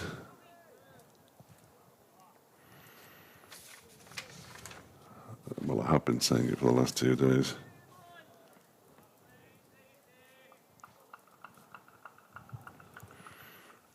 Two slips for Scriven, who's in now. Bowls to Madsen, who pushes this out into the offside, and there is no run. I'll have a look during the next over. You don't get much time during a Travaskis over. It should be relatively straightforward, I would have thought, to find out how many runs Wayne Madsen's got for Derbyshire. Well, it is. It's very straightforward, in fact.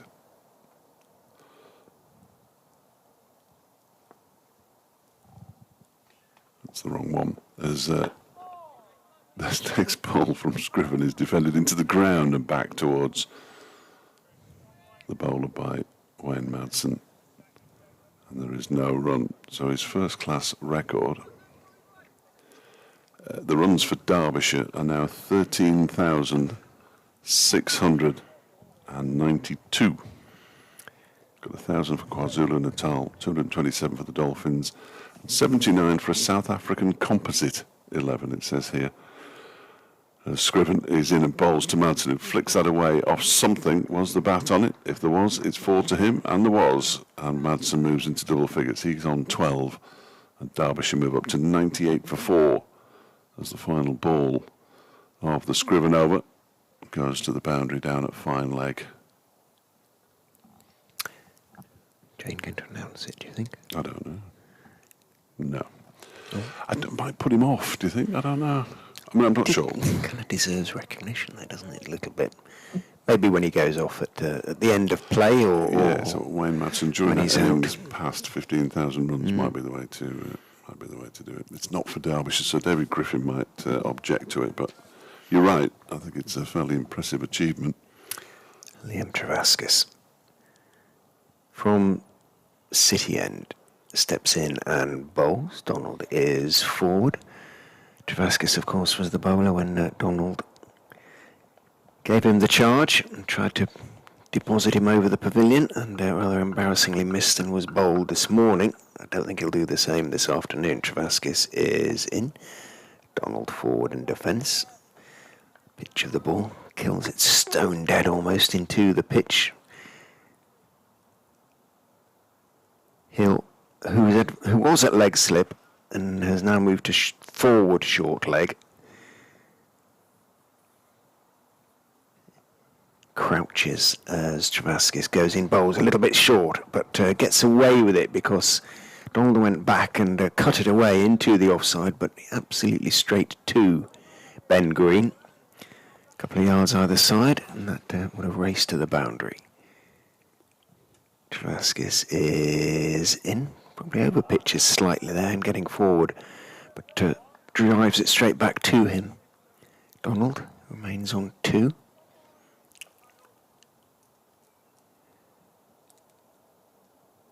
Travaskis is in, nice loop 2 that one, driven by Donald. It was slightly over pitched, and Kimber falling to his left.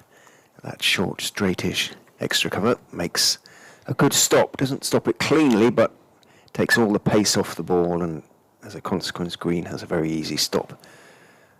In the covers, Travaskis is in, drops short again, and that one has been cut away to the boundary, to the extra cover boundary. Well, should have done it earlier in the over. Travaskis bowled him the same, short of a length delivery, and this time Donald rocked back and cut it away stylishly to the boundary. He moves on to 6, and the 100 is up for Derbyshire in their second innings, 102 for 4. You know, much joy in the 100 being up. Wayne Madsen is 11th in the Derbyshire all-time first-class run scorers, 13,690, no more than that now, 13,696. Kim Barnett leads the way with 23,800. A few within sight, can he? Sam Cadman is nearest to him at 14,056. A bit of work to do then. Yeah. It's a 2-year contract. Some of the names above him are legendary. Levi Wright, Stan Worthington, Les Townsend, but of course they'd be legendary, wouldn't they? Derek Morgan, Dennis Smith, and Kim Barnett, top of the pile. Just below him, Harry Storer and John Morris. And current president, Bud Hill, Alan Hill on 12,043. As Tom Scriven begins a new over, bowling to Madsen, that's clipped away down towards backward square leg by Madsen, who picks up a single to move to 13, 103 for 4.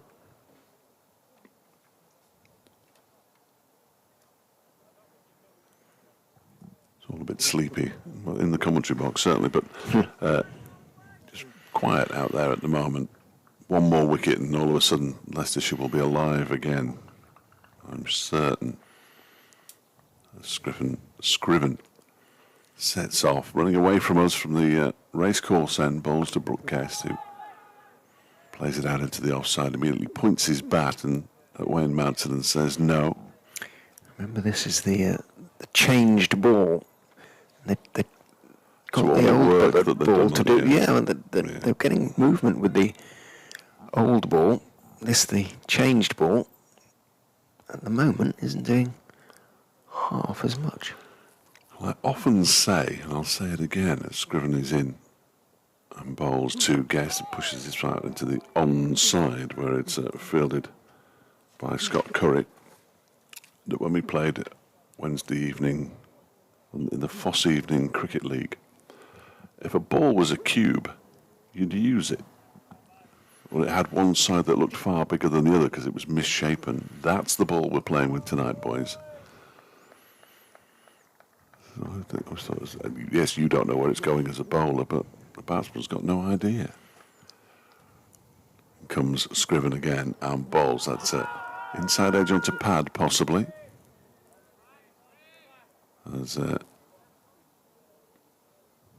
the track goes Brooke Guest. Just have a little prod at where that one pitched. Madsen does like a bit of gardening as well. They keep themselves busy when they're out there, batsmen. They're both getting themselves ready. In fact, Madsen's just leaning on his bat at the non-striker's end as Brooke Guest gets himself sorted. And in goes Scriven and bowls. That one is guided down towards third man. There's a bit of a chase on here. Rishi Patel gets to the ball and then flicks it back. They've gone through for 2 anyway. There's Peter Hanscom with him. It is. And 2 more. I keep calling him Brooke Guest, of course. It's an Aaron Donald. Guest went hours ago. It's been an Aaron Donald since tea. So just go through, find and change for me, please. as Scriven is in. To Donald, who drives handsomely out to the backward point boundary for 4. That was the Aneurin Donald that we saw in the first innings, right up until the moment when he hoiked across the line and was bowled by Liam Travaskis. 109 for 4. Donald has 12. Madsen has 13. Donald, that's who it is. It's Donald. He's played some lovely shots this morning. And one awful one. And he's played a couple of really super shots in this innings as well. Gets congratulated by Wayne Madsen. Before the man who scored now over 15,000 first-class runs takes guard to face Liam Travaskis. Hill at a very close leg slip. As Travaskis is in, back goes Madsen, plays it off the pitch, no turn, plays it firmly out to Louis Kimber, that shortish, straightish extra cover. Travaskis in, gives it some air, but drifts on towards middle and leg, so clipped out into the vacant mid-wicket area by Wayne Madsen. Rishi Patel has to run back to field from a little bit squarer, and Madsen picks up 1, moves on to 14, 110 for 4.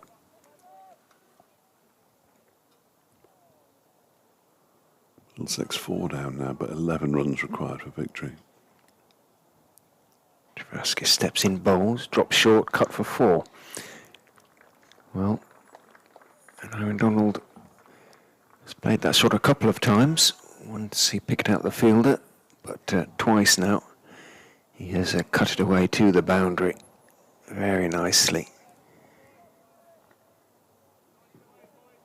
He dropped short, and that's going to happen. Travaskis hasn't been consistent with his lines or lengths actually so far. Goes in and bowls, again drops short. Good diving stop away to his right by Tom Scriven at backward point. Saves 3 runs really. I think that would have gone all the way, but Scriven made the block. Ben Green completed the fielding. Donald has to settle for 1. Travaskis into Wayne Madsen. Bowls. Madsen is forward. Do a good length and line delivery. Doesn't turn. Pushes it out to Kimber. 115 for 4. Over 8. Oh, it says +1 there. It says -1 on the board. No, that's not a minus. In goes Travaskis, pushed out into the offside by Madsen, and there's no run, is it not? Well, it looks like a minus, I'll give you that.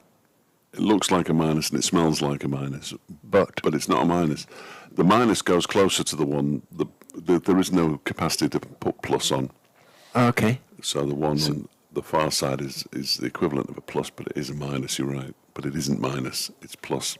Okay. I'd go by the big one. We've cleared that up.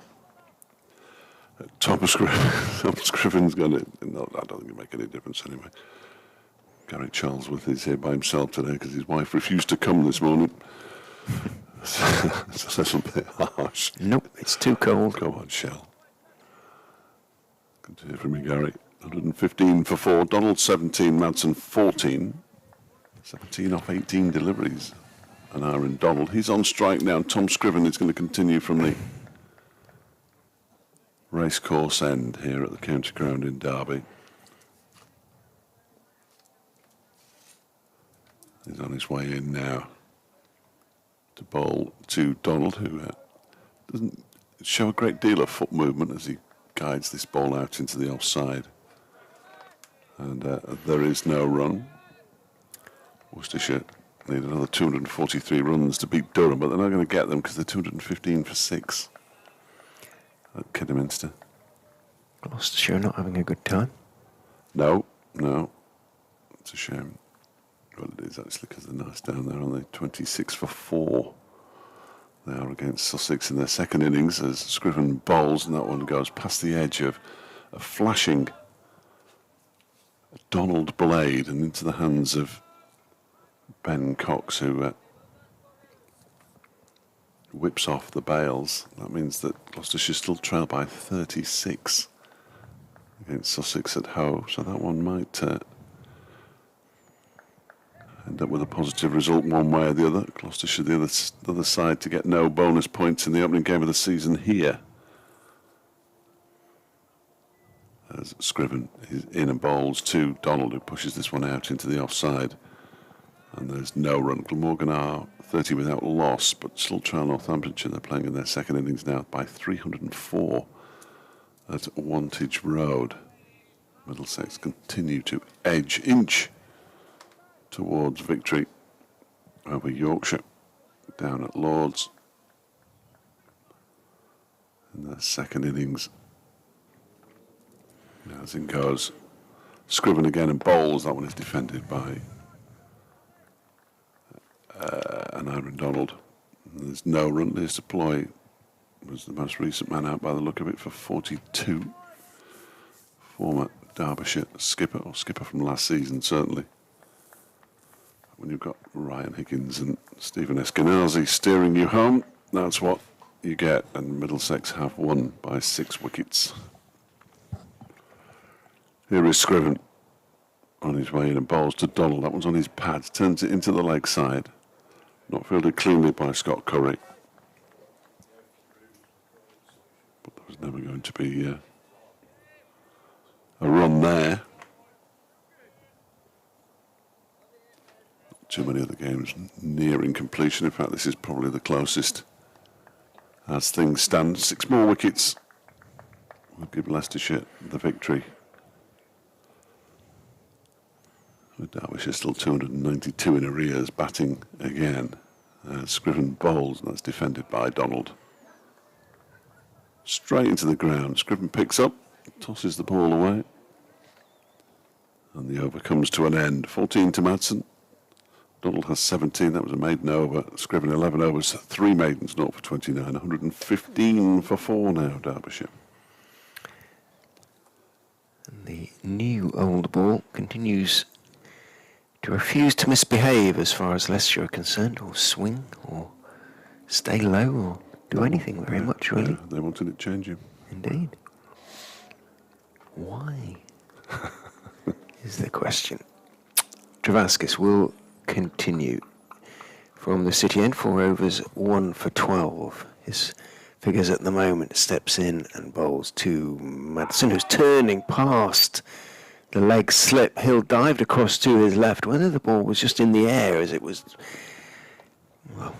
within about a foot of his reaching fingers of his left hand. Not quite sure. Madsen played it where he wanted to play it though, and picks up a couple of runs down towards long leg. Running down there, and it was a fair old run for him, was Rishi Patel. Moves on to 18. Travaskis ball drops short, cut for, well, I know runs aren't really too much of an issue for Leicestershire, but if he's going to keep dropping short once or twice and over, he's going to have some cover out there if he wants to keep bowling, because it's an absolute gimme delivery at the moment. It wasn't a great ball, was it? Well, Donald's put it away twice, and now Madsen has tucked in as well. 1, 2, 3 for 4, so partnership growing for the 5th wicket. Travaskis is in, looping delivery, nice delivery, gave it some air and pushed firmly out into the offside in the air for a couple of feet, albeit lowly so, by Madsen. Dropped well short of Kimber. Travaskis steps in and bowls, and again, nice loop to the delivery. Forward, Madsen getting to the pitch, pushing it along the ground, all the way to Kimber this time. Scott Curry, you can hear in the background there, shouting encouragement. Travaskis is in, fraction short, but straightish, and Madsen back, forcing it out into the offside, but had to check the shot slightly even, and Kimber again was able to field. Travaskis is in, bowls forward, head right over the ball, big stride from Wayne Madsen, buried it into the pitch, back down it goes to Liam Travaskis. So a good over from Travaskis, bar that one that he dragged down rather, and And it went for 4. 1, 2, 3 for 4 then. And the partnership is now 33. Donald 17, Madsen 22. Yeah, they're going along relatively nicely at the moment, these two. Don't want to say too much.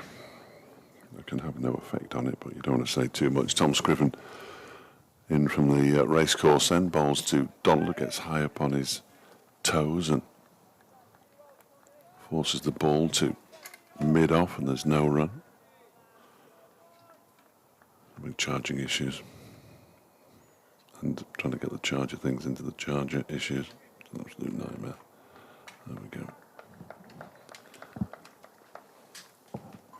Scriven turns at the top of his mark. Sets off. Bowls to Donald. That one is bounced into the ground and goes past slip. He stuck out a right hand, Louis Kimber, but he couldn't hold on to it. It was into the floor and past him. And Donald picks up a couple more runs and moves to 19. 125 for 4. Not sure that's entirely where he wanted to play it.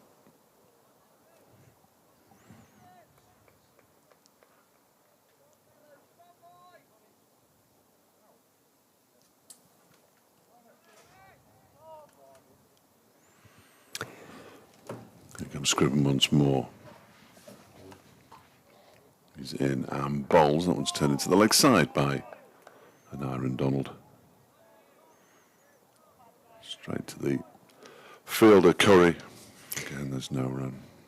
34 overs after this one. 39 overs have been bowled in the innings, so Leicestershire aren't going to get a new ball today, that's for sure. And they may not get any overs tomorrow. Yes, they need to get this polished off today if they can. Ball is driven by Donald out to the man at cover. And there's no run. I'm sure they're fully aware. You can't really do anything about the weather, clearly. If you could, it'd be sunny every day. But if they can polish this off today, they take the weather out of the equation as Scriven is in again and bowls to Donald. Oh, he's tried to pull it, he's been bowled. Did that one keep low? I'm not sure. But he was trying to pull it, and an Aaron Donald goes for 19. So they'd want to polish it off today. Well, that's given them every chance of doing so. Derbyshire 125 for 5 now as Donald goes for 19, and Scriven gets his first wicket of the second innings. It wasn't a great shot again, though, from Donald. I mean, it didn't get up as much as he thought it was going to, but it hit the top of the stumps. He sort of he stayed down on one knee for a long time, but I think in a bit of disappointment, really. Let's have a look at the slow motion replay. Yeah, had he been playing straight, and arguably if it's a short ball, then you shouldn't necessarily have to, but it wasn't that short, and it didn't stay that low. And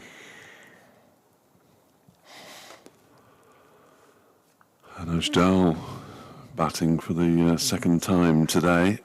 Everybody's having 2 goes today, just about. Apart from Madsen, Kame and Rees. Everybody's getting 2 goes. And victory for Leicestershire and defeat for Derbyshire moves a step closer.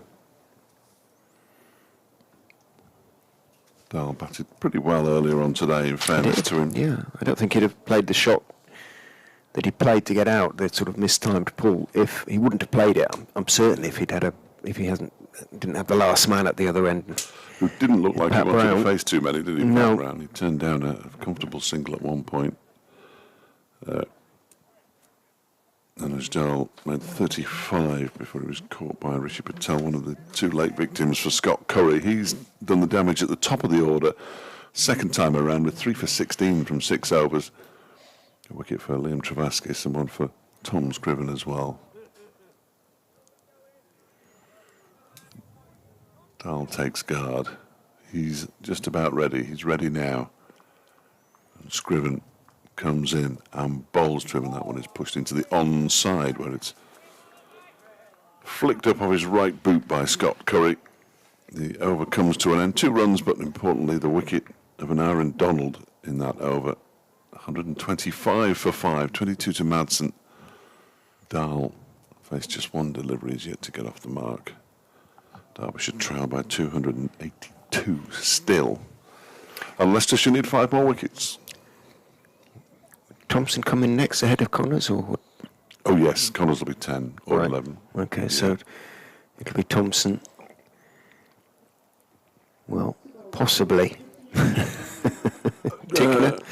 No, I think it might be Thompson and Connors, and you might be. Okay. Yes, you're absolutely right. And then Brown and Tickner can fight each other. I'm trying to work out whether Tickner would come in ahead of Connors, but Connors, I think, from what we've seen, is a better Connors came in ahead of Tickner in the So first he innings. would down come in at Glamorgan. 9 then. Yeah, which So- is too high for Sam Rowley. These two, No offence. the last sort of front line batsmen then, really. Batters. Ben Mike's coming on at the City end, replacing Travaskis, comes in, bowls to Madsen on off stump, played back down the wicket to the Leicestershire all-rounder by Wayne Madsen. He won't give it up, that's for sure. He'll be eyeing the overs to go figure, 33.5. Sounds quite a lot, doesn't it? Got about for in excess of 2 hours, these two. Both are capable of doing it, of course. Absolutely. Mike in, bowls outside off stump. Sufficiently wide for Madsen to leave comfortably, and does.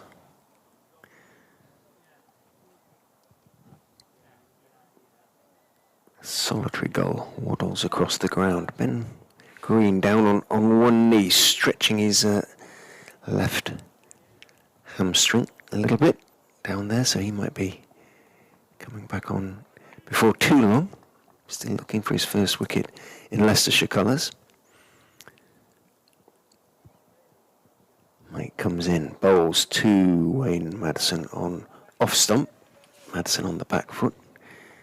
Plays it into the onside. Nice straight bat. Rehearses the sort of punch through the offside. Remains on 22. 45 balls faced. Who's the bellower? It's not Hill, I don't think. Rishi Patel's usually got plenty to say out there.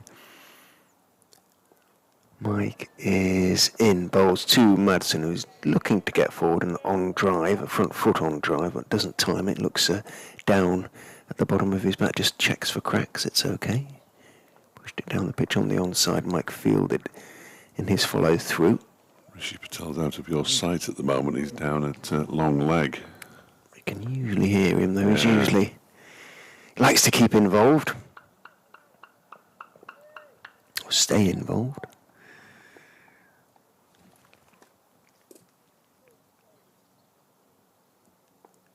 Madsen taps his bat as in goes Mike, bowls to him on off stump, guides it out into the offside. They both he and Dahl take a step down the wicket before realising that Scriven is getting to the ball pretty quickly, and they both retreat into their ground.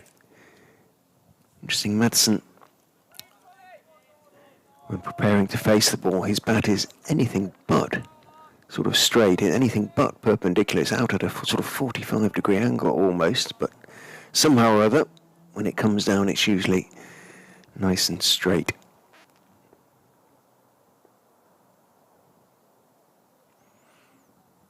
Mike, sun goes behind cloud, goes in and bowls down the leg side, and Madsen turns it.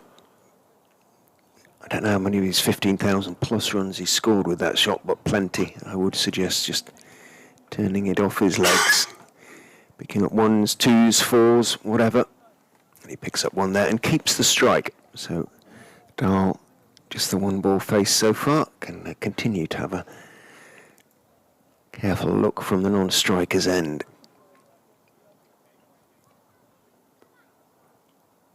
What happens today? We all turn up again on Friday for the next round of matches. You'll be at home, are you?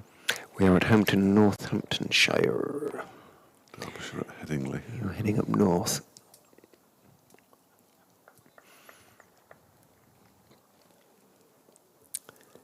against a chastened Yorkshire then. Oh, yeah, that's just what we needed, isn't it? 126 for 5. Here comes Tom Scriven in and bowls to Madsen, who looks rather hurried by that one, pushing it out into the offside, giving the impression it kept low. Ben Mike starts polishing the ball. Which has also been Tom Scriven's job over the course of this match.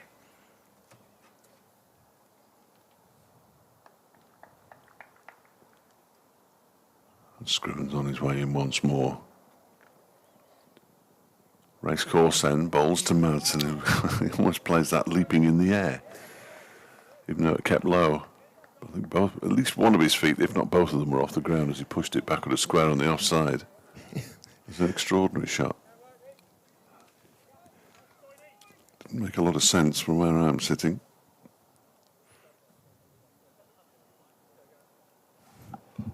But he survived. Scriven comes in again. Past the umpire and bowls to Madsen, who pushes this one out into the offside. Ben Mike is the fielder this time. It was Rishi Patel the ball before. If it is going to stay low, Scriven's the sort of type of bowler who will get it to stay low, if that makes any sort of sense. He's a little bit skiddy. He's not a particularly tall young man. Well, by public standards, he's perfectly tall, probably about 5'11" or 6 foot, something like that. But compared to some bowlers, he bowls down to Madsen, who pushes this to Rishi Patel at backward point. They all seem to be young giants these days. Yeah, 6 foot midget. No, he looks a perfectly adequate height to me. Indeed. But it is quite skiddy, the action that goes through, and it sometimes just one feels. He's certainly not as tall as Blair Tickner, who I had to ask to move down 2 steps when interviewing him on whichever day it was. Josh Hull, but he dwarves most of his teammates. Scriven is in and bowls to Madsen, turns this one into the leg side for a single. And off the boundary comes Ben Green to do the fielding, just gets there before Liam Travaskis. And Derbyshire move on to 127 for 5, Madsen up to 24 off 53 deliveries. A mass change of plans potentially coming up over the course of the next couple of hours.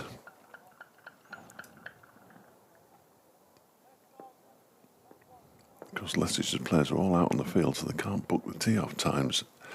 Scriven is in, and that one is clipped into the leg side by Dahl, who's off the mark with a single. Again, it's Green who does the fielding. And Anders Dahl pinches the strike, because that was the final ball of Tom Scriven's 13th over. 1 for 33, his figures. Dahl 1, Madsen 24. 128 for 5, Derbyshire, Leicestershire. 5 wickets away from victory.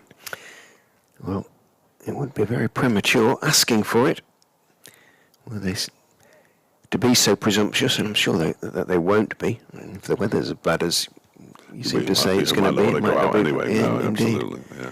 Well, there are plenty of keen golfers among them. There aren't many sportsmen who aren't keen golfers, are there? It seems to me. Whether they're good or just hack their way around. Seems to be particularly popular among cricketers. I suppose footballers too. They like yeah. golf, don't they? Ben Mike from the City End is into Anuj Dahl, who's playing on the back foot. Not entirely convincingly in defence, thick inside edge. Runs out towards backward square. Rishi Patel is the fielder. Dahl holds up his hand to Madsen, who sniffed the possibility of a quick single, but Dahl was right on his back foot in every sense of the word. You'd have probably got there, Dahl. He probably would once if it started straight away. But oh, hang on, this new ball is going to be shown. Is a bit coming off it, or umpire Hartley looks at it. Umpire, he's going to show it. It clearly has changed shape since being handed to the Leicestershire players. It's not done much.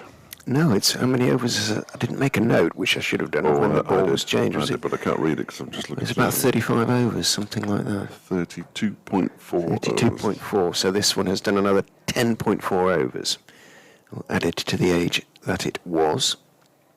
It's got rid of Bernard and Donald. They don't like it, it's though. going to be changed. This one's going to be changed as well. This is the sort of thing that was happening a couple of years ago, wasn't it? Just every 10 overs it 3 or seemed. 4 times an innings. The Dukes were going to be changed. So, and whatever one says about the Kookaburras, and plenty was said over the last 2 games, they weren't changed. They held their shape. The Dukes...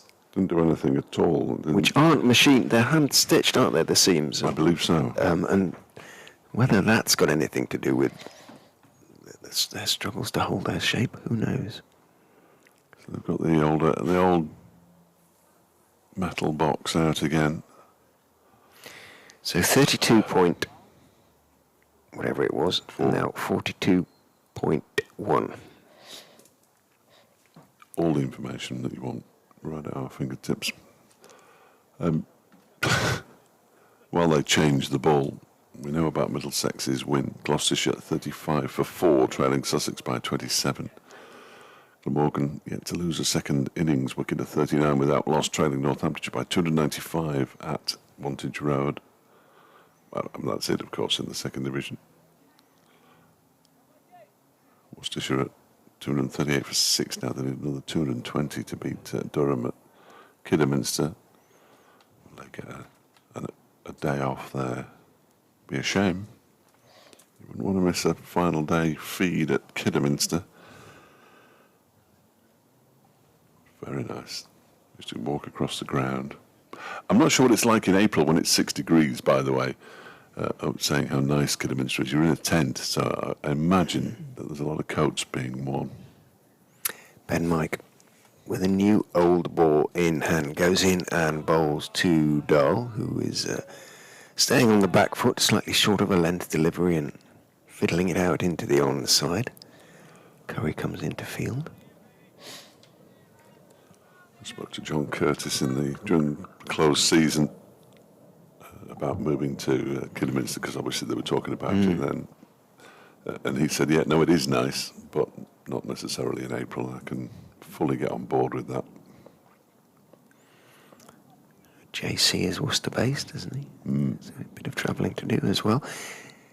Mike is in, bowls, Fuller this time, and driven out into the offside. Scriven dived across it rather at extra cover, which means it's a long chase back for Lewis Hill. He gets there, drags it back from the ropes, could run for potentially Madsen. Is not going to bother. He did run the third quickly, but realised that Hill had picked himself up just about in time, having flicked the ball back and fallen over the boundary rope himself. And Dahl moves on to 131 for 5. As he's off on the way, and as Dahl ending up pretty much at the same end as Wayne Madsen there. Not just Wayne either.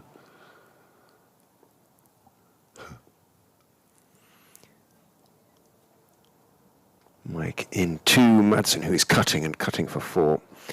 Nicely, just enough width, and Madsen doesn't miss out on those. He just doesn't. He places them so nicely.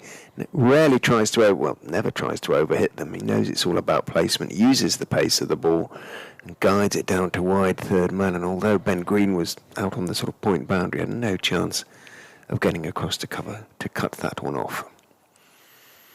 Madsen on 228. Yeah, I've seen that shot a few times. I bet you have. So have we.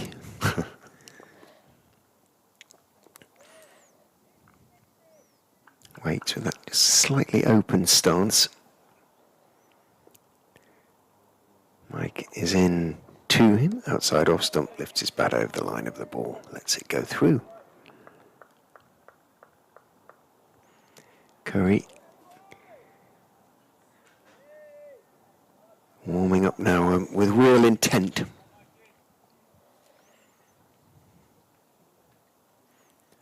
Scriven's bowl bowled 13 overs, 1 for 33 in the second innings. This is Mike's 11th. Green 8, Curry just 6, and Travaskis 5, so should be about ready. And eager indeed for a second spell, 3 for 16 from his first. Mike is in, bowls. Madsen is blocking the delivery. Straight delivery, out along the pitch on the onside, out to Travaskis. At mid-on, Curry immediately divests himself energetically of his long-sleeved sweater. And, kicks away a load of dust from the, not that much actually, from the crease, and waits for the arrival of a umpire Shumnagam. Then whether you pronounce the sort of syllables separately or run it all together. So Shumnumgam. Shumnumgam. Don't know. I have to ask him one of these days.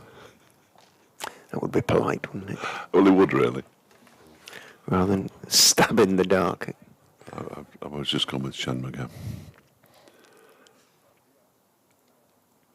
We are going to see that bowling change. Got Curry, the destroyer in chief, 3 for 16 from 6 overs. He has become the destroyer of worlds. I watched Oppenheimer the other day. Okay. He's in. Curry, that wasn't a good start, really. It was a bit of a loosener, and it's been cut away by Anuj Dal for 4. Out to the point boundary. Dal moves on to 839 for 5. Oh, exciting. The FA Cup semi-final has become. Do you want to know? Or do you want Quick go. Coventry quickly went 3-0 down. Oh, dear. However, it is now 3-2. Really? Manchester United showing their customary resilience and determination not to concede. And goes Curry. Oh, beats the edge of Anuj Dal's bat. That's better. Just propped forward. Dal goes past the edge and through to Cox. Good delivery. Really good delivery. They had one fit centre back, didn't they? And unfortunately for them, it was Harry Maguire. So perhaps Coventry have woken up, sprung into like 3:30 start, so it won't be too far away from concluding. Yeah. Take it to a replay, that'd be ironic.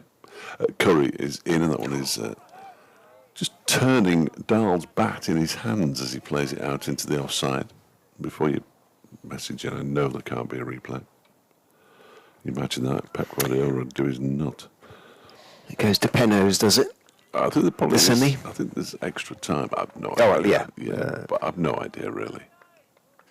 Never having been too bothered about semi-finals of cup competition. Well, the FA Cup, certainly.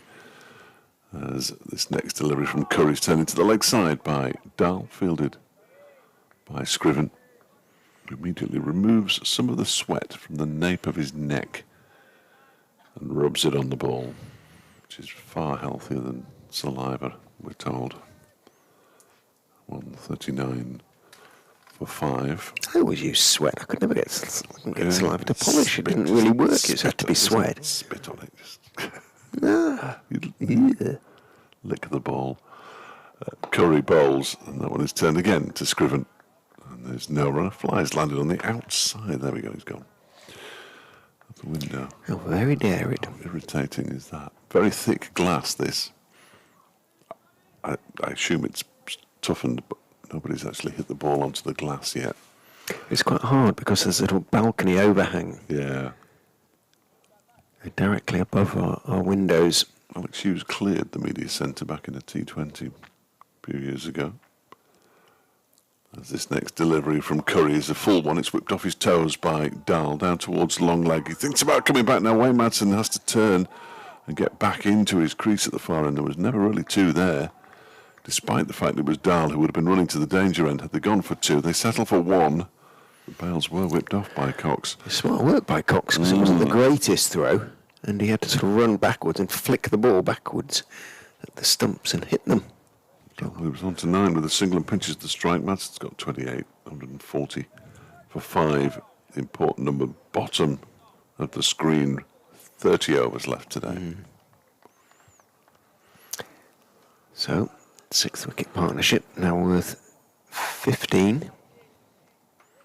9 of those runs, as Fletch says to Anuj Dahl, who is on strike to Ben Mike for the 45th over of the innings. 2 slips and Travaskis at that short mid-wicket, crouching toad-like almost as Mike is in. Bowls very full, jammed out by Anuj Dahl, outside off stump, sort of jam-driven really. Bat and ball and pitch came together at quite close proximity, about a foot outside off stump, and hit it fairly crisply, but only as far as Ben Green at backward point. Ladybird's back. Same one? Is it quite a small one? Yeah, it is a small one. It's behind. It's gone behind the... I don't know if it's the same one for certain. I don't know where it's going to get any nutrition. I don't know what they eat. I'm the same. Mike in, bowls, pulled or attempted to be pulled by Anuj Dahl, and I think it came off the glove as much as anything and trickles out towards leg gully position, a little bit deeper than that, and Ben Cox in pursuit, gets to the ball, having divested himself of his right glove en route, but a comfortable single, not in terms of playing the shot, but in terms of completing it for Dahl. Double figures for him. 10. Madsen, 28 off 56. Mike is in and bowls. Madsen is driving, and he's got that one away. I didn't think he'd timed it initially, hit it hard down into the ground. He wasn't at the pitch of the ball, but as ever, he placed it really nicely. Lewis Hill pursues it back to the boundary, has to do a spot of nifty footwork and indeed ball work, because he realised as he picked it up he was going to cross the rope and flicked it back with his hand. I think he was initially going to hang on to it.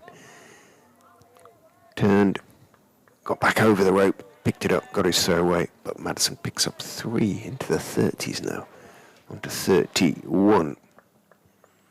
These two in one field, standing between Leicestershire and beginning to look like a 3-day win. In goes Mike and bowls on towards the leg stump of Dahl, who in defence on the back foot works it out towards Travaskis at mid-wicket. That's not at all presumptuous, but we think they're going to need it to win in 3 days, simply because of the weather forecast for tomorrow. And people looking at the weather forecast will say, well, it's only forecast to rain in the morning, but that would be enough because of the softness of the outfield. It cannot take too much rain without becoming unplayable for the day, if that makes sense. Mike is in bowls. No, not edge. It was a lovely delivery that came back in and didn't get anything on it. Ben Cox diving to his left wasn't able to take it cleanly, so as well perhaps for Cox certainly that it wasn't edged by Dahl. I'm saying it wasn't edged because of the complete lack of reaction from the Leicestershire players, but the ball did plenty. Look at that one.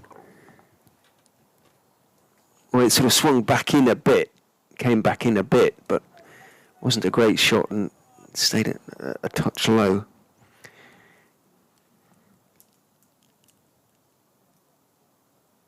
Mike in again to Dahl. That's a nice straight delivery on off stump. Good line, but Dahl equal to it, blocks it back. Yeah, stayed low, came back. And Dahl indicated as such that previous delivery, of course, I'm talking about. End of the over. 144 for 5, but we'll keep giving you number of overs left, which is now 29. Theoretically, I suppose, Fletch, if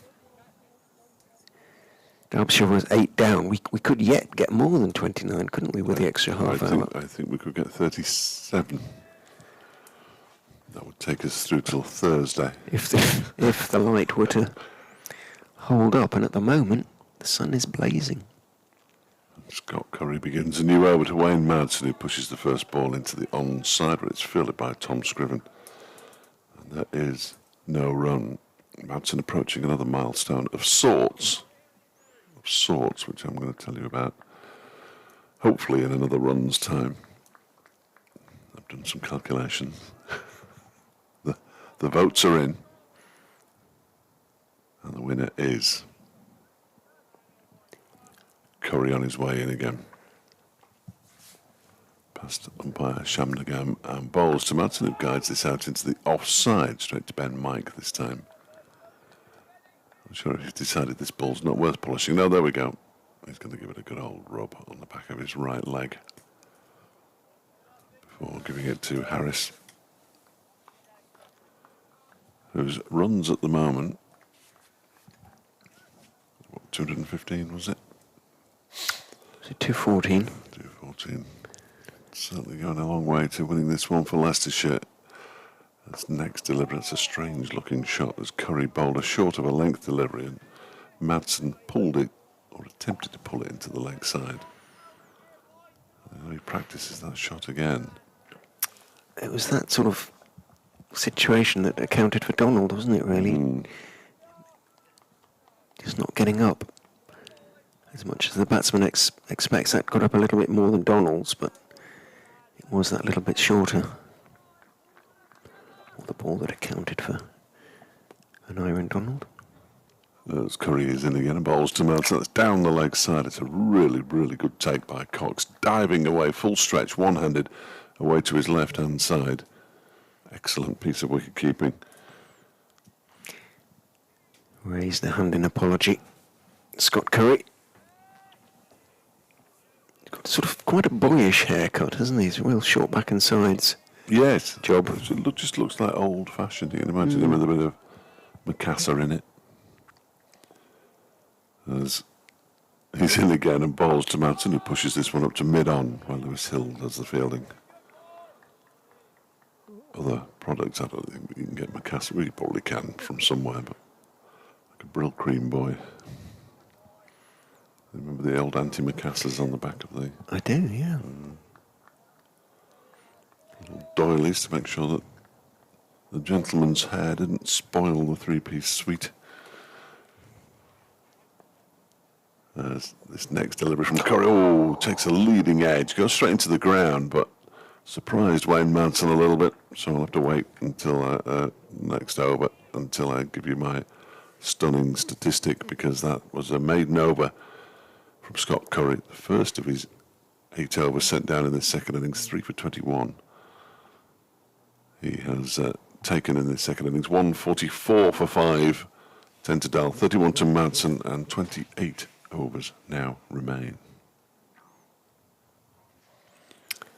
The first of which will be bowled by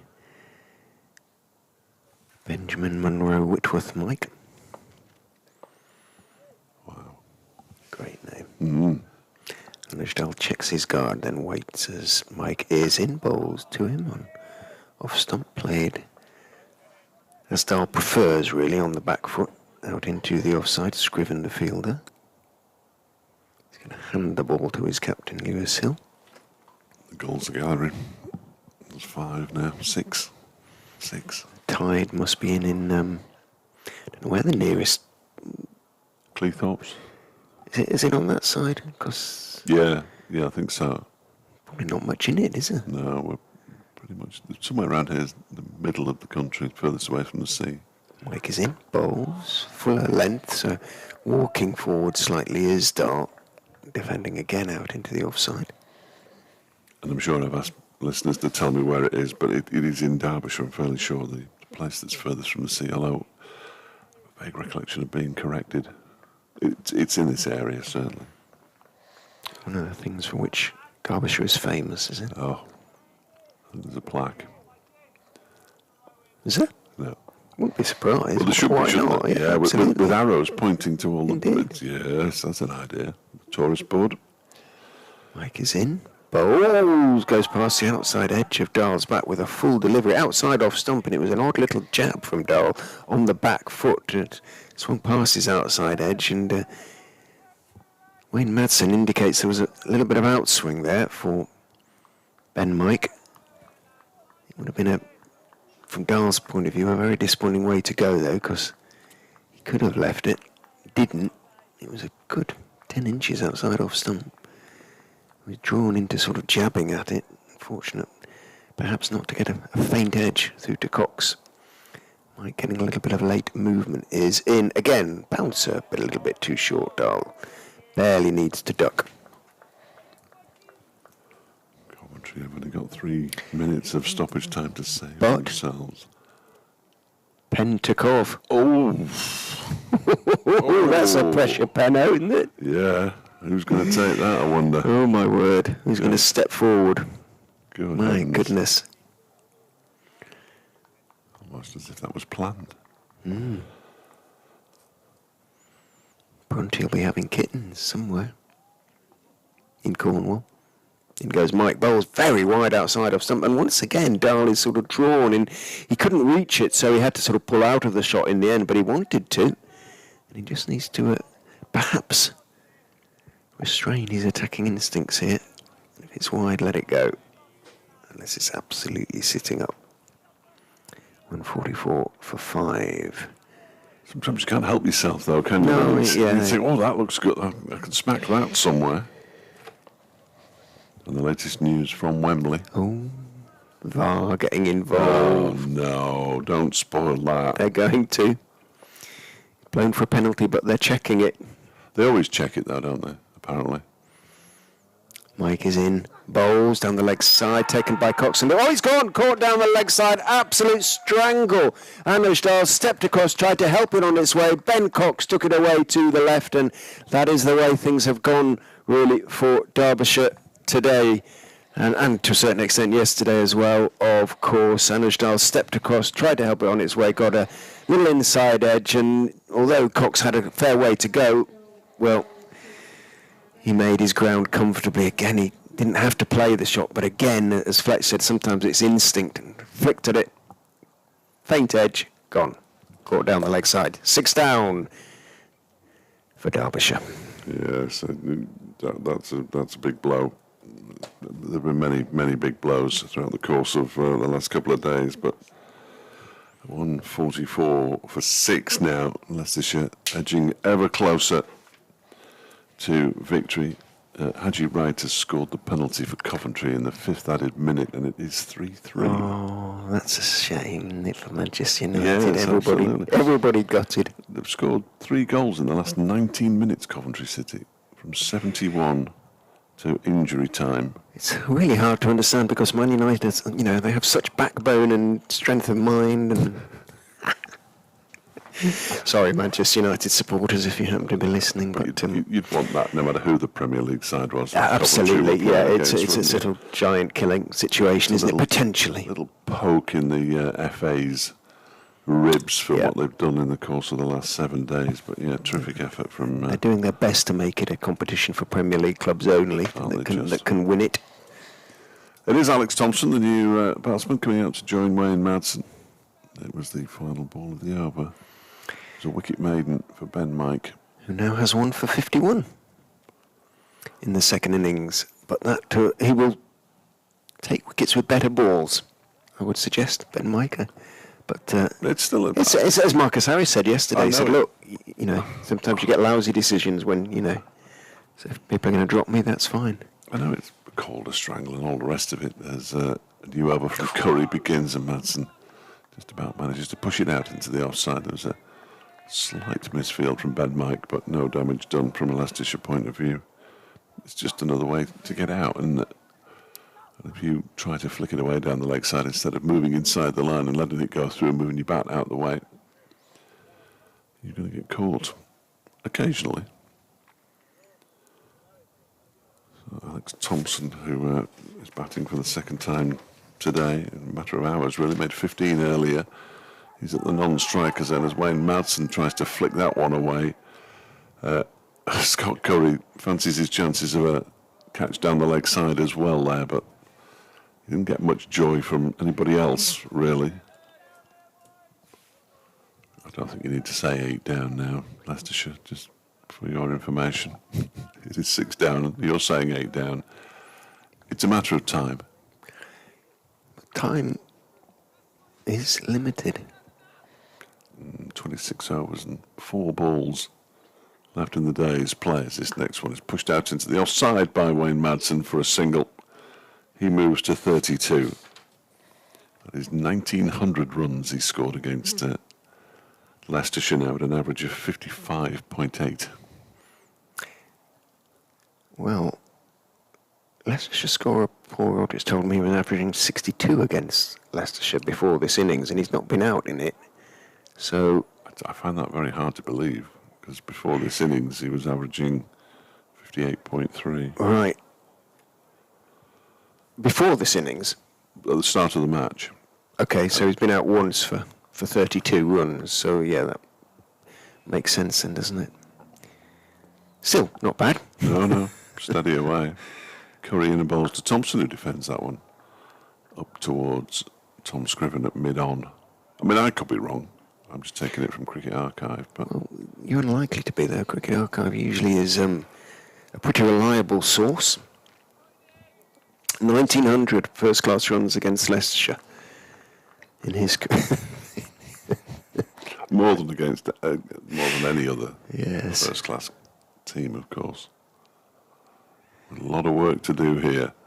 Thompson's on strike there as Curry bowls to him, and he pushes that out into the offside, almost like a recoil of a gun. His bat goes full 360 in his hands, flips over his shoulder. It's very strange. Salt Buddinger's on again on the backward point boundary at the moment. Is it Lewis Hill who's gone off again? Scriven standing where he is would suggest it might be.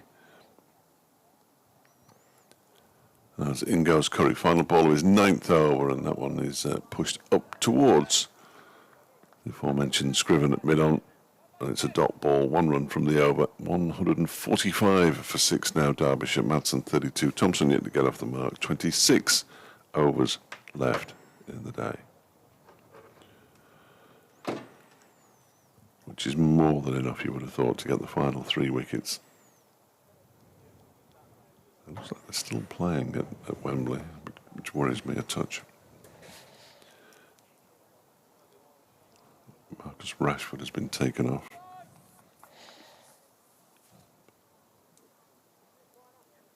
But a brilliant run from Coventry. Remember the Keith Houchin goal. Ben Mike continues from the City end, bowls to Madsen. Straightish delivery that he's looking to drive, on drive. Just to slightly check the shot, plays it firmly out towards Marcus Harris.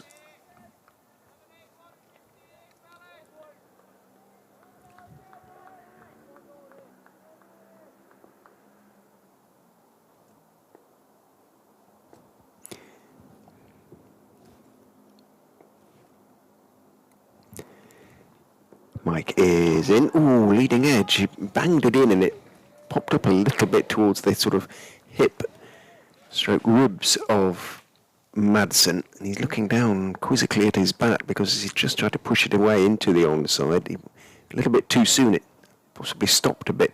Came off the leading edge and popped out into the offside. Examines the bat, but he's tolerably content. Extra time at Wembley. Mike is in, bowls, bouncer. Madsen just ducks underneath it, lets it go through. Still, we'd all rather be watching Derbyshire slip to defeat, wouldn't we? One of the great FA Cup semi-final comebacks in history. Well, I'm torn. I'd be torn.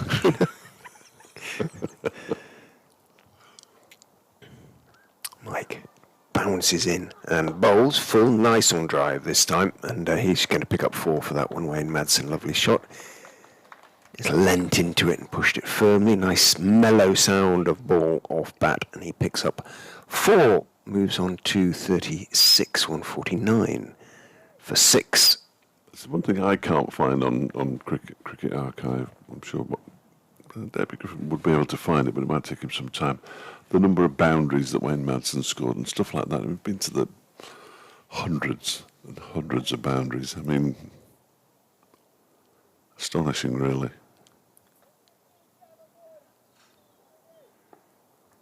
To concentrate for as long as he's concentrated for would be tricky.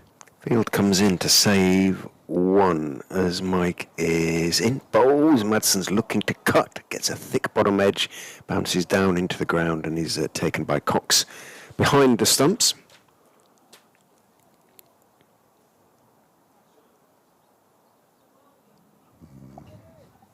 One to come.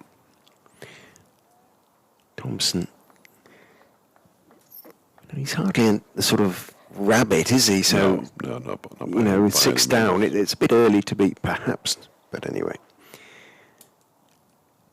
I'd certainly rather bowl at Thompson than Wayne Madsen. Mike is in, bowls, short ball, and up on his toes. Madsen trying to steer it behind square on the offside. Doesn't quite place it where he wants to for once.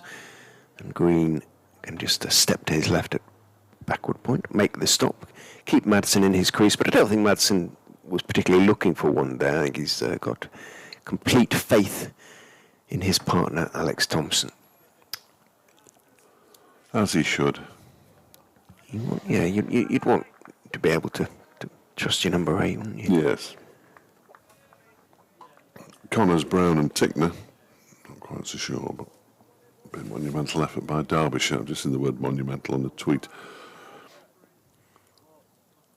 Not in connection with this game. As Curry begins a new over, pushed out to the offside by Thompson and fielded by Harris at mid-off. By Shamnagan, just goes to remark the front line. Make sure he spots a no ball should one occur.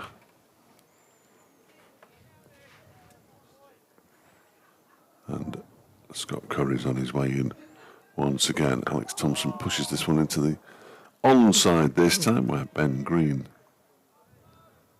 does the fielding at mid-wicket. It's that time of the day as well. Look at Peter Hartley just stretching out his hamstrings. It's a long time to be standing.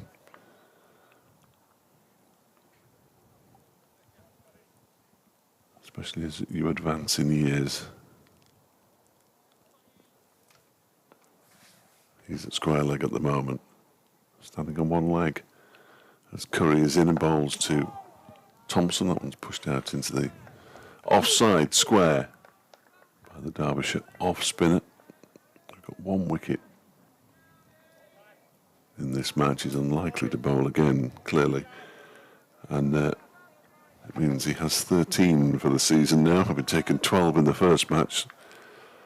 On an unexpected turning track at Sophia Gardens. As Curry's in once again, Thompson tries to flick this one away down the leg side. Taken by Cox on the move to his left-hand side. And again, there's no run. They have dried up the runs in recent times, just 5 in the last 5 overs. Derbyshire have ground to a halt. They've now matched their first innings score as well, as Thompson pushes the ball out into the offside. It's fielded by Ben Mike, who bowls it underarm towards the non-striker's end. Wayne Madsen was firmly back in his crease. And again, there is no run. So wins today already for Essex in Division 1 and Middlesex in Division 2. Are Leicestershire going to follow suit on day 3? Curry is in. Thompson, well, just seemed to stop on him a little bit, pushes it out into the offside, the onside, I beg your pardon. Tom Scriven does the fielding. And another maiden over, I'm sure that was a maiden over, comes to an end. Curry 10 overs, 2 maidens, 3 for 22. Derbyshire with Thompson yet to get off the mark, and Madsen on 36. 149 for 6. They trail by 258. And we have 24 overs left in the day's play. Does it have to be 8 down? I think it's umpire's discretion, actually, okay. but I think it's usually considered 8, isn't it? 7 is... 7. It's 3 is too many to get in half an hour. 2, perfectly manageable. Umpires are usually keen to try it if they can. The view to getting a day off. Ben Green replaces Ben Mike at the City end. Green still searching for his first wicket in Leicestershire colours. Over the wicket he goes, bowls to Wayne Madsen. A little bit short, a little bit wide. Madsen up on his toes, just steering it away through the vacant point area. Vacant because Travaskis, come on Richard, has been sent back to the point boundary. Because he does play that shot so well. Is he on a lengthy contract, Travaskis? 3 years. Well, you'll get there by the end then. I don't know, it's going to get worse and worse. I don't know who'll be here at the end, whether he'll be there or whether I'll be there to see it, who knows. God knows what I'll be calling him by then. In goes Green and bowls to Thompson, who is solidly, calmly forward, steering the ball to Travaskis, who's come in obviously from the point boundary now and is now down on one knee, vigorously polishing the third ball of the innings on his left thigh. Old young man by then. Yeah. Young man.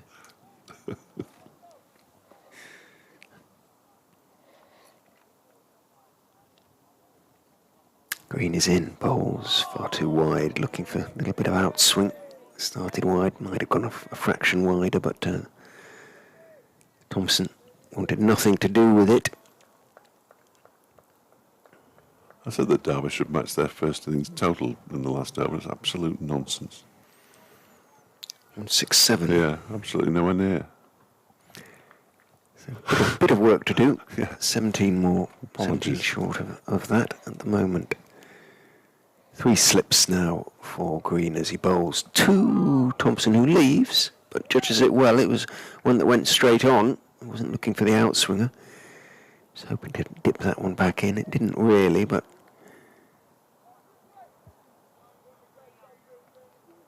still a good 6 inches outside off stump, probably. Thompson head down, avoiding any sort of engagement with anything other than keeping the ball out. Green is in and bowls. Oh, went for the drive, reached for it, and it was in the air, bit of a top edge. He's going to get 4 for it. It went down towards third man, but it was in the air for a long time and didn't need to reach the shot, didn't really need to reach for it and play the shot, but it did, and a little bit of good fortune for him to get off the mark. Mm-hmm. Yeah, gets away with one there, Thompson. As long as he stays out there. I feel he's doing a job, but not too many more of those. Green is in, bowls, looking for the drive. It's a little bit straighter than he thought, and it rather works out towards deepish mid-on. There was a single there to be taken, but naturally it being the last ball of the over. Madsen and Thompson not interested in taking it. Madsen's legging it now. He's dropped his bat, helmet, they're all going. and gloves. Are they all? Is it the cold? Do you think? Yeah, it could be over his age. It's he's been chased off by Ben Cox. That's quite comical, really, isn't it? If you just walked into a cricket ground and saw that, and I think we can all safely assume where he's going, into the pavilion. Ben Cox follows him, and it just basically leaves. Well, I think the expression is comfort break. I think it is. Yeah, I know how he feels though. We can all take one if you're listening and want to take a comfort break. Now is the time. Yeah, there won't be much action for the next. Not out there anyway. few minutes. So I will read the scores because I've got nothing else. Warwickshire are batting in their second innings. They're one without loss in the early stages, leading Hampshire by 91 at Southampton. You can pick which game you want to watch tomorrow from these scores. Kent are 61 for 3 in their second innings against Surrey at Canterbury. They trail by 238. Worcestershire hurtling towards defeat now, 260 for 8. They need a further 198 runs to beat Durham at Kidderminster. Nottinghamshire far better in their second innings than in their first. They're 389 for 2. and lead Somerset by 128 down in Taunton. And in the second division, obviously Essex beat Lancashire earlier. Middlesex have beaten Yorkshire at Lords by 6 wickets. Northamptonshire have got Glamorgan 75 for 3 in their second innings. They still trail by 259.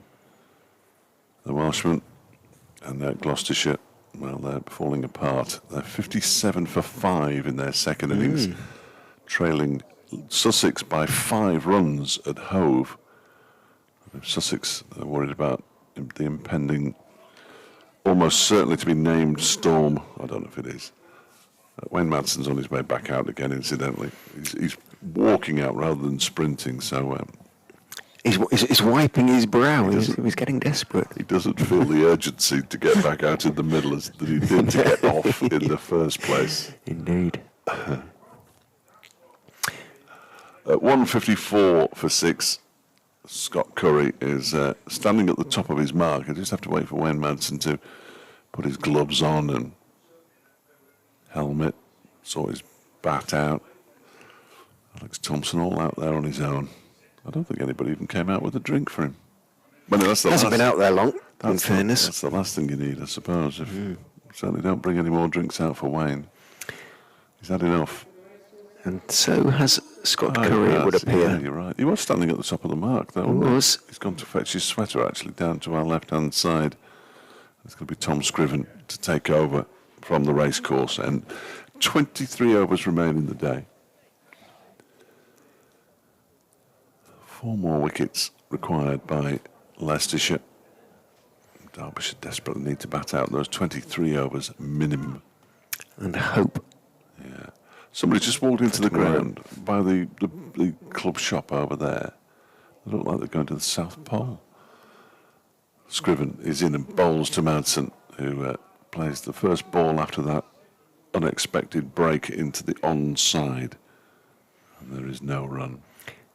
The Leicestershire Brains Trust is now standing at long stop.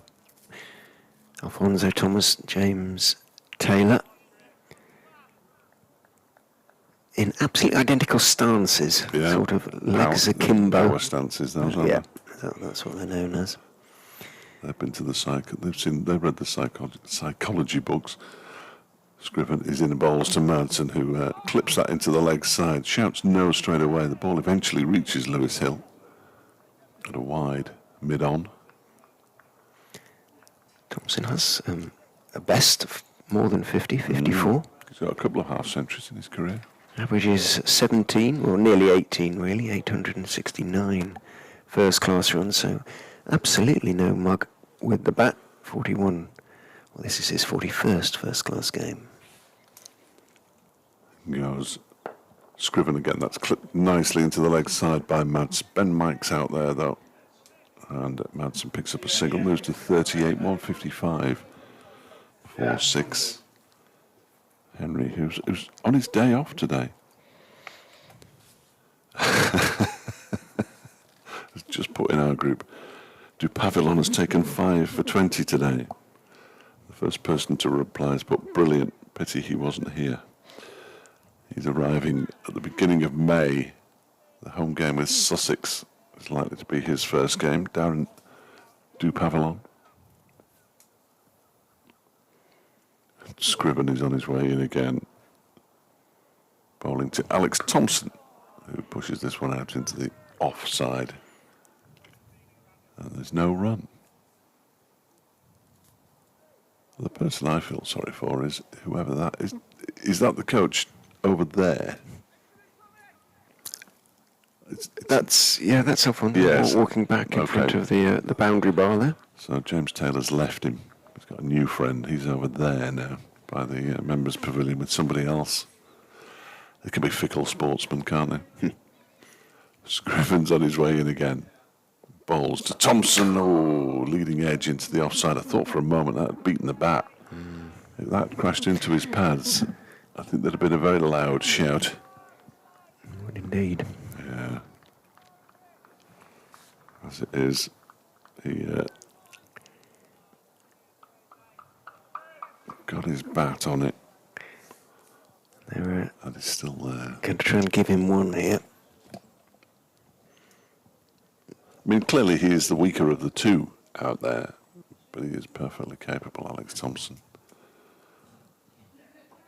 As he waits now, as Tom Scriven is in and bowls to him, and he pushes this up to mid-off.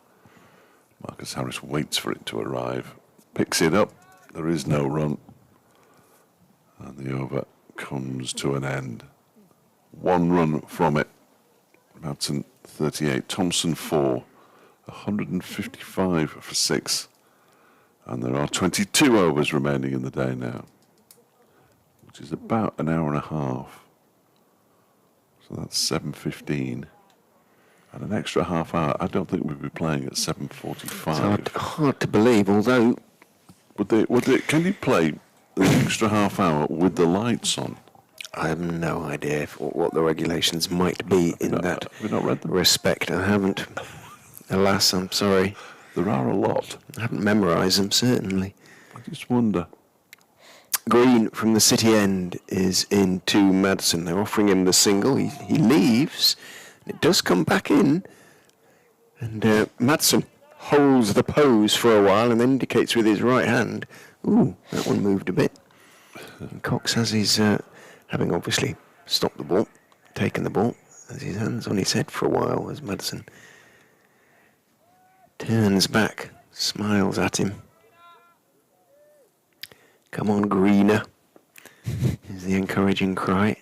Greener comes in and bowls. Madsen leaves. That one goes in as much as it goes anywhere. T'other way. Just swings a little bit. And again, Madsen indicates as much. We're going to be here for another hour and a half. I might have to... Umpire Shumnagum is drawing hysterics from next door, whatever he's saying on the radio. Better stand up. In goes Green and bowls, and that is going to be one as Madsen stretches forward to that one, pushes through point. Mike walks in from 3/4 of the way back to the point boundary. Madsen quite happy at this stage to take his ones, moves on to 39, 156 for 6.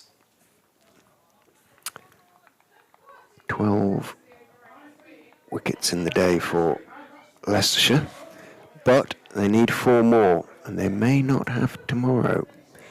There are 22 overs remaining, or whatever, 21 point whatever. In goes Green and bowls, a little bit short to Thompson, who's solidly behind it.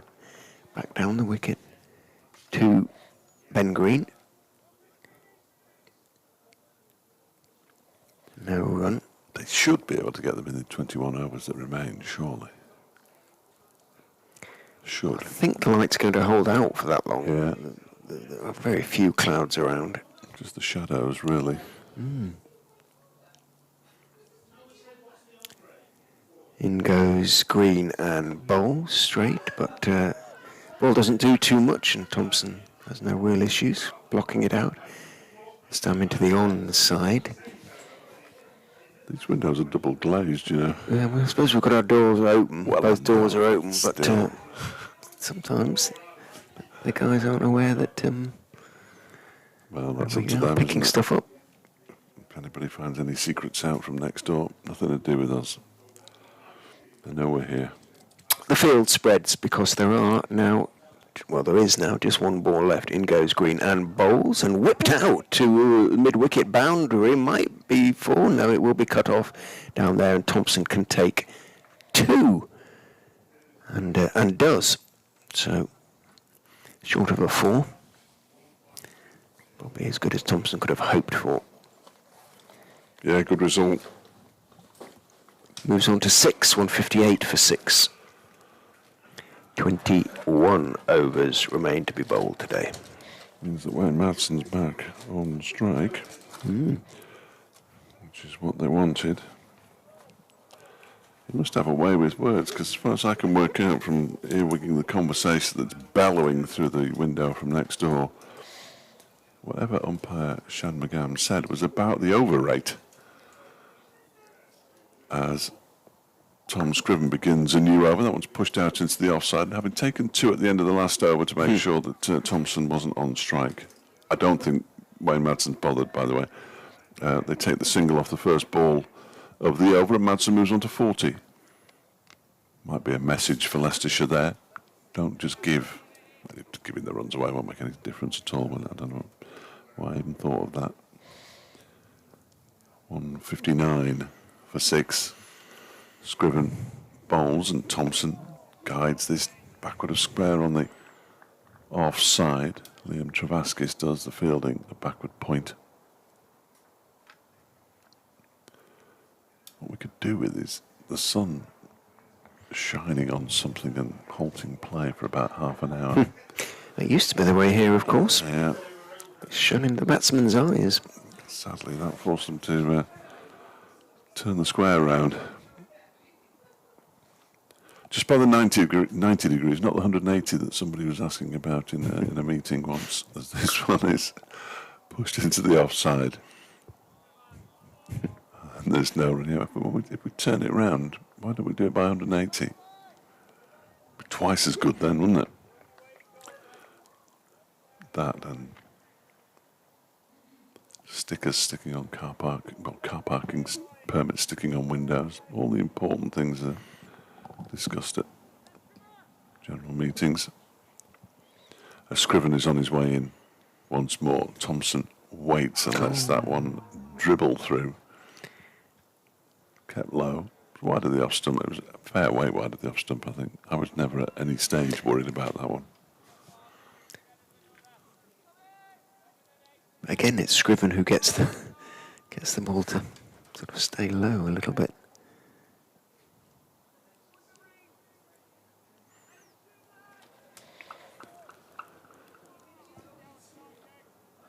.59 for 6. It remains 2 balls of the 54th over left as Scriven is in, and that one is again keeping a little bit low, but it's outside the off stump once more, and it's allowed to go through to the keeper. It does go through to the keeper, Ben Cox.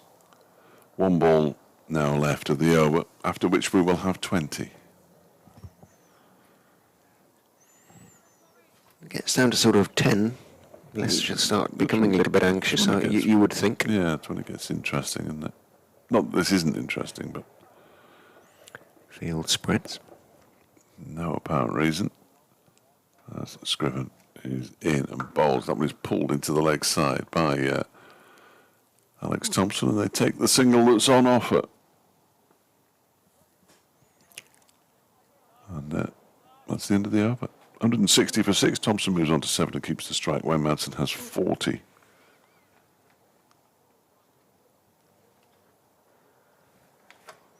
I wonder if David Griffin's been reading a news website. There's something happening. Messrs Madsen and Thompson confer in mid-pitch. And you know what happens next before they go to their respective ends. Of course it does. Hill is going to stay with Green for the time being. 10 overs, 3 maidens, none for 22. Tosses the ball from hand to hand. Short mid-wicket, and a conventional sort of mid-wicket as well for Green as he comes in and bowls to Thompson, who's reaching forward a little bit. Got on top of the bounce, played it nicely enough out into the offside where Scriven is the fielder.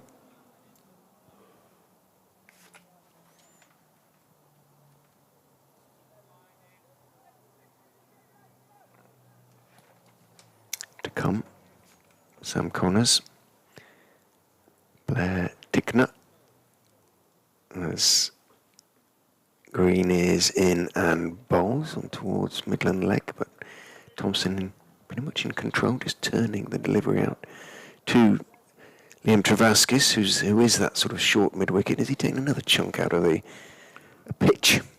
No, they're his glasses. Ah. They fell off his cap. I almost trod on them then. He knew they were there because he tried to catch them as they fell off his cap. Chunks of varying kinds have been taken out of the playing area. Green is in, bowls, trying to encourage Thompson to drive, and he sort of does. He leans into a firm push. Out into the offside it goes. A jet heads into East Midlands Airport, away down there, 8-10 miles to the south of the ground. Is that coming in? Definitely. I think so. It looks to be sinking, doesn't it? Yeah, fair point. Slowly. Green is in down the leg side. Nice take by Cox. There's a sort of nice style down the leg side. Sort of reaches with two hands very close together. Takes it. 160. Closing in on that first innings score. 7 away now. That I gave them about 15 minutes ago.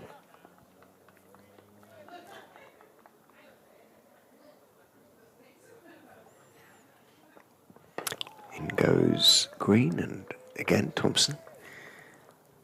Perfectly competently dealing with the ball. Pushing it away off stump out into the offside.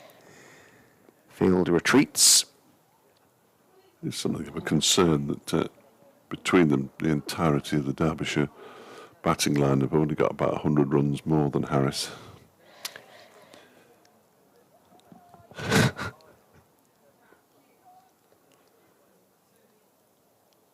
Green is in. Bowls Thompson. Solidly forward. On off stump. Plays it back down the pitch to Green, and it is the end of the over. Now just 19 remain today. Having said that, of course, I don't think there have been 4 catches dropped. Harry Kane was dropped by Lewis Hill at short leg, which would have been a sensational catch. Just before lunch in the first over, the only over possible before lunch, but other than that, Leicestershire haven't put a chance down, have they? No, I don't think so. I don't recall one. Derbyshire, however. That said, there's only been the one catch in this innings so far, isn't there? The Cox catch down the leg side. Yes. Good one. Yeah. 4 leg befores. Under bowled. A couple of bowls. Both, Oh yes, Lloyd and both of the Welsh players. Lloyd and I Donald. don't want to generalise, but as Scriver begins a new over, Madsen just guides this one out into the offside for a single. Content to take his ones at the start of the over and then watch while Thompson pushes them all away. It's almost like Thompson's a night watchman here, but it's entirely pointless that happening. They're not saving Madsen for tomorrow. He moves on to 41, 161 for 6.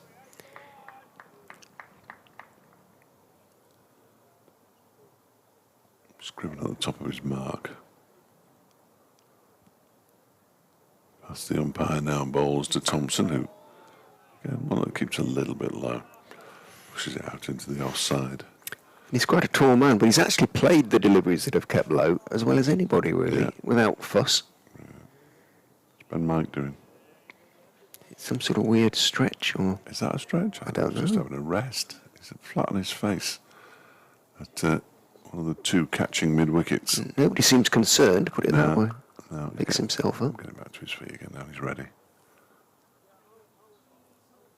So Scriven is in and bowls to Thompson, who defends it straight back to the bowler. Tries to flick it onto the stumps, as bowlers tend to do these days. It didn't dislodge any bails because it didn't hit the stumps. It actually rolled into Owen Madsen's feet. Travaskis warming up. Yeah, it's the logical thing, isn't it? Just see if he can find a bit of bite from somewhere. He's not going to go with this ball, I don't think, has he? No. Ball number 3. He missed out on ball number 2 as well. There's a helmet is run on for Ben Cox. Good running by Mr. Walker. Yeah, very good. And he runs off again. Oh, yeah. Sort of. Not quite in a straight line. Touches hands with 2 of his erstwhile teammates. And Tom Scriven's on his way in again with the keeper, Cox, standing up. Bowls to Thompson, who defends this straight back to him. Again, he doesn't take it cleanly. It dribbles behind him. Misses the stumps once again. Marcus Harris picks it up for him. And there is no run.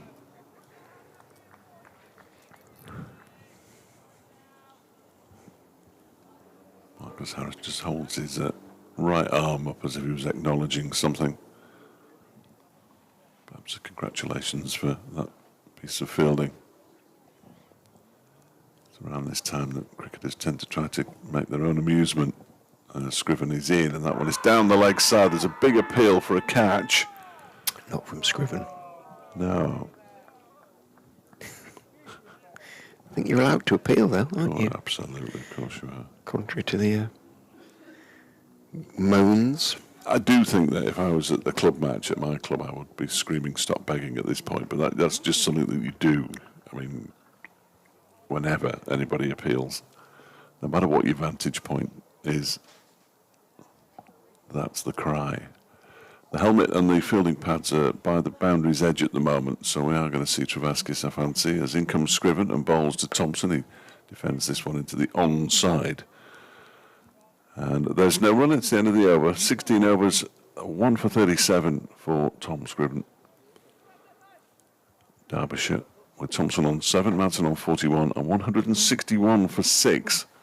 And we have 18 overs left in the day's play, plus the potential, we think, for the extra half hour should another wicket fall.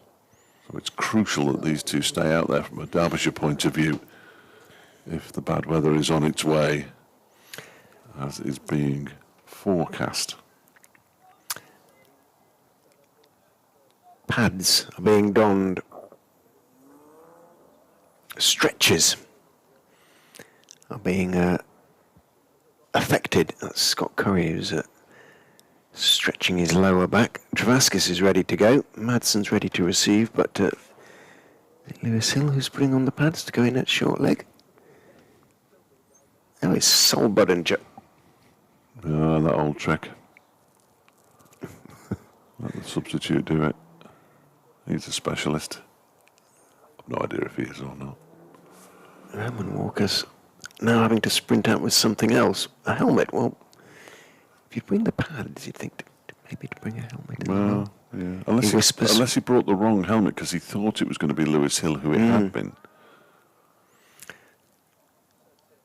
But the size is usually adjustable, isn't it? Like a cycling helmet. There's usually a little wheel somewhere. Or is there? You don't want to be wearing somebody else's helmet, though, do you? So Budinger is now fully protected. That's good news.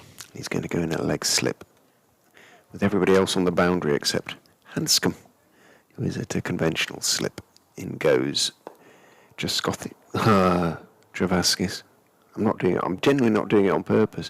And Madsen takes the one. He just bunted it back past Travaskis, who ran across without any great urgency, I suppose, because theoretically they want Thompson on strike. And now the field, after the first ball, comes walking in. And Thompson is surrounded. Budinger has gone too short leg. In goes Travaskis and bowls. Thompson just leans forward, playing with real calmness and no little application, Alex Thompson, and he has not been troubled. Travaskis steps in, bowls. Thompson is again getting a foolish delivery. He kind of makes them interval because he is tall. He doesn't have to make a big stride. He just pushes the delivery out towards mid-on, where Ben Mike retreats just a few yards. Travaskis is in, gives it plenty of air, but there's nothing really there for him in terms of turn, and pushed by Thompson back down the pitch on the onside. Travaskis looks around, makes sure the field's ready. In he goes and bowls. Thompson forward. Exactly the same result. Pitch on the onside. Travaskis steps across and fields. Mike doing more and more stretching at now long gone. Hill is suddenly realised there's now just one ball to go, so I'm not entirely sure there's too much point in all this. I suppose you're not, if the light is good, you're not wasting time, are you really? In goes Travaskis and bowls, tossed up, and Thompson takes one. Happy to take one off the last ball. Thank you very much. I'm playing well. I'll keep the strike. Pushes towards the vacant mid-wicket area. Scott Curry jogs into field, and Thompson moves there happily onto 9, 164 for 6, or onto 8, 163 for 6, beg your pardon. They're quick on the scoreboard here, and of course Thompson kept the strike so that the dot remains next to his name on the scoreboard. It'll be Ben Mike, as you suggested. I've just done a Madsen, so I should be all right for the next hour and a half. Well done. Long time. Well, 17 hours to go. That's an hour. Well, it's a bit more than an hour, depending on whether Liam Travascus stays on or not. Yeah, for Leicestershire, it's a bit more. I would say 7:15 if we. So that is extra half hour, 7:45, which is about as late as I can remember Derbyshire finishing in recent times. Here's Ben Mike then bowling to Alex Thompson on 8. And the first ball is short of a length and down the leg side, and Thompson has absolutely nothing to do with it at all as it goes through to the keeper, Ben Cox. Umpire Shamnagam is concerned by that front line, isn't he? He's remarking it again. That's the second time, at least the second time he's done that. I'm sure he's not suggesting that Ben Mike's close to it. But you never know. And off he goes. Thompson waits as the ball is pulled into the leg side for 4. Good shot from Alex Thompson. Again, a little bit short. Thompson moves into double figures. He's on 12. And Derbyshire have matched their first innings score. They're 167 for 4. And that was a really nice shot from Alex Thompson. Whipped it away. Out towards the covers. Yeah, a short-armed pull, played with complete certainty. He's played as well as anybody, Alex Thompson. Getting closer and closer to his average. As in goes Mike and bowls, and that one is driven very pleasantly up towards Harris at mid-off by Thompson. Sometimes the danger is that almost become slightly overconfident. Oh, I'm playing really well here. I'll play a few shots and get yourself play out. a shot. Yeah. 44 balls he's faced now for his 12. Showed a degree of patience. I can't remember him being beat. I don't think he's played and missed. In goes Mike again, and I was just waiting for him to play and miss. That is a no ball, so perhaps he was marking the front line just to make sure that he wasn't overstepping, and he did overstep. 2 more to the total, 169 for 6. Oh, Go on. a goal. Oh no. 4. No. Oh, it's stoppage time at the end of extra time. Apparently. Wow. What time was this sent? Yes, just 30 seconds ago. In goes Mike and bowls off the back foot. Thompson plays it out into the offside. You're absolutely right. Victor Torp in the first added minute at the end of extra time, assisted by Haji Wright, who scored the equaliser in the stoppage time at the end of the match from the penalty spot. And Coventry City are going to play Manchester City in the FA Cup final and lose 5-0. Well, but they're going to be in an FA Cup final, which is astonishing. And they're going to enjoy tonight. Oh, 3-0 down. Oh, wow. In goes Mike again, and bowls. That one is defended by Thompson, straight back towards the bowler. He ignores it as the ball trickles into the stumps and dislodges one of the bails. Pending VAR, I'm getting flashing on my app now. Don't spoil it now, VAR. Don't spoil it now. Nottingham Forest are already upset with you. Surely not. Complaining about a Luton Town supporting referee on VAR, which seems churlish. Disallowed. Beginning to look as though it's offside. Oh, no. Don't do. We could watch it on our laptops, of course, but this is more exciting. In goes Ben Mike again. Bowls, and that one is down the leg side. Disallowed the goal from Victor Torp. So it will go to penalties. Well. That's the end of the over. Ben Mike's bowled 15 overs. He's had 3 maidens and taken 1 for 61. There are 16 overs remaining today. Derbyshire 169 for 6 with Thompson on 12 and Madsen on 42. Yeah, goal ruled out for offside. And they're at 120 minutes now. In fact, they were in the 121st minute. Remarkable. Well, that's cruel. One of our travelling number is a Manchester United fan. He's just been asked in the group chat how the football's going. I'm fairly sure he'd be there. Travaskis then is going to be bowling to Wayne Madsen with everybody on the boundary except Sol Budinger, who's at leg slip, and Peter Hanscom, who is at conventional slip, and of course Ben Cox behind the stumps. Travaskis steps in and bowls, tossed up. Madsen leans forward. Must do all his yoga and his stretches, Wayne Madsen. Because he's absolutely on top of that one. In goes Travaskis, bowls, a little bit flatter. Madsen, with all the time in the world, goes back, just strokes it into the vacant covers. And walks almost his single. Moves on to 43, 170 for 6. Derbyshire going to frustrate Leicestershire at the last. Like VAR frustrating Coventry at the last at Wembley. In goes Travaskis. Bowls. Thompson leaves and wasn't so very far from off stump. And indeed, after it was taken by Cox, he took the bails off. But Thompson would no doubt maintain he knew exactly where that was going, and it wasn't onto the stumps. Travaskis is in. Tosses it up. Ooh, thick inside edge on that one from Alex Thompson, and it's running down towards long leg, and he's going to take 2.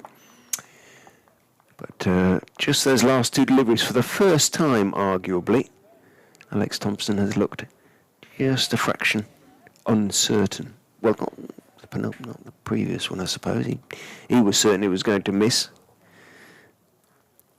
Others less so. That delivery just prodded forward and thick inside edge. Had there been a leg slip instead of a short leg, could have been interesting. There's going to be one now. Looks that way.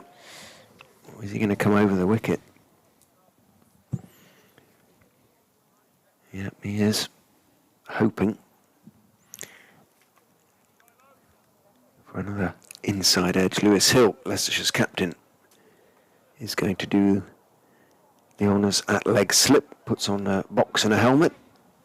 So short leg, leg slip and slip. Travaskis over the wicket to Thompson. Tossed up, and Thompson just lets it come under his eye line and plays it back up the pitch very calmly. Don't know if he'd be inclined to pad anything away. Now Hill holds up his hand, spreads the field.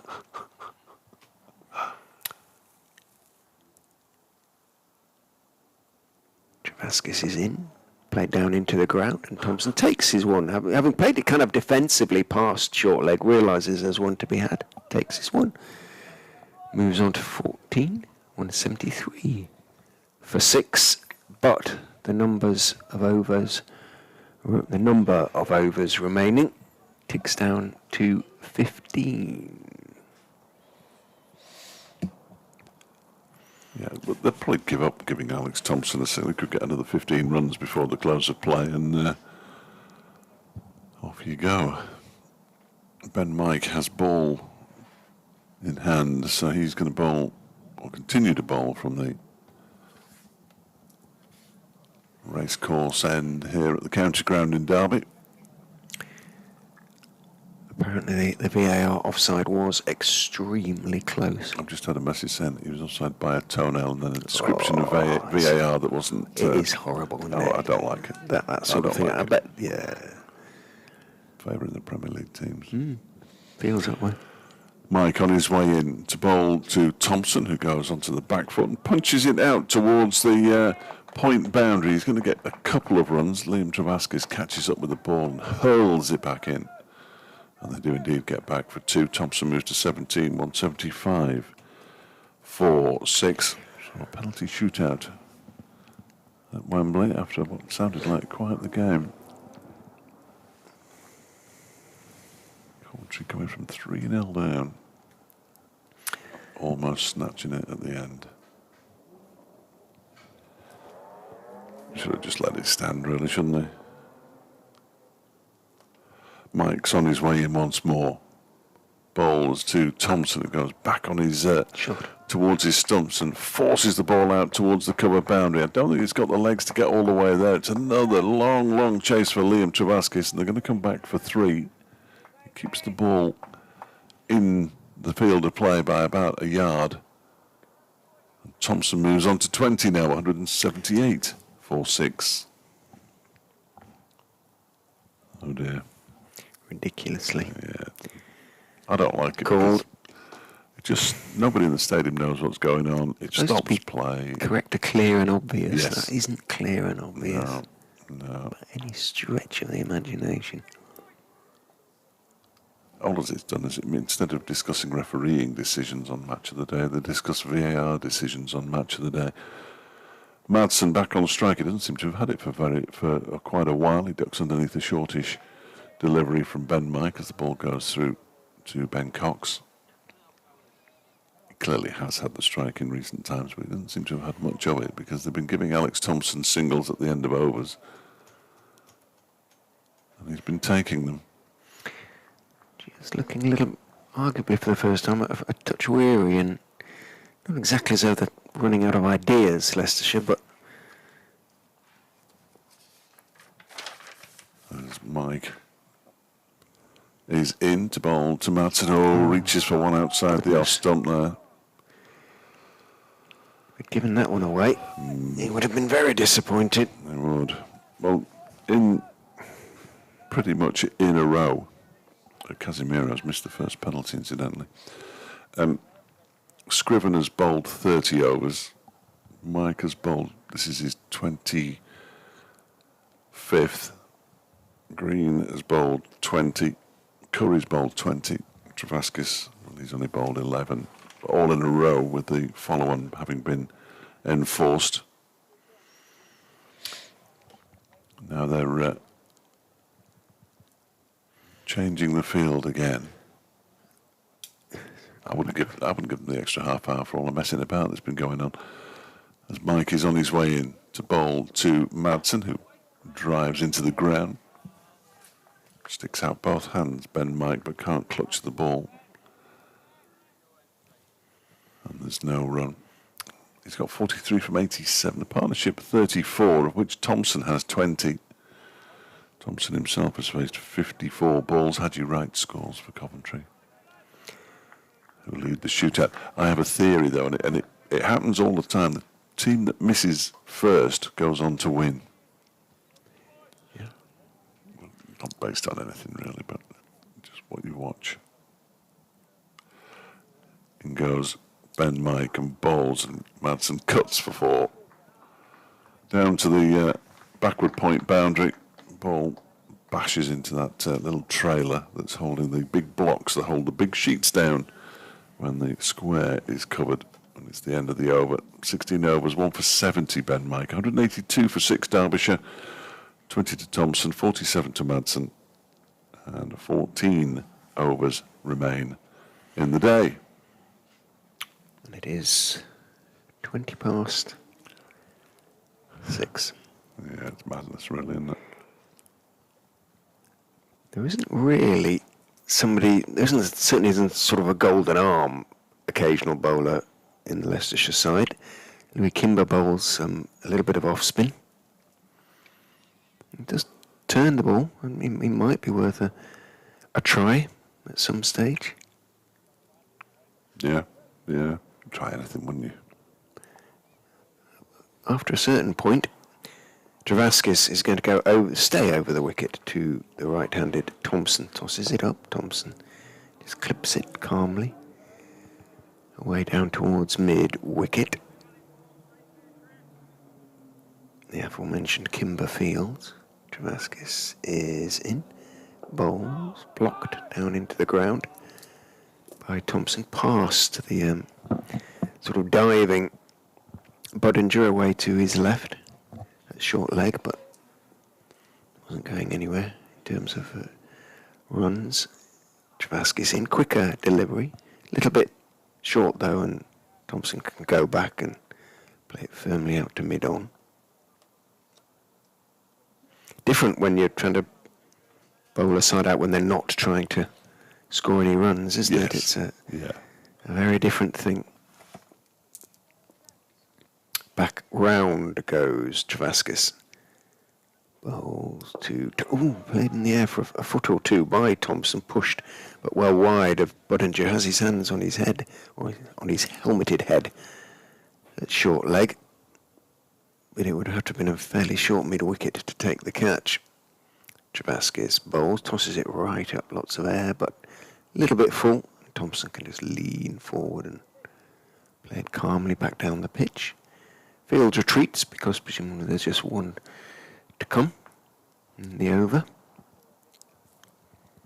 Travaskis bowls it, and Thompson takes the one, just leans forward, pushes it out towards mid-wicket. And Madsen as happy to take it as Thompson, it would appear. Thompson 21, Madsen 47, 183 for 6, so the partnership now worth 39. More to the point though, it's occupied the best part of 18 overs, something like that, if not more. How many to go? 13. Coventry have missed a penalty now, and it's 2-2 after 3 each. Callum O'Hare unable to convert from the spot.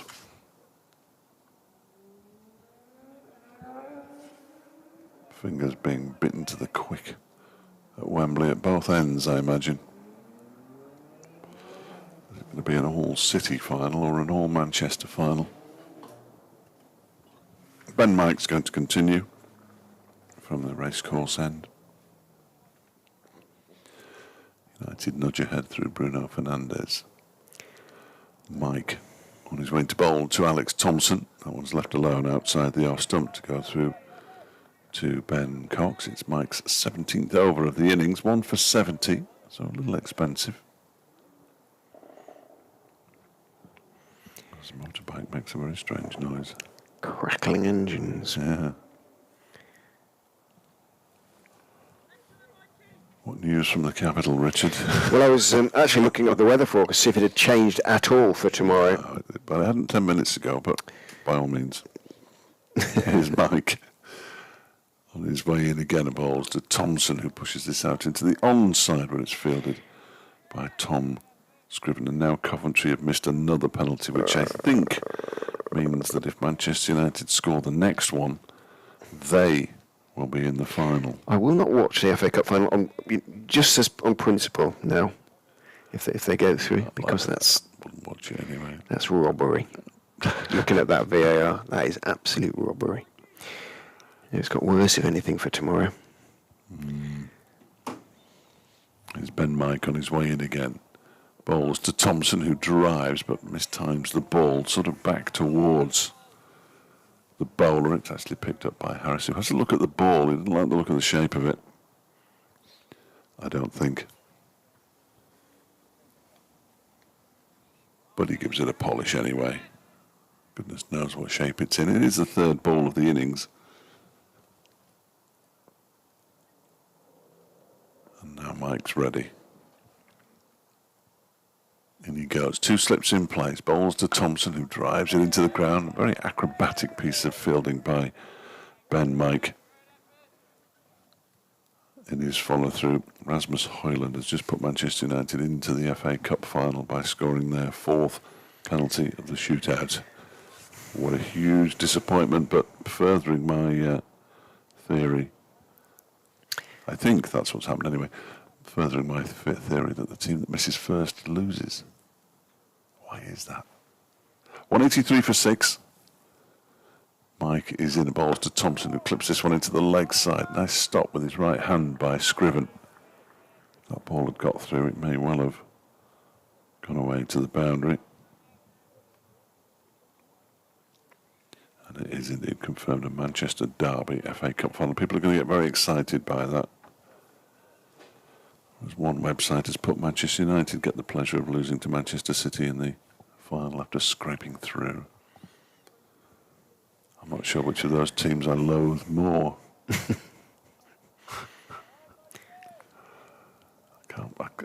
Simply can't watch Manchester City. They're so dull.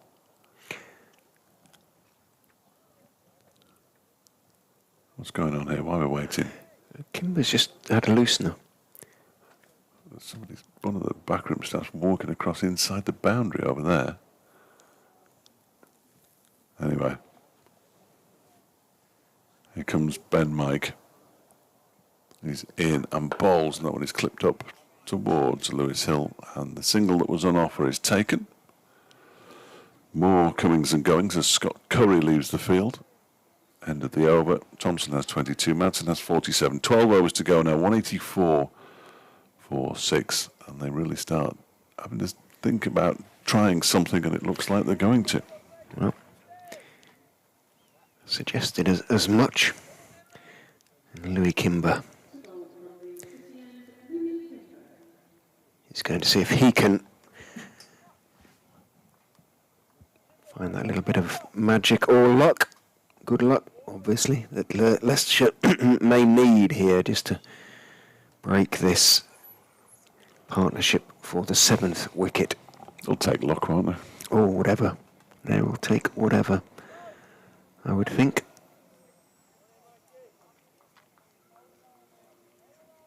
Runs, to a certain extent, an irrelevance. Derbyshire still need 224 just to make Leicestershire bat again. That'll take them to tea time tomorrow. Well, At the current rate. Or potentially just 12 overs to save the game. Kimber is in. Forward goes Thompson, defends the delivery. Beautiful round arm action of a part-time spinner. Do you know of what you speak? Are you a part-time spinner? No, never. No. Kimber in, bowls, gives it a tweak. Forward goes Thompson. Back up the pitch goes the ball. Off stump. Now the sun's gone in. You'd be struggling to get through the quarter to 8, wouldn't you? I think it will come back. In goes Kimber. Gives it lots of air, driven away to the point boundary for 4. Air's okay, but there was a bit of width there as well. And they probably won't mind Thompson playing a few shots. That's kind of what they want him to do. The problem, as far as Leicester are concerned, is that the shots Thompson have played have all been extremely competent. He's put them all away. He moves on to 26, 188 for 6.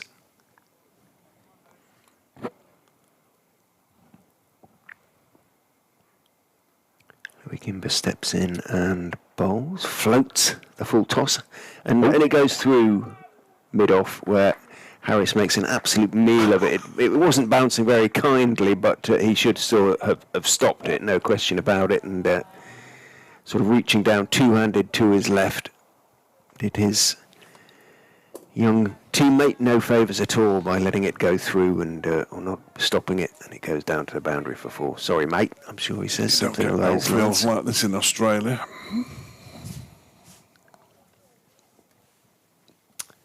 Thompson into the 30s.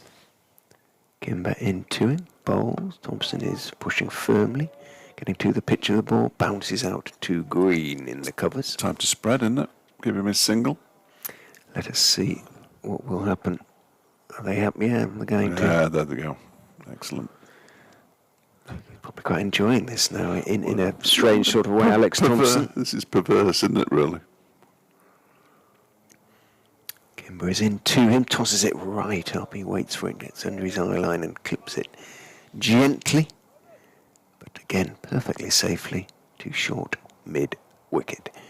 End of the over. 11 now remain tonight. And I think it will be 11 if these two aren't parted. Well, yeah, there'd be a good argument for it, wouldn't there? Mainly because they haven't looked like getting either of these two out in recent times. So you could launch an argument as Golden Arm Curry is on his way back into the attack. 48 the partnership is worth now. Off 96 balls. Madsen has frustrated Leicestershire many a time throughout his career. And he's doing so again. Look at the Leicestershire backroom staff are out in force now. 1, 2, 3, 4, 5 of them. All in power stances. That's clearly out of a handbook. Might just look more obvious given the ridiculously tight tracksuit bottoms they're wearing. Don't quite see yourself in a pair of those? No, absolutely not. They look like Max Wall. Here's Scott Curry from the racecourse and balls to Madsen, who cuts the first ball away for 4 down to the backward point boundary. Short and wide, it's a half century for Wayne Madsen. 89 deliveries. Another half century, I ought to say, for Wayne Madsen against Leicestershire. Well, it's the 121st time in his career he's got to 50. 36 times he's gone on to make 100. I don't have the... All against Leicestershire. I don't have those numbers, but I can find them fairly sharpish.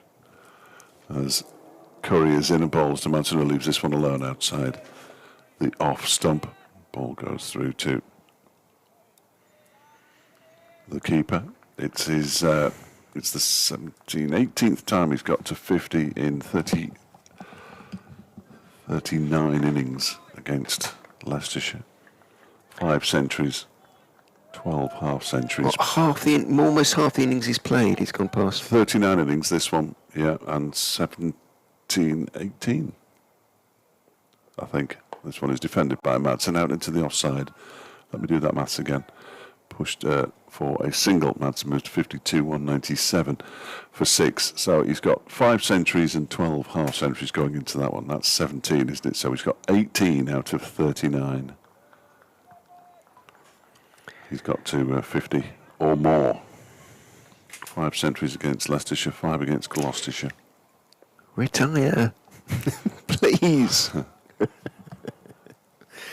Not while I'm playing Leicestershire. Curry getting ready to bowl to Alex Thompson. Thompson is an appeal for leg before wicket. I think he's got a bat on that before it hit his pad. Scriven looked furious about something. Didn't turn round. 197 for 6. 2 balls of the over to go. And I might have to go make another phone call, I'm afraid. There was a hint of desperation there, wasn't there, about that? There was. Scriven looked quite angry about something. Curry looked angry about something. He always does. Well, he's on his way in again now and bowls to Thompson, who guides this out into the offside. There's no run.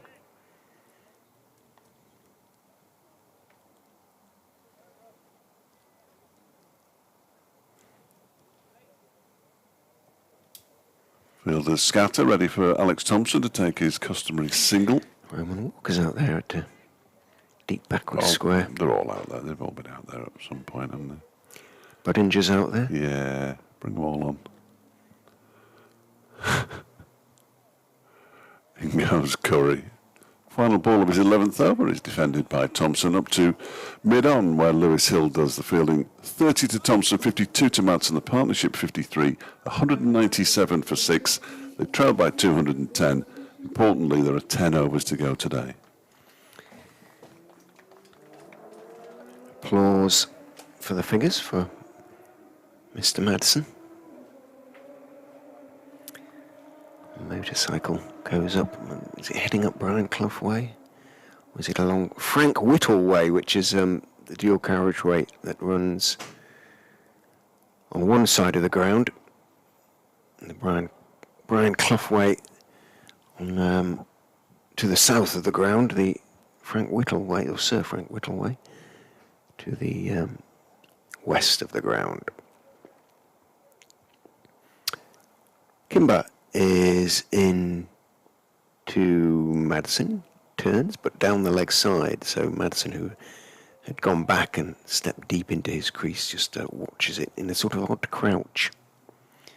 Never did be described as a classically perfect batsman. Wayne Madsen. In goes Kimber, drags down a little bit, and waiting for it, Madsen just sort of paddles it really. It wasn't really a sweep. It didn't go that far. Helps it around the corner where Budinger is, Ben Mike, I beg his pardon, is the fielder. Takes the one, brings Thompson on to strike. Kimber is in. Back goes Thompson. Plays it out towards mid-wicket. Off the back foot. There is any turn, it's so slow. The batsmen are more than capable of adjusting. Kimber is in, gives it some air. Forward goes Thompson. Back up the pitch goes the ball. Kim gives it a little bit of a polish. Before running in and bowling. Forward goes Thompson, slightly inside part of the bat. He does have 5 first-class wickets, Louis Kimber, but never more than 1 in an innings. This is his 26th first-class game.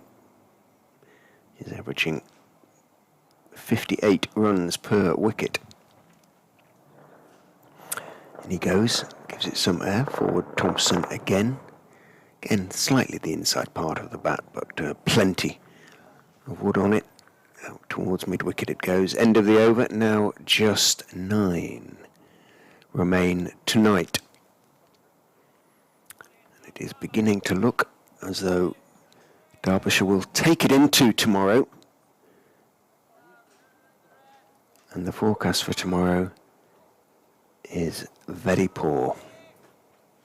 You never know, it might just blow over or somehow, it's not 100% guaranteed, the rain. It doesn't say out there.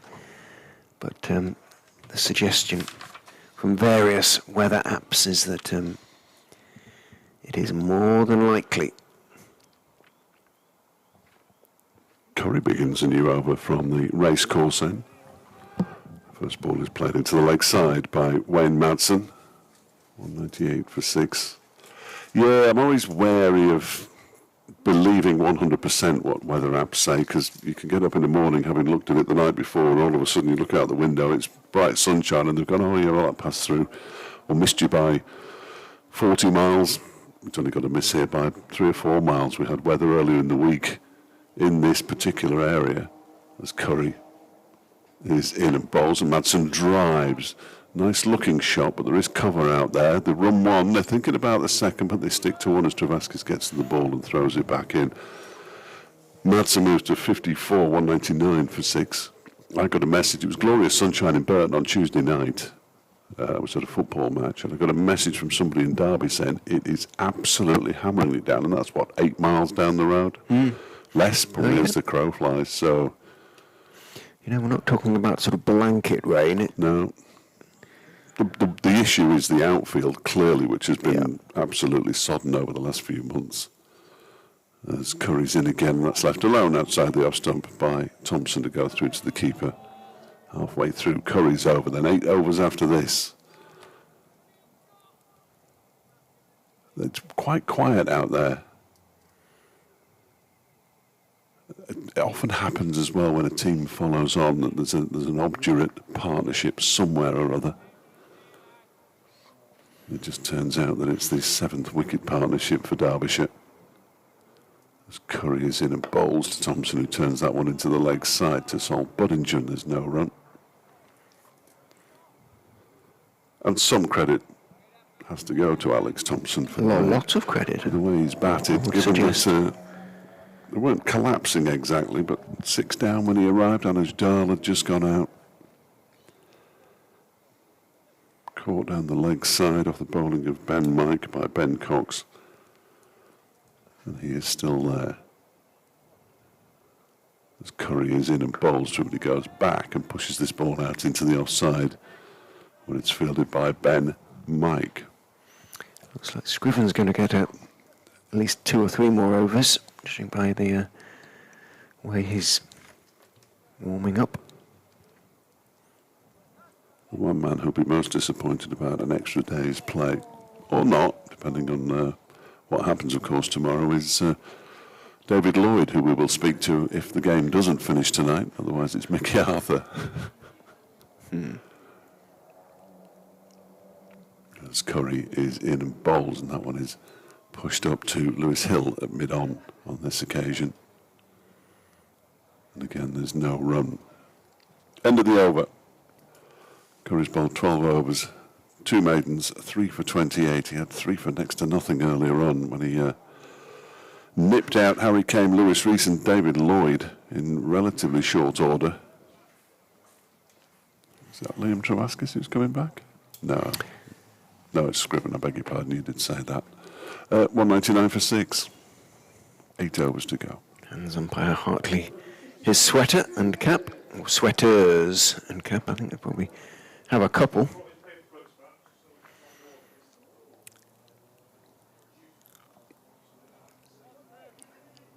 It's a little bit, as you say, quieter out there. But 8 overs, 48 deliveries, 4 wickets, though needed. If Leicestershire are going to enforce victory tonight. Scriven then, as the field retreats, comes running in and bowls to Wayne Madison, defends a straight ball back down the pitch. Scriven runs across, fields in his follow-through, scrapes away at the crease. That is one of the great ironies, that the square is almost too dry, because it's been covered for about 6 months. Had to be watered last week after the match was abandoned without a ball being bowled. Scriven is in and bowls. Madison goes back and turns the delivery out towards mid-wicket. There is only a deep mid-wicket, so he can more or less walk one, and brings up the 200, and what you might describe as a desultory round of applause from below us. It's not about the runs. It's about the time. If we are rained off tomorrow, and Derbyshire survive, they will take 9 points from the game, though, which is a darn sight better than the one they're on at the moment. Leicestershire would take 16, as opposed, of course, to 24. Short extra, short mid-wickets, both in, as in goes Scriven, bowls to Thompson, who is playing with his bat quite a long way in front of his pads, but once again with what must be, from Leicestershire's point of view, a frustrating degree of certainty. His bat looks very broad out there at the moment. It's one of those clearly much loved bats, because it's taped, well taped. I'll tell you about his thigh pads next. They're ancient. They're quite old, yes, but they're fascinating. Scriven in. Oh, goes past the outside edge for the first time for I don't know how long. Maybe that just held its own. Maybe Thompson just pushed down the wrong line. But he didn't edge it. They're covered in pictures of fish. Okay. He's a very keen angler. When you say pictures, you mean sort of pictures that he has... Fish that he's caught, and yeah. Okay, what, photos? Yeah, yeah. He's getting some new ones made. He came round from a net in one of the pre-season games, and of course they just wear their shorts and pads. Scriven is in, bowl, straight. Thompson doesn't need his fish-covered thigh pads for that one. Just plucks it back down the pitch. Now I'm just sort of struggling with the sort of practicalities, really. I mean, sort of sellotaped photos. No, actually sort of almost like a T-shirt. Like, I was going to say, actually, the fish. Yes, yeah, the actual fit. Nobody goes near him in the changing room. No idea why. And I think on the inside there were pictures of his dogs, because he's got 2 or 3 dogs as well. Scriven in, bowls, and turned off his legs by Thompson down towards wide long leg, and takes one. But I mean, I don't know, my thigh pad used to get really sweaty and soaked with sweat if I was in for any length of time. He told me he was, as they were sitting there with Griff, he told us that he was in the process of getting some new ones sorted, but again with photographs on. It's fascinating. He is a proper character, Alex Thompson, a proper character. Doesn't do a lot of media. But when he does, he's got plenty to say, talks a lot of sense, and he's a very much an individual. If you, I mean, a lot of cricketers are, aren't they? But he really is. He really is unique. Well, if Derbyshire get through to the close, I know that theoretically it would be, I suppose, Wayne Madsen, but Thompson not qualify as a potential interviewee? Not if he's not out. Some mind, some don't. Curry bowls, and he pulls the bat inside, but might have played at that one. First delivery of the new Curry over to Alex Thompson. I don't generally like speaking to anybody who's not out. Mainly, I mean, the real reason is because if you speak to them when they're not out and they go on to make 150, 200, then you've got to speak to them again. But I don't really like getting in their heads or anything like that. I've got an email here from Martin Mason, who's in Michigan, in the United States, as this next delivery is fullish and it's pushed up towards Lewis Hill by Alex Thompson. He said, here amid the great lake effect, we can get all 4 seasons in as many days. Back in the day, the 1980s, I left a washed-out racecourse to return home to Long Eaton. Mother sunbathing in the back garden, wondering why I hadn't stayed to watch the end of a day's play. What play? So that's how local it can be. Long Eaton is how far away? It's roughly where I'm stopping at the moment, so 5-6 miles. That one is whipped into the leg side by Thompson. He'll get 4 out to the mid-wicket boundary for that one. Thompson moves to 35, and Derbyshire's 206 for 6. It takes me about 15 minutes by car in the morning, but it's sort of quite circuitous route. So it's not far at all, 4 or 5 miles as the crow flies. It can happen. And this ground as well can either get it or miss it, and the weather seems to follow the river, and there's all sorts of things that... So don't give up hope. No. But for Derbyshire to have taken it into a 4th day would be something of an achievement, as Curry is in and bowls to Thompson, who guides this one out into the offside. Travaskis is there at point to do the fielding. 6 overs after this one. Even though I'm getting nervous now. And if by some chance or fluke of the weather it was dry tomorrow at any stage, and sufficiently so to play, Leicestershire, when they start tomorrow, would only be 6 overs away from a new ball. Yeah. Well, I'd quite like to be at Daisy Hill Football Club for 7:45 tomorrow night. In comes Curry and bowls. That's clipped into the leg side nicely. It beats the man close in at mid-wicket. The chase is on from Hill, but he's lost that race. And the ball crosses the boundary, and Thompson moves to 39, 209 for 6. Is Hill being up in northwest somewhere? West Orton, in outside Bolton, yeah, Northwest Counties, 1st Division. Well, Leicestershire's backroom staff desperately is just trying to walk a wicket now. As Curry goes in to complete his over, and Thompson goes up on his toes and pushes the ball into the ground. It's stopped by Curry's feet. There is no run. And Derbyshire with 6 overs to go today. Thompson on 39, Madsen on 55. 65-run partnership, this one, from 127 deliveries. They're 209 for 6. They still trail by 198. What kind of target can they set for Leicestershire in the morning? It would be a good one to win from here, but I think securing a draw would feel like a win. I think so. The way things have gone over the last 2 days, absolutely.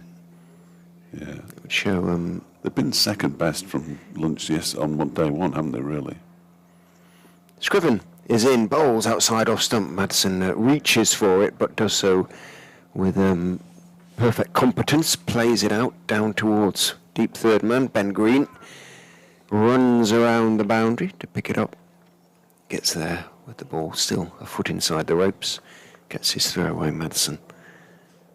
Happily picks up 2. Moves on to 57. 18 times he's passed 50 in 39 innings against Leicestershire. Scriven is in. Madsen covers up and drops it out through sort of wide-ish mid-on. There isn't a man in that position, just Hill coming in from the long-on boundary, or at least happy to give. Happy is probably the wrong word. right now, but prepared to give Madsen one. I think they've long since ceased to be sort of happy. They were happy when the wicket of Dahl fell. They were a little bit fortunate as well. In goes Scriven.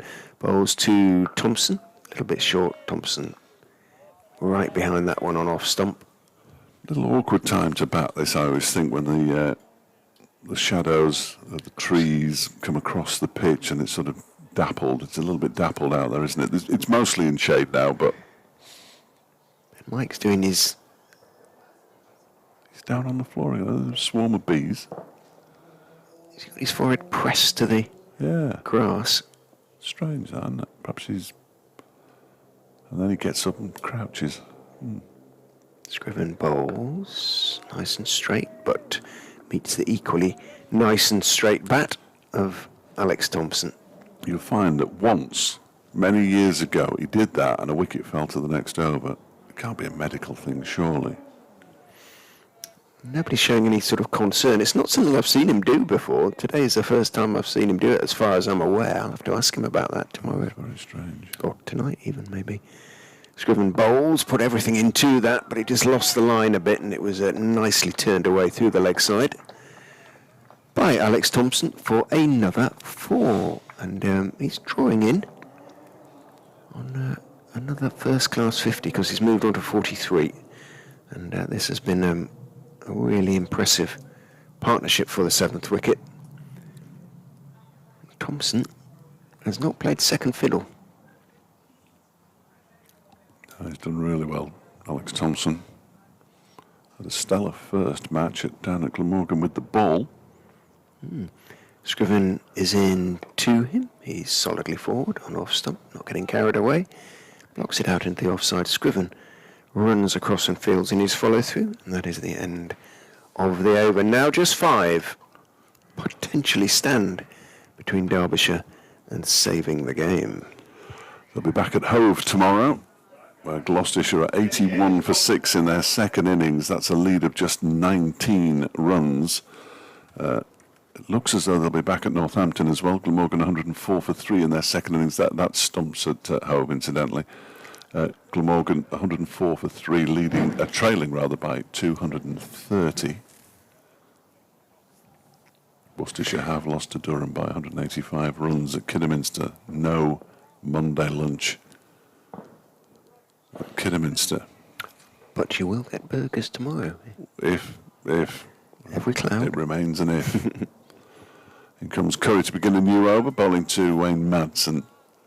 Scott Curry's first delivery is a short-ish of a length, and it's turned into the leg side by Wayne Madsen. Stumps at Taunton, where Nottinghamshire are 418 for 2, leading by 157.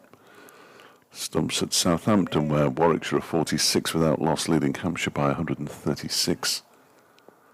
And they're still going at Canterbury, as Curry's on his way in again to bowl to Madsen. A fuller delivery this time, and Madsen pushes it up to Lewis Hill at mid-on. Kent 112 for 5. They're still 187 behind Surrey, who declared their first innings on 543 for 7 earlier on today. Essex beat Lancashire. Middlesex beat Yorkshire. That was a 6-wicket win for Middlesex in the capital. The motorbike is getting slightly irritating now, as Curry's in with a short delivery. Waste of time, really, outside the off stump, and Madsen has the discipline to have absolutely nothing to do with it. It passes through to Ben Cox behind the stumps. David Griffin has tweeted that Wayne Madsen has got 15,000 first-class runs now, with a nice picture of him in action today. Almost 14,000 of them for Derbyshire. As Madsen pulls out. Somebody in the media room, possibly. Come on, boys. They're the ones who are complaining that we're going to be here late. Not like us. We're just enjoying life. Here's Curry. Bowls to Madsen. Turns that one away off a pad, I think. Yep, down a fine leg for 4 leg byes. This is more like the Curry from the start of his spell yesterday than the one from the start of his spell today, certainly. 220 for 6 the score moves on to. Well, he's still got his hands in his pockets, which is good to see. On those hand warmers, make sure that there's no grass gathering in the spikes. Gives the ball a cursory polish. And he's in to bowl to Madsen, whose initial movement was back, and then he pushed it out into the offside where it's fielded by Ben Mike in the covers. One ball of Scott Curry's 14th over of the innings to be bowled, after which there will be 4 overs. Who's going to be the man to get the breakthrough for Leicestershire? Can these two survive through these 4 overs to take us into a potential 4th day? Madsen defends this next ball. He wasn't 100% sure where the ball had gone there because he did swivel round rather quickly. It had gone in front of the stumps into the leg side. It's the end of the over. 220 for 6, Madsen on 58, Thompson on 43. This partnership now up to 76. 4 overs to go. Little flock of starlings. You don't see them very often these days. Used to see so many. Oh, they used to be magnificent when we were kids. We didn't appreciate it though, did we? No. We didn't appreciate it. Ben Mike's doing his lying on his stomach with his forehead on the You've got to ask. on the grass. Oh, it will do. Tom Scriven. 2 more opportunities, or 2 more overs if he from the City end. In he goes and bowls to Thompson, who, as ever, just blocks it out on the offside. 98 balls. Thompson has faced, played and missed a couple at the very most. 2 at the most, I would suggest. And has not looked troubled, really, other than those occasions at all. Scriven is in, bowls to him, and makes it a nice 99 by blocking that one back down the pitch on the onside. Solitary, small aeroplane. We don't get many Drones overhead.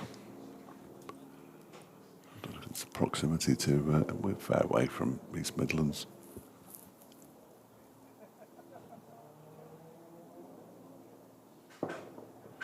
Does 8 birds constitute a flock?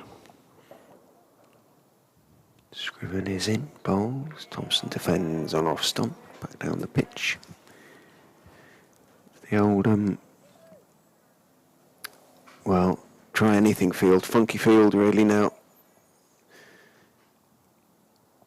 Especially on the leg side where they've got 3 sort of close catches, 3 sort of mid wickets. Come square leg, almost really Curry. Scriven is in, bowls. Thompson on off stump, defends the ball, just not moving. Mike is warming up for perhaps one last over,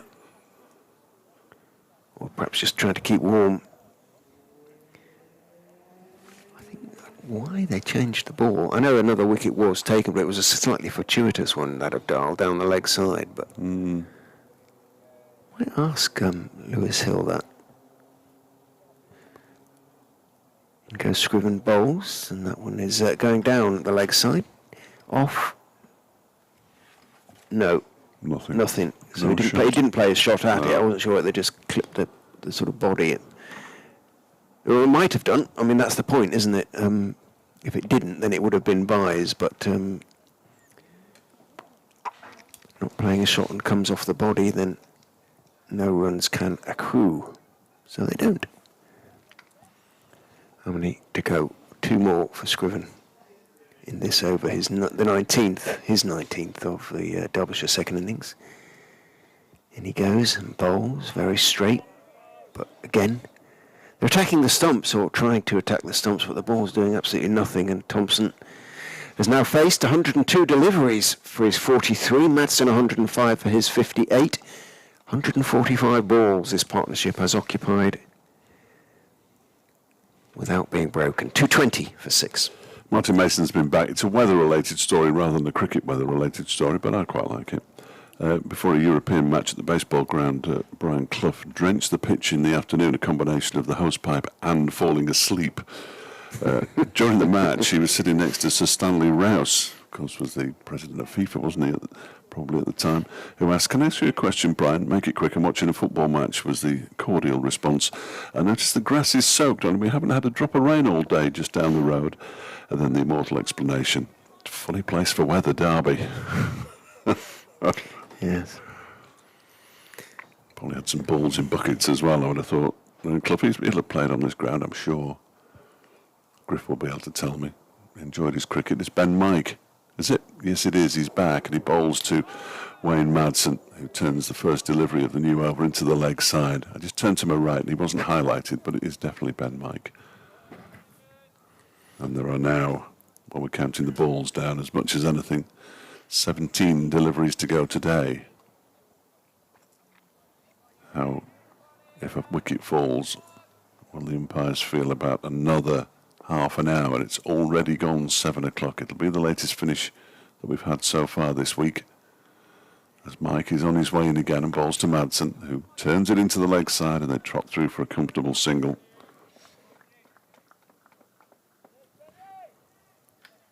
Madsen moves on to 59, 221 for 6.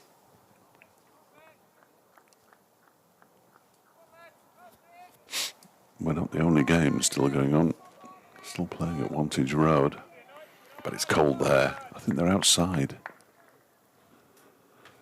The commentators? Yeah, I think they're out. Well, obviously the players are. Comes Ben Mike bowling to Alex Thompson, pushes it out into the offside, no run. Yes, sorry, no, that was facetious of me. The commentators. A picture I saw posted by Nick Webb. There's been some cold days there. Yeah, they're finished everywhere else now. For the day, apart from Wantage Road and the county ground in Derby. 15 balls to go.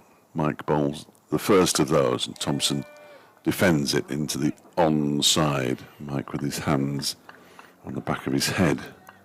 He needs one of those to stay low. Isn't. Yes, that would trouble Alex. I mean, he's as you said earlier, he's dealt well with the odd ball that's kept low, but when it's on your pads, it can be quite tricky. There are Derbyshire players sitting on the balcony, but they're having to shield their eyes from the sun as it's getting very low in the west. Mike is in and bowls to Thompson, who pushes this one out into the offside, and there is no run. 13 deliveries left of the 104 overs that we've had today. The scheduled close of play was 6:30. That was always slightly ambitious, I felt. As Mike is on his way in again and bowls to Thompson, who clips this away into the leg side. There is cover out on the leg side boundary. Sol Budinger is the man who does the fielding. When the ball is thrown in, it goes quite high, and therefore Ben Cox lost it completely and had to take evasive action.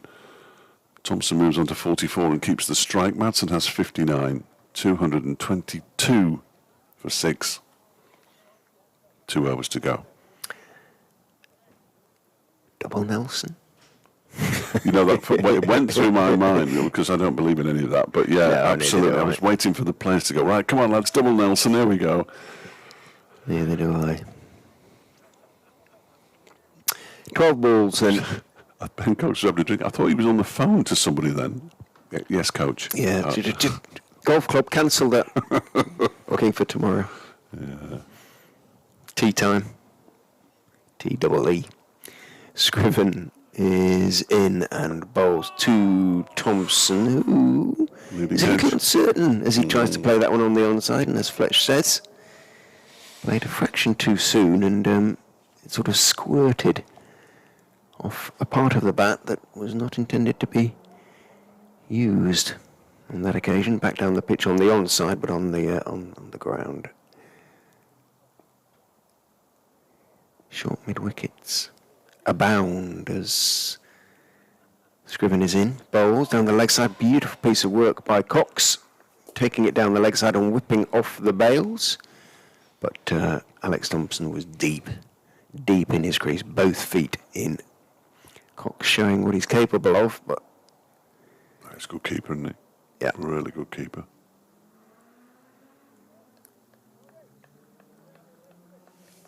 Thompson had gone absolutely nowhere.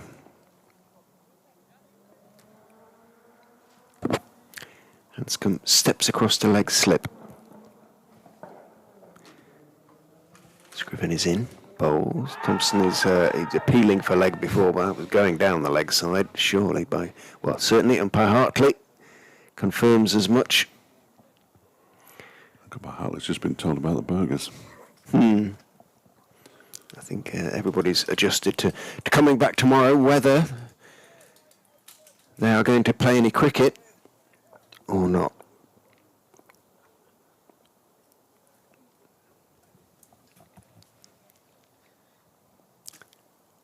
Scriven is in and bowls. Thompson's going to pick up runs as he turns that one around the corner down to long leg.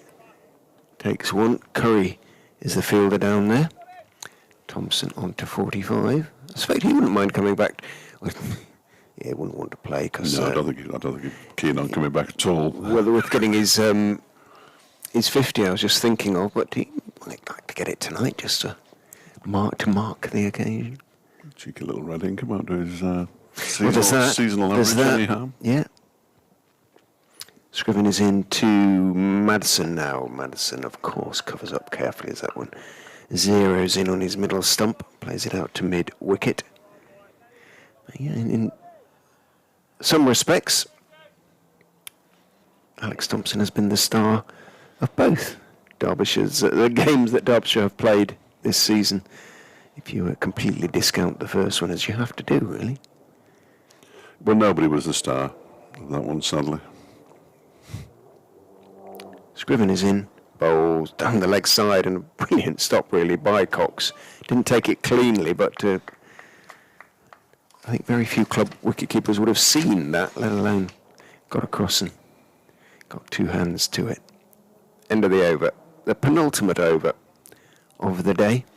223 for 6. Derbyshire having been 144 for 6, 157 balls ago. What a remarkable effort by these two. You somehow, certainly from Derbyshire's point of view, just hope that they're still there at the close now. And from my stomach's point of view, because I'm not sure I could cope with an extra half an hour. Thompson on strike then, 6 deliveries to go tonight, 223 for 6. Mike bowls and Thompson flicks it down to long leg, deep backward square leg for a single and moves to 46, 224 for 6. Partnership up to 80 now. It's hard to remember, hard to imagine that we started day 3 with Derbyshire on 54 for 4 in their first innings. They were made pretty short work. Or the Leicestershire bowlers made pretty short work of the rest of it. 3 wickets apiece for Tom Scriven, Ben Mike and Scott Curry, who Again, somebody's... It's definitely in the it's either in the written bit.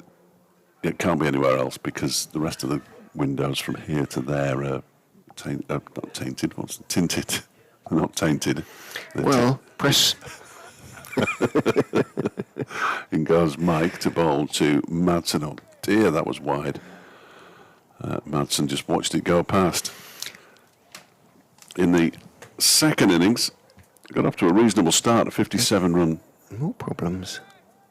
By Shamnagam is gesturing away. What is going on over there? Oh, no idea. People are putting stuff in their bags to get a quick getaway, but calm down in the written boys. Ben Mike, 4 balls to go today. He's in and bowls, and Madsen defends that one with the full blade of the bat up towards Harris. That's mid-off. Yeah, it's a 57-run opening partnership between Harry Kane and Lewis Rees before Scott Curry got in amongst the Derbyshire batsmen. 3 relatively quick wickets, including a bizarre dismissal of David Lloyd with a dipping full toss that Lloyd felt was going to be a full toss or a head-high full toss, and it absolutely dipped on him as Madsen keeps the next delivery from Ben Mike out. It was bizarre. If you get a chance to see it on social media, you make sure you see that. Oh gosh, I've just realised it's David Lloyd we're speaking to. Brooke Guest also went. That was before tea, 92 for 4 after tea. And Wayne Madsen had got to 15,000 first-class runs when it got to 8. And Aaron Donald was bowled by Tom Scriven. One that kept a little bit low, but it wasn't a great shot. He was dismissed for 19. Alish Dahl went, caught down the leg side for 10. As Ben Mike is in again and bowls to Madsen, who watches that one go past and into the hands of Ben Cox. 1 delivery to go. Curry the star with the ball, 3 for 36 from 14 overs, a wicket apiece for Scriven, for Mike and for Travaskis. But this partnership between Wayne Madsen and Alex Thompson, 80 from 160 deliveries, 162 deliveries. Thompson on 46, which is where he'll remain. Madsen on 59. Will take the game into a 4th day as Mike is in, and that one's down the leg side and claimed nicely by Ben Cox. And that, ladies and gentlemen, is that. And Derbyshire have survived the day, and who knows, given the weather forecast, survived the match. Madsen on 59. Thompson, terrific knock from him on 46, a partnership worth 80. We will be back tomorrow. Whether we will be battening down the hatches remains to be seen. As soon as those curtains are drawn tomorrow, we will have a fair idea of whether the forecast is right or not. Yeah, it's been a magnificent effort for the 7th wicket partnership between Madsen, which you expect, Leicestershire certainly expect, but Alex Thompson perhaps less so. But they battled away. Leicestershire stuck at it, and I mean, bottom line is they've taken 12 wickets today. But it hasn't been enough, and may not prove to be enough. We will find out tomorrow, Fletcher. We will. Thank you, Richard. We'll see you in the morning just before 11.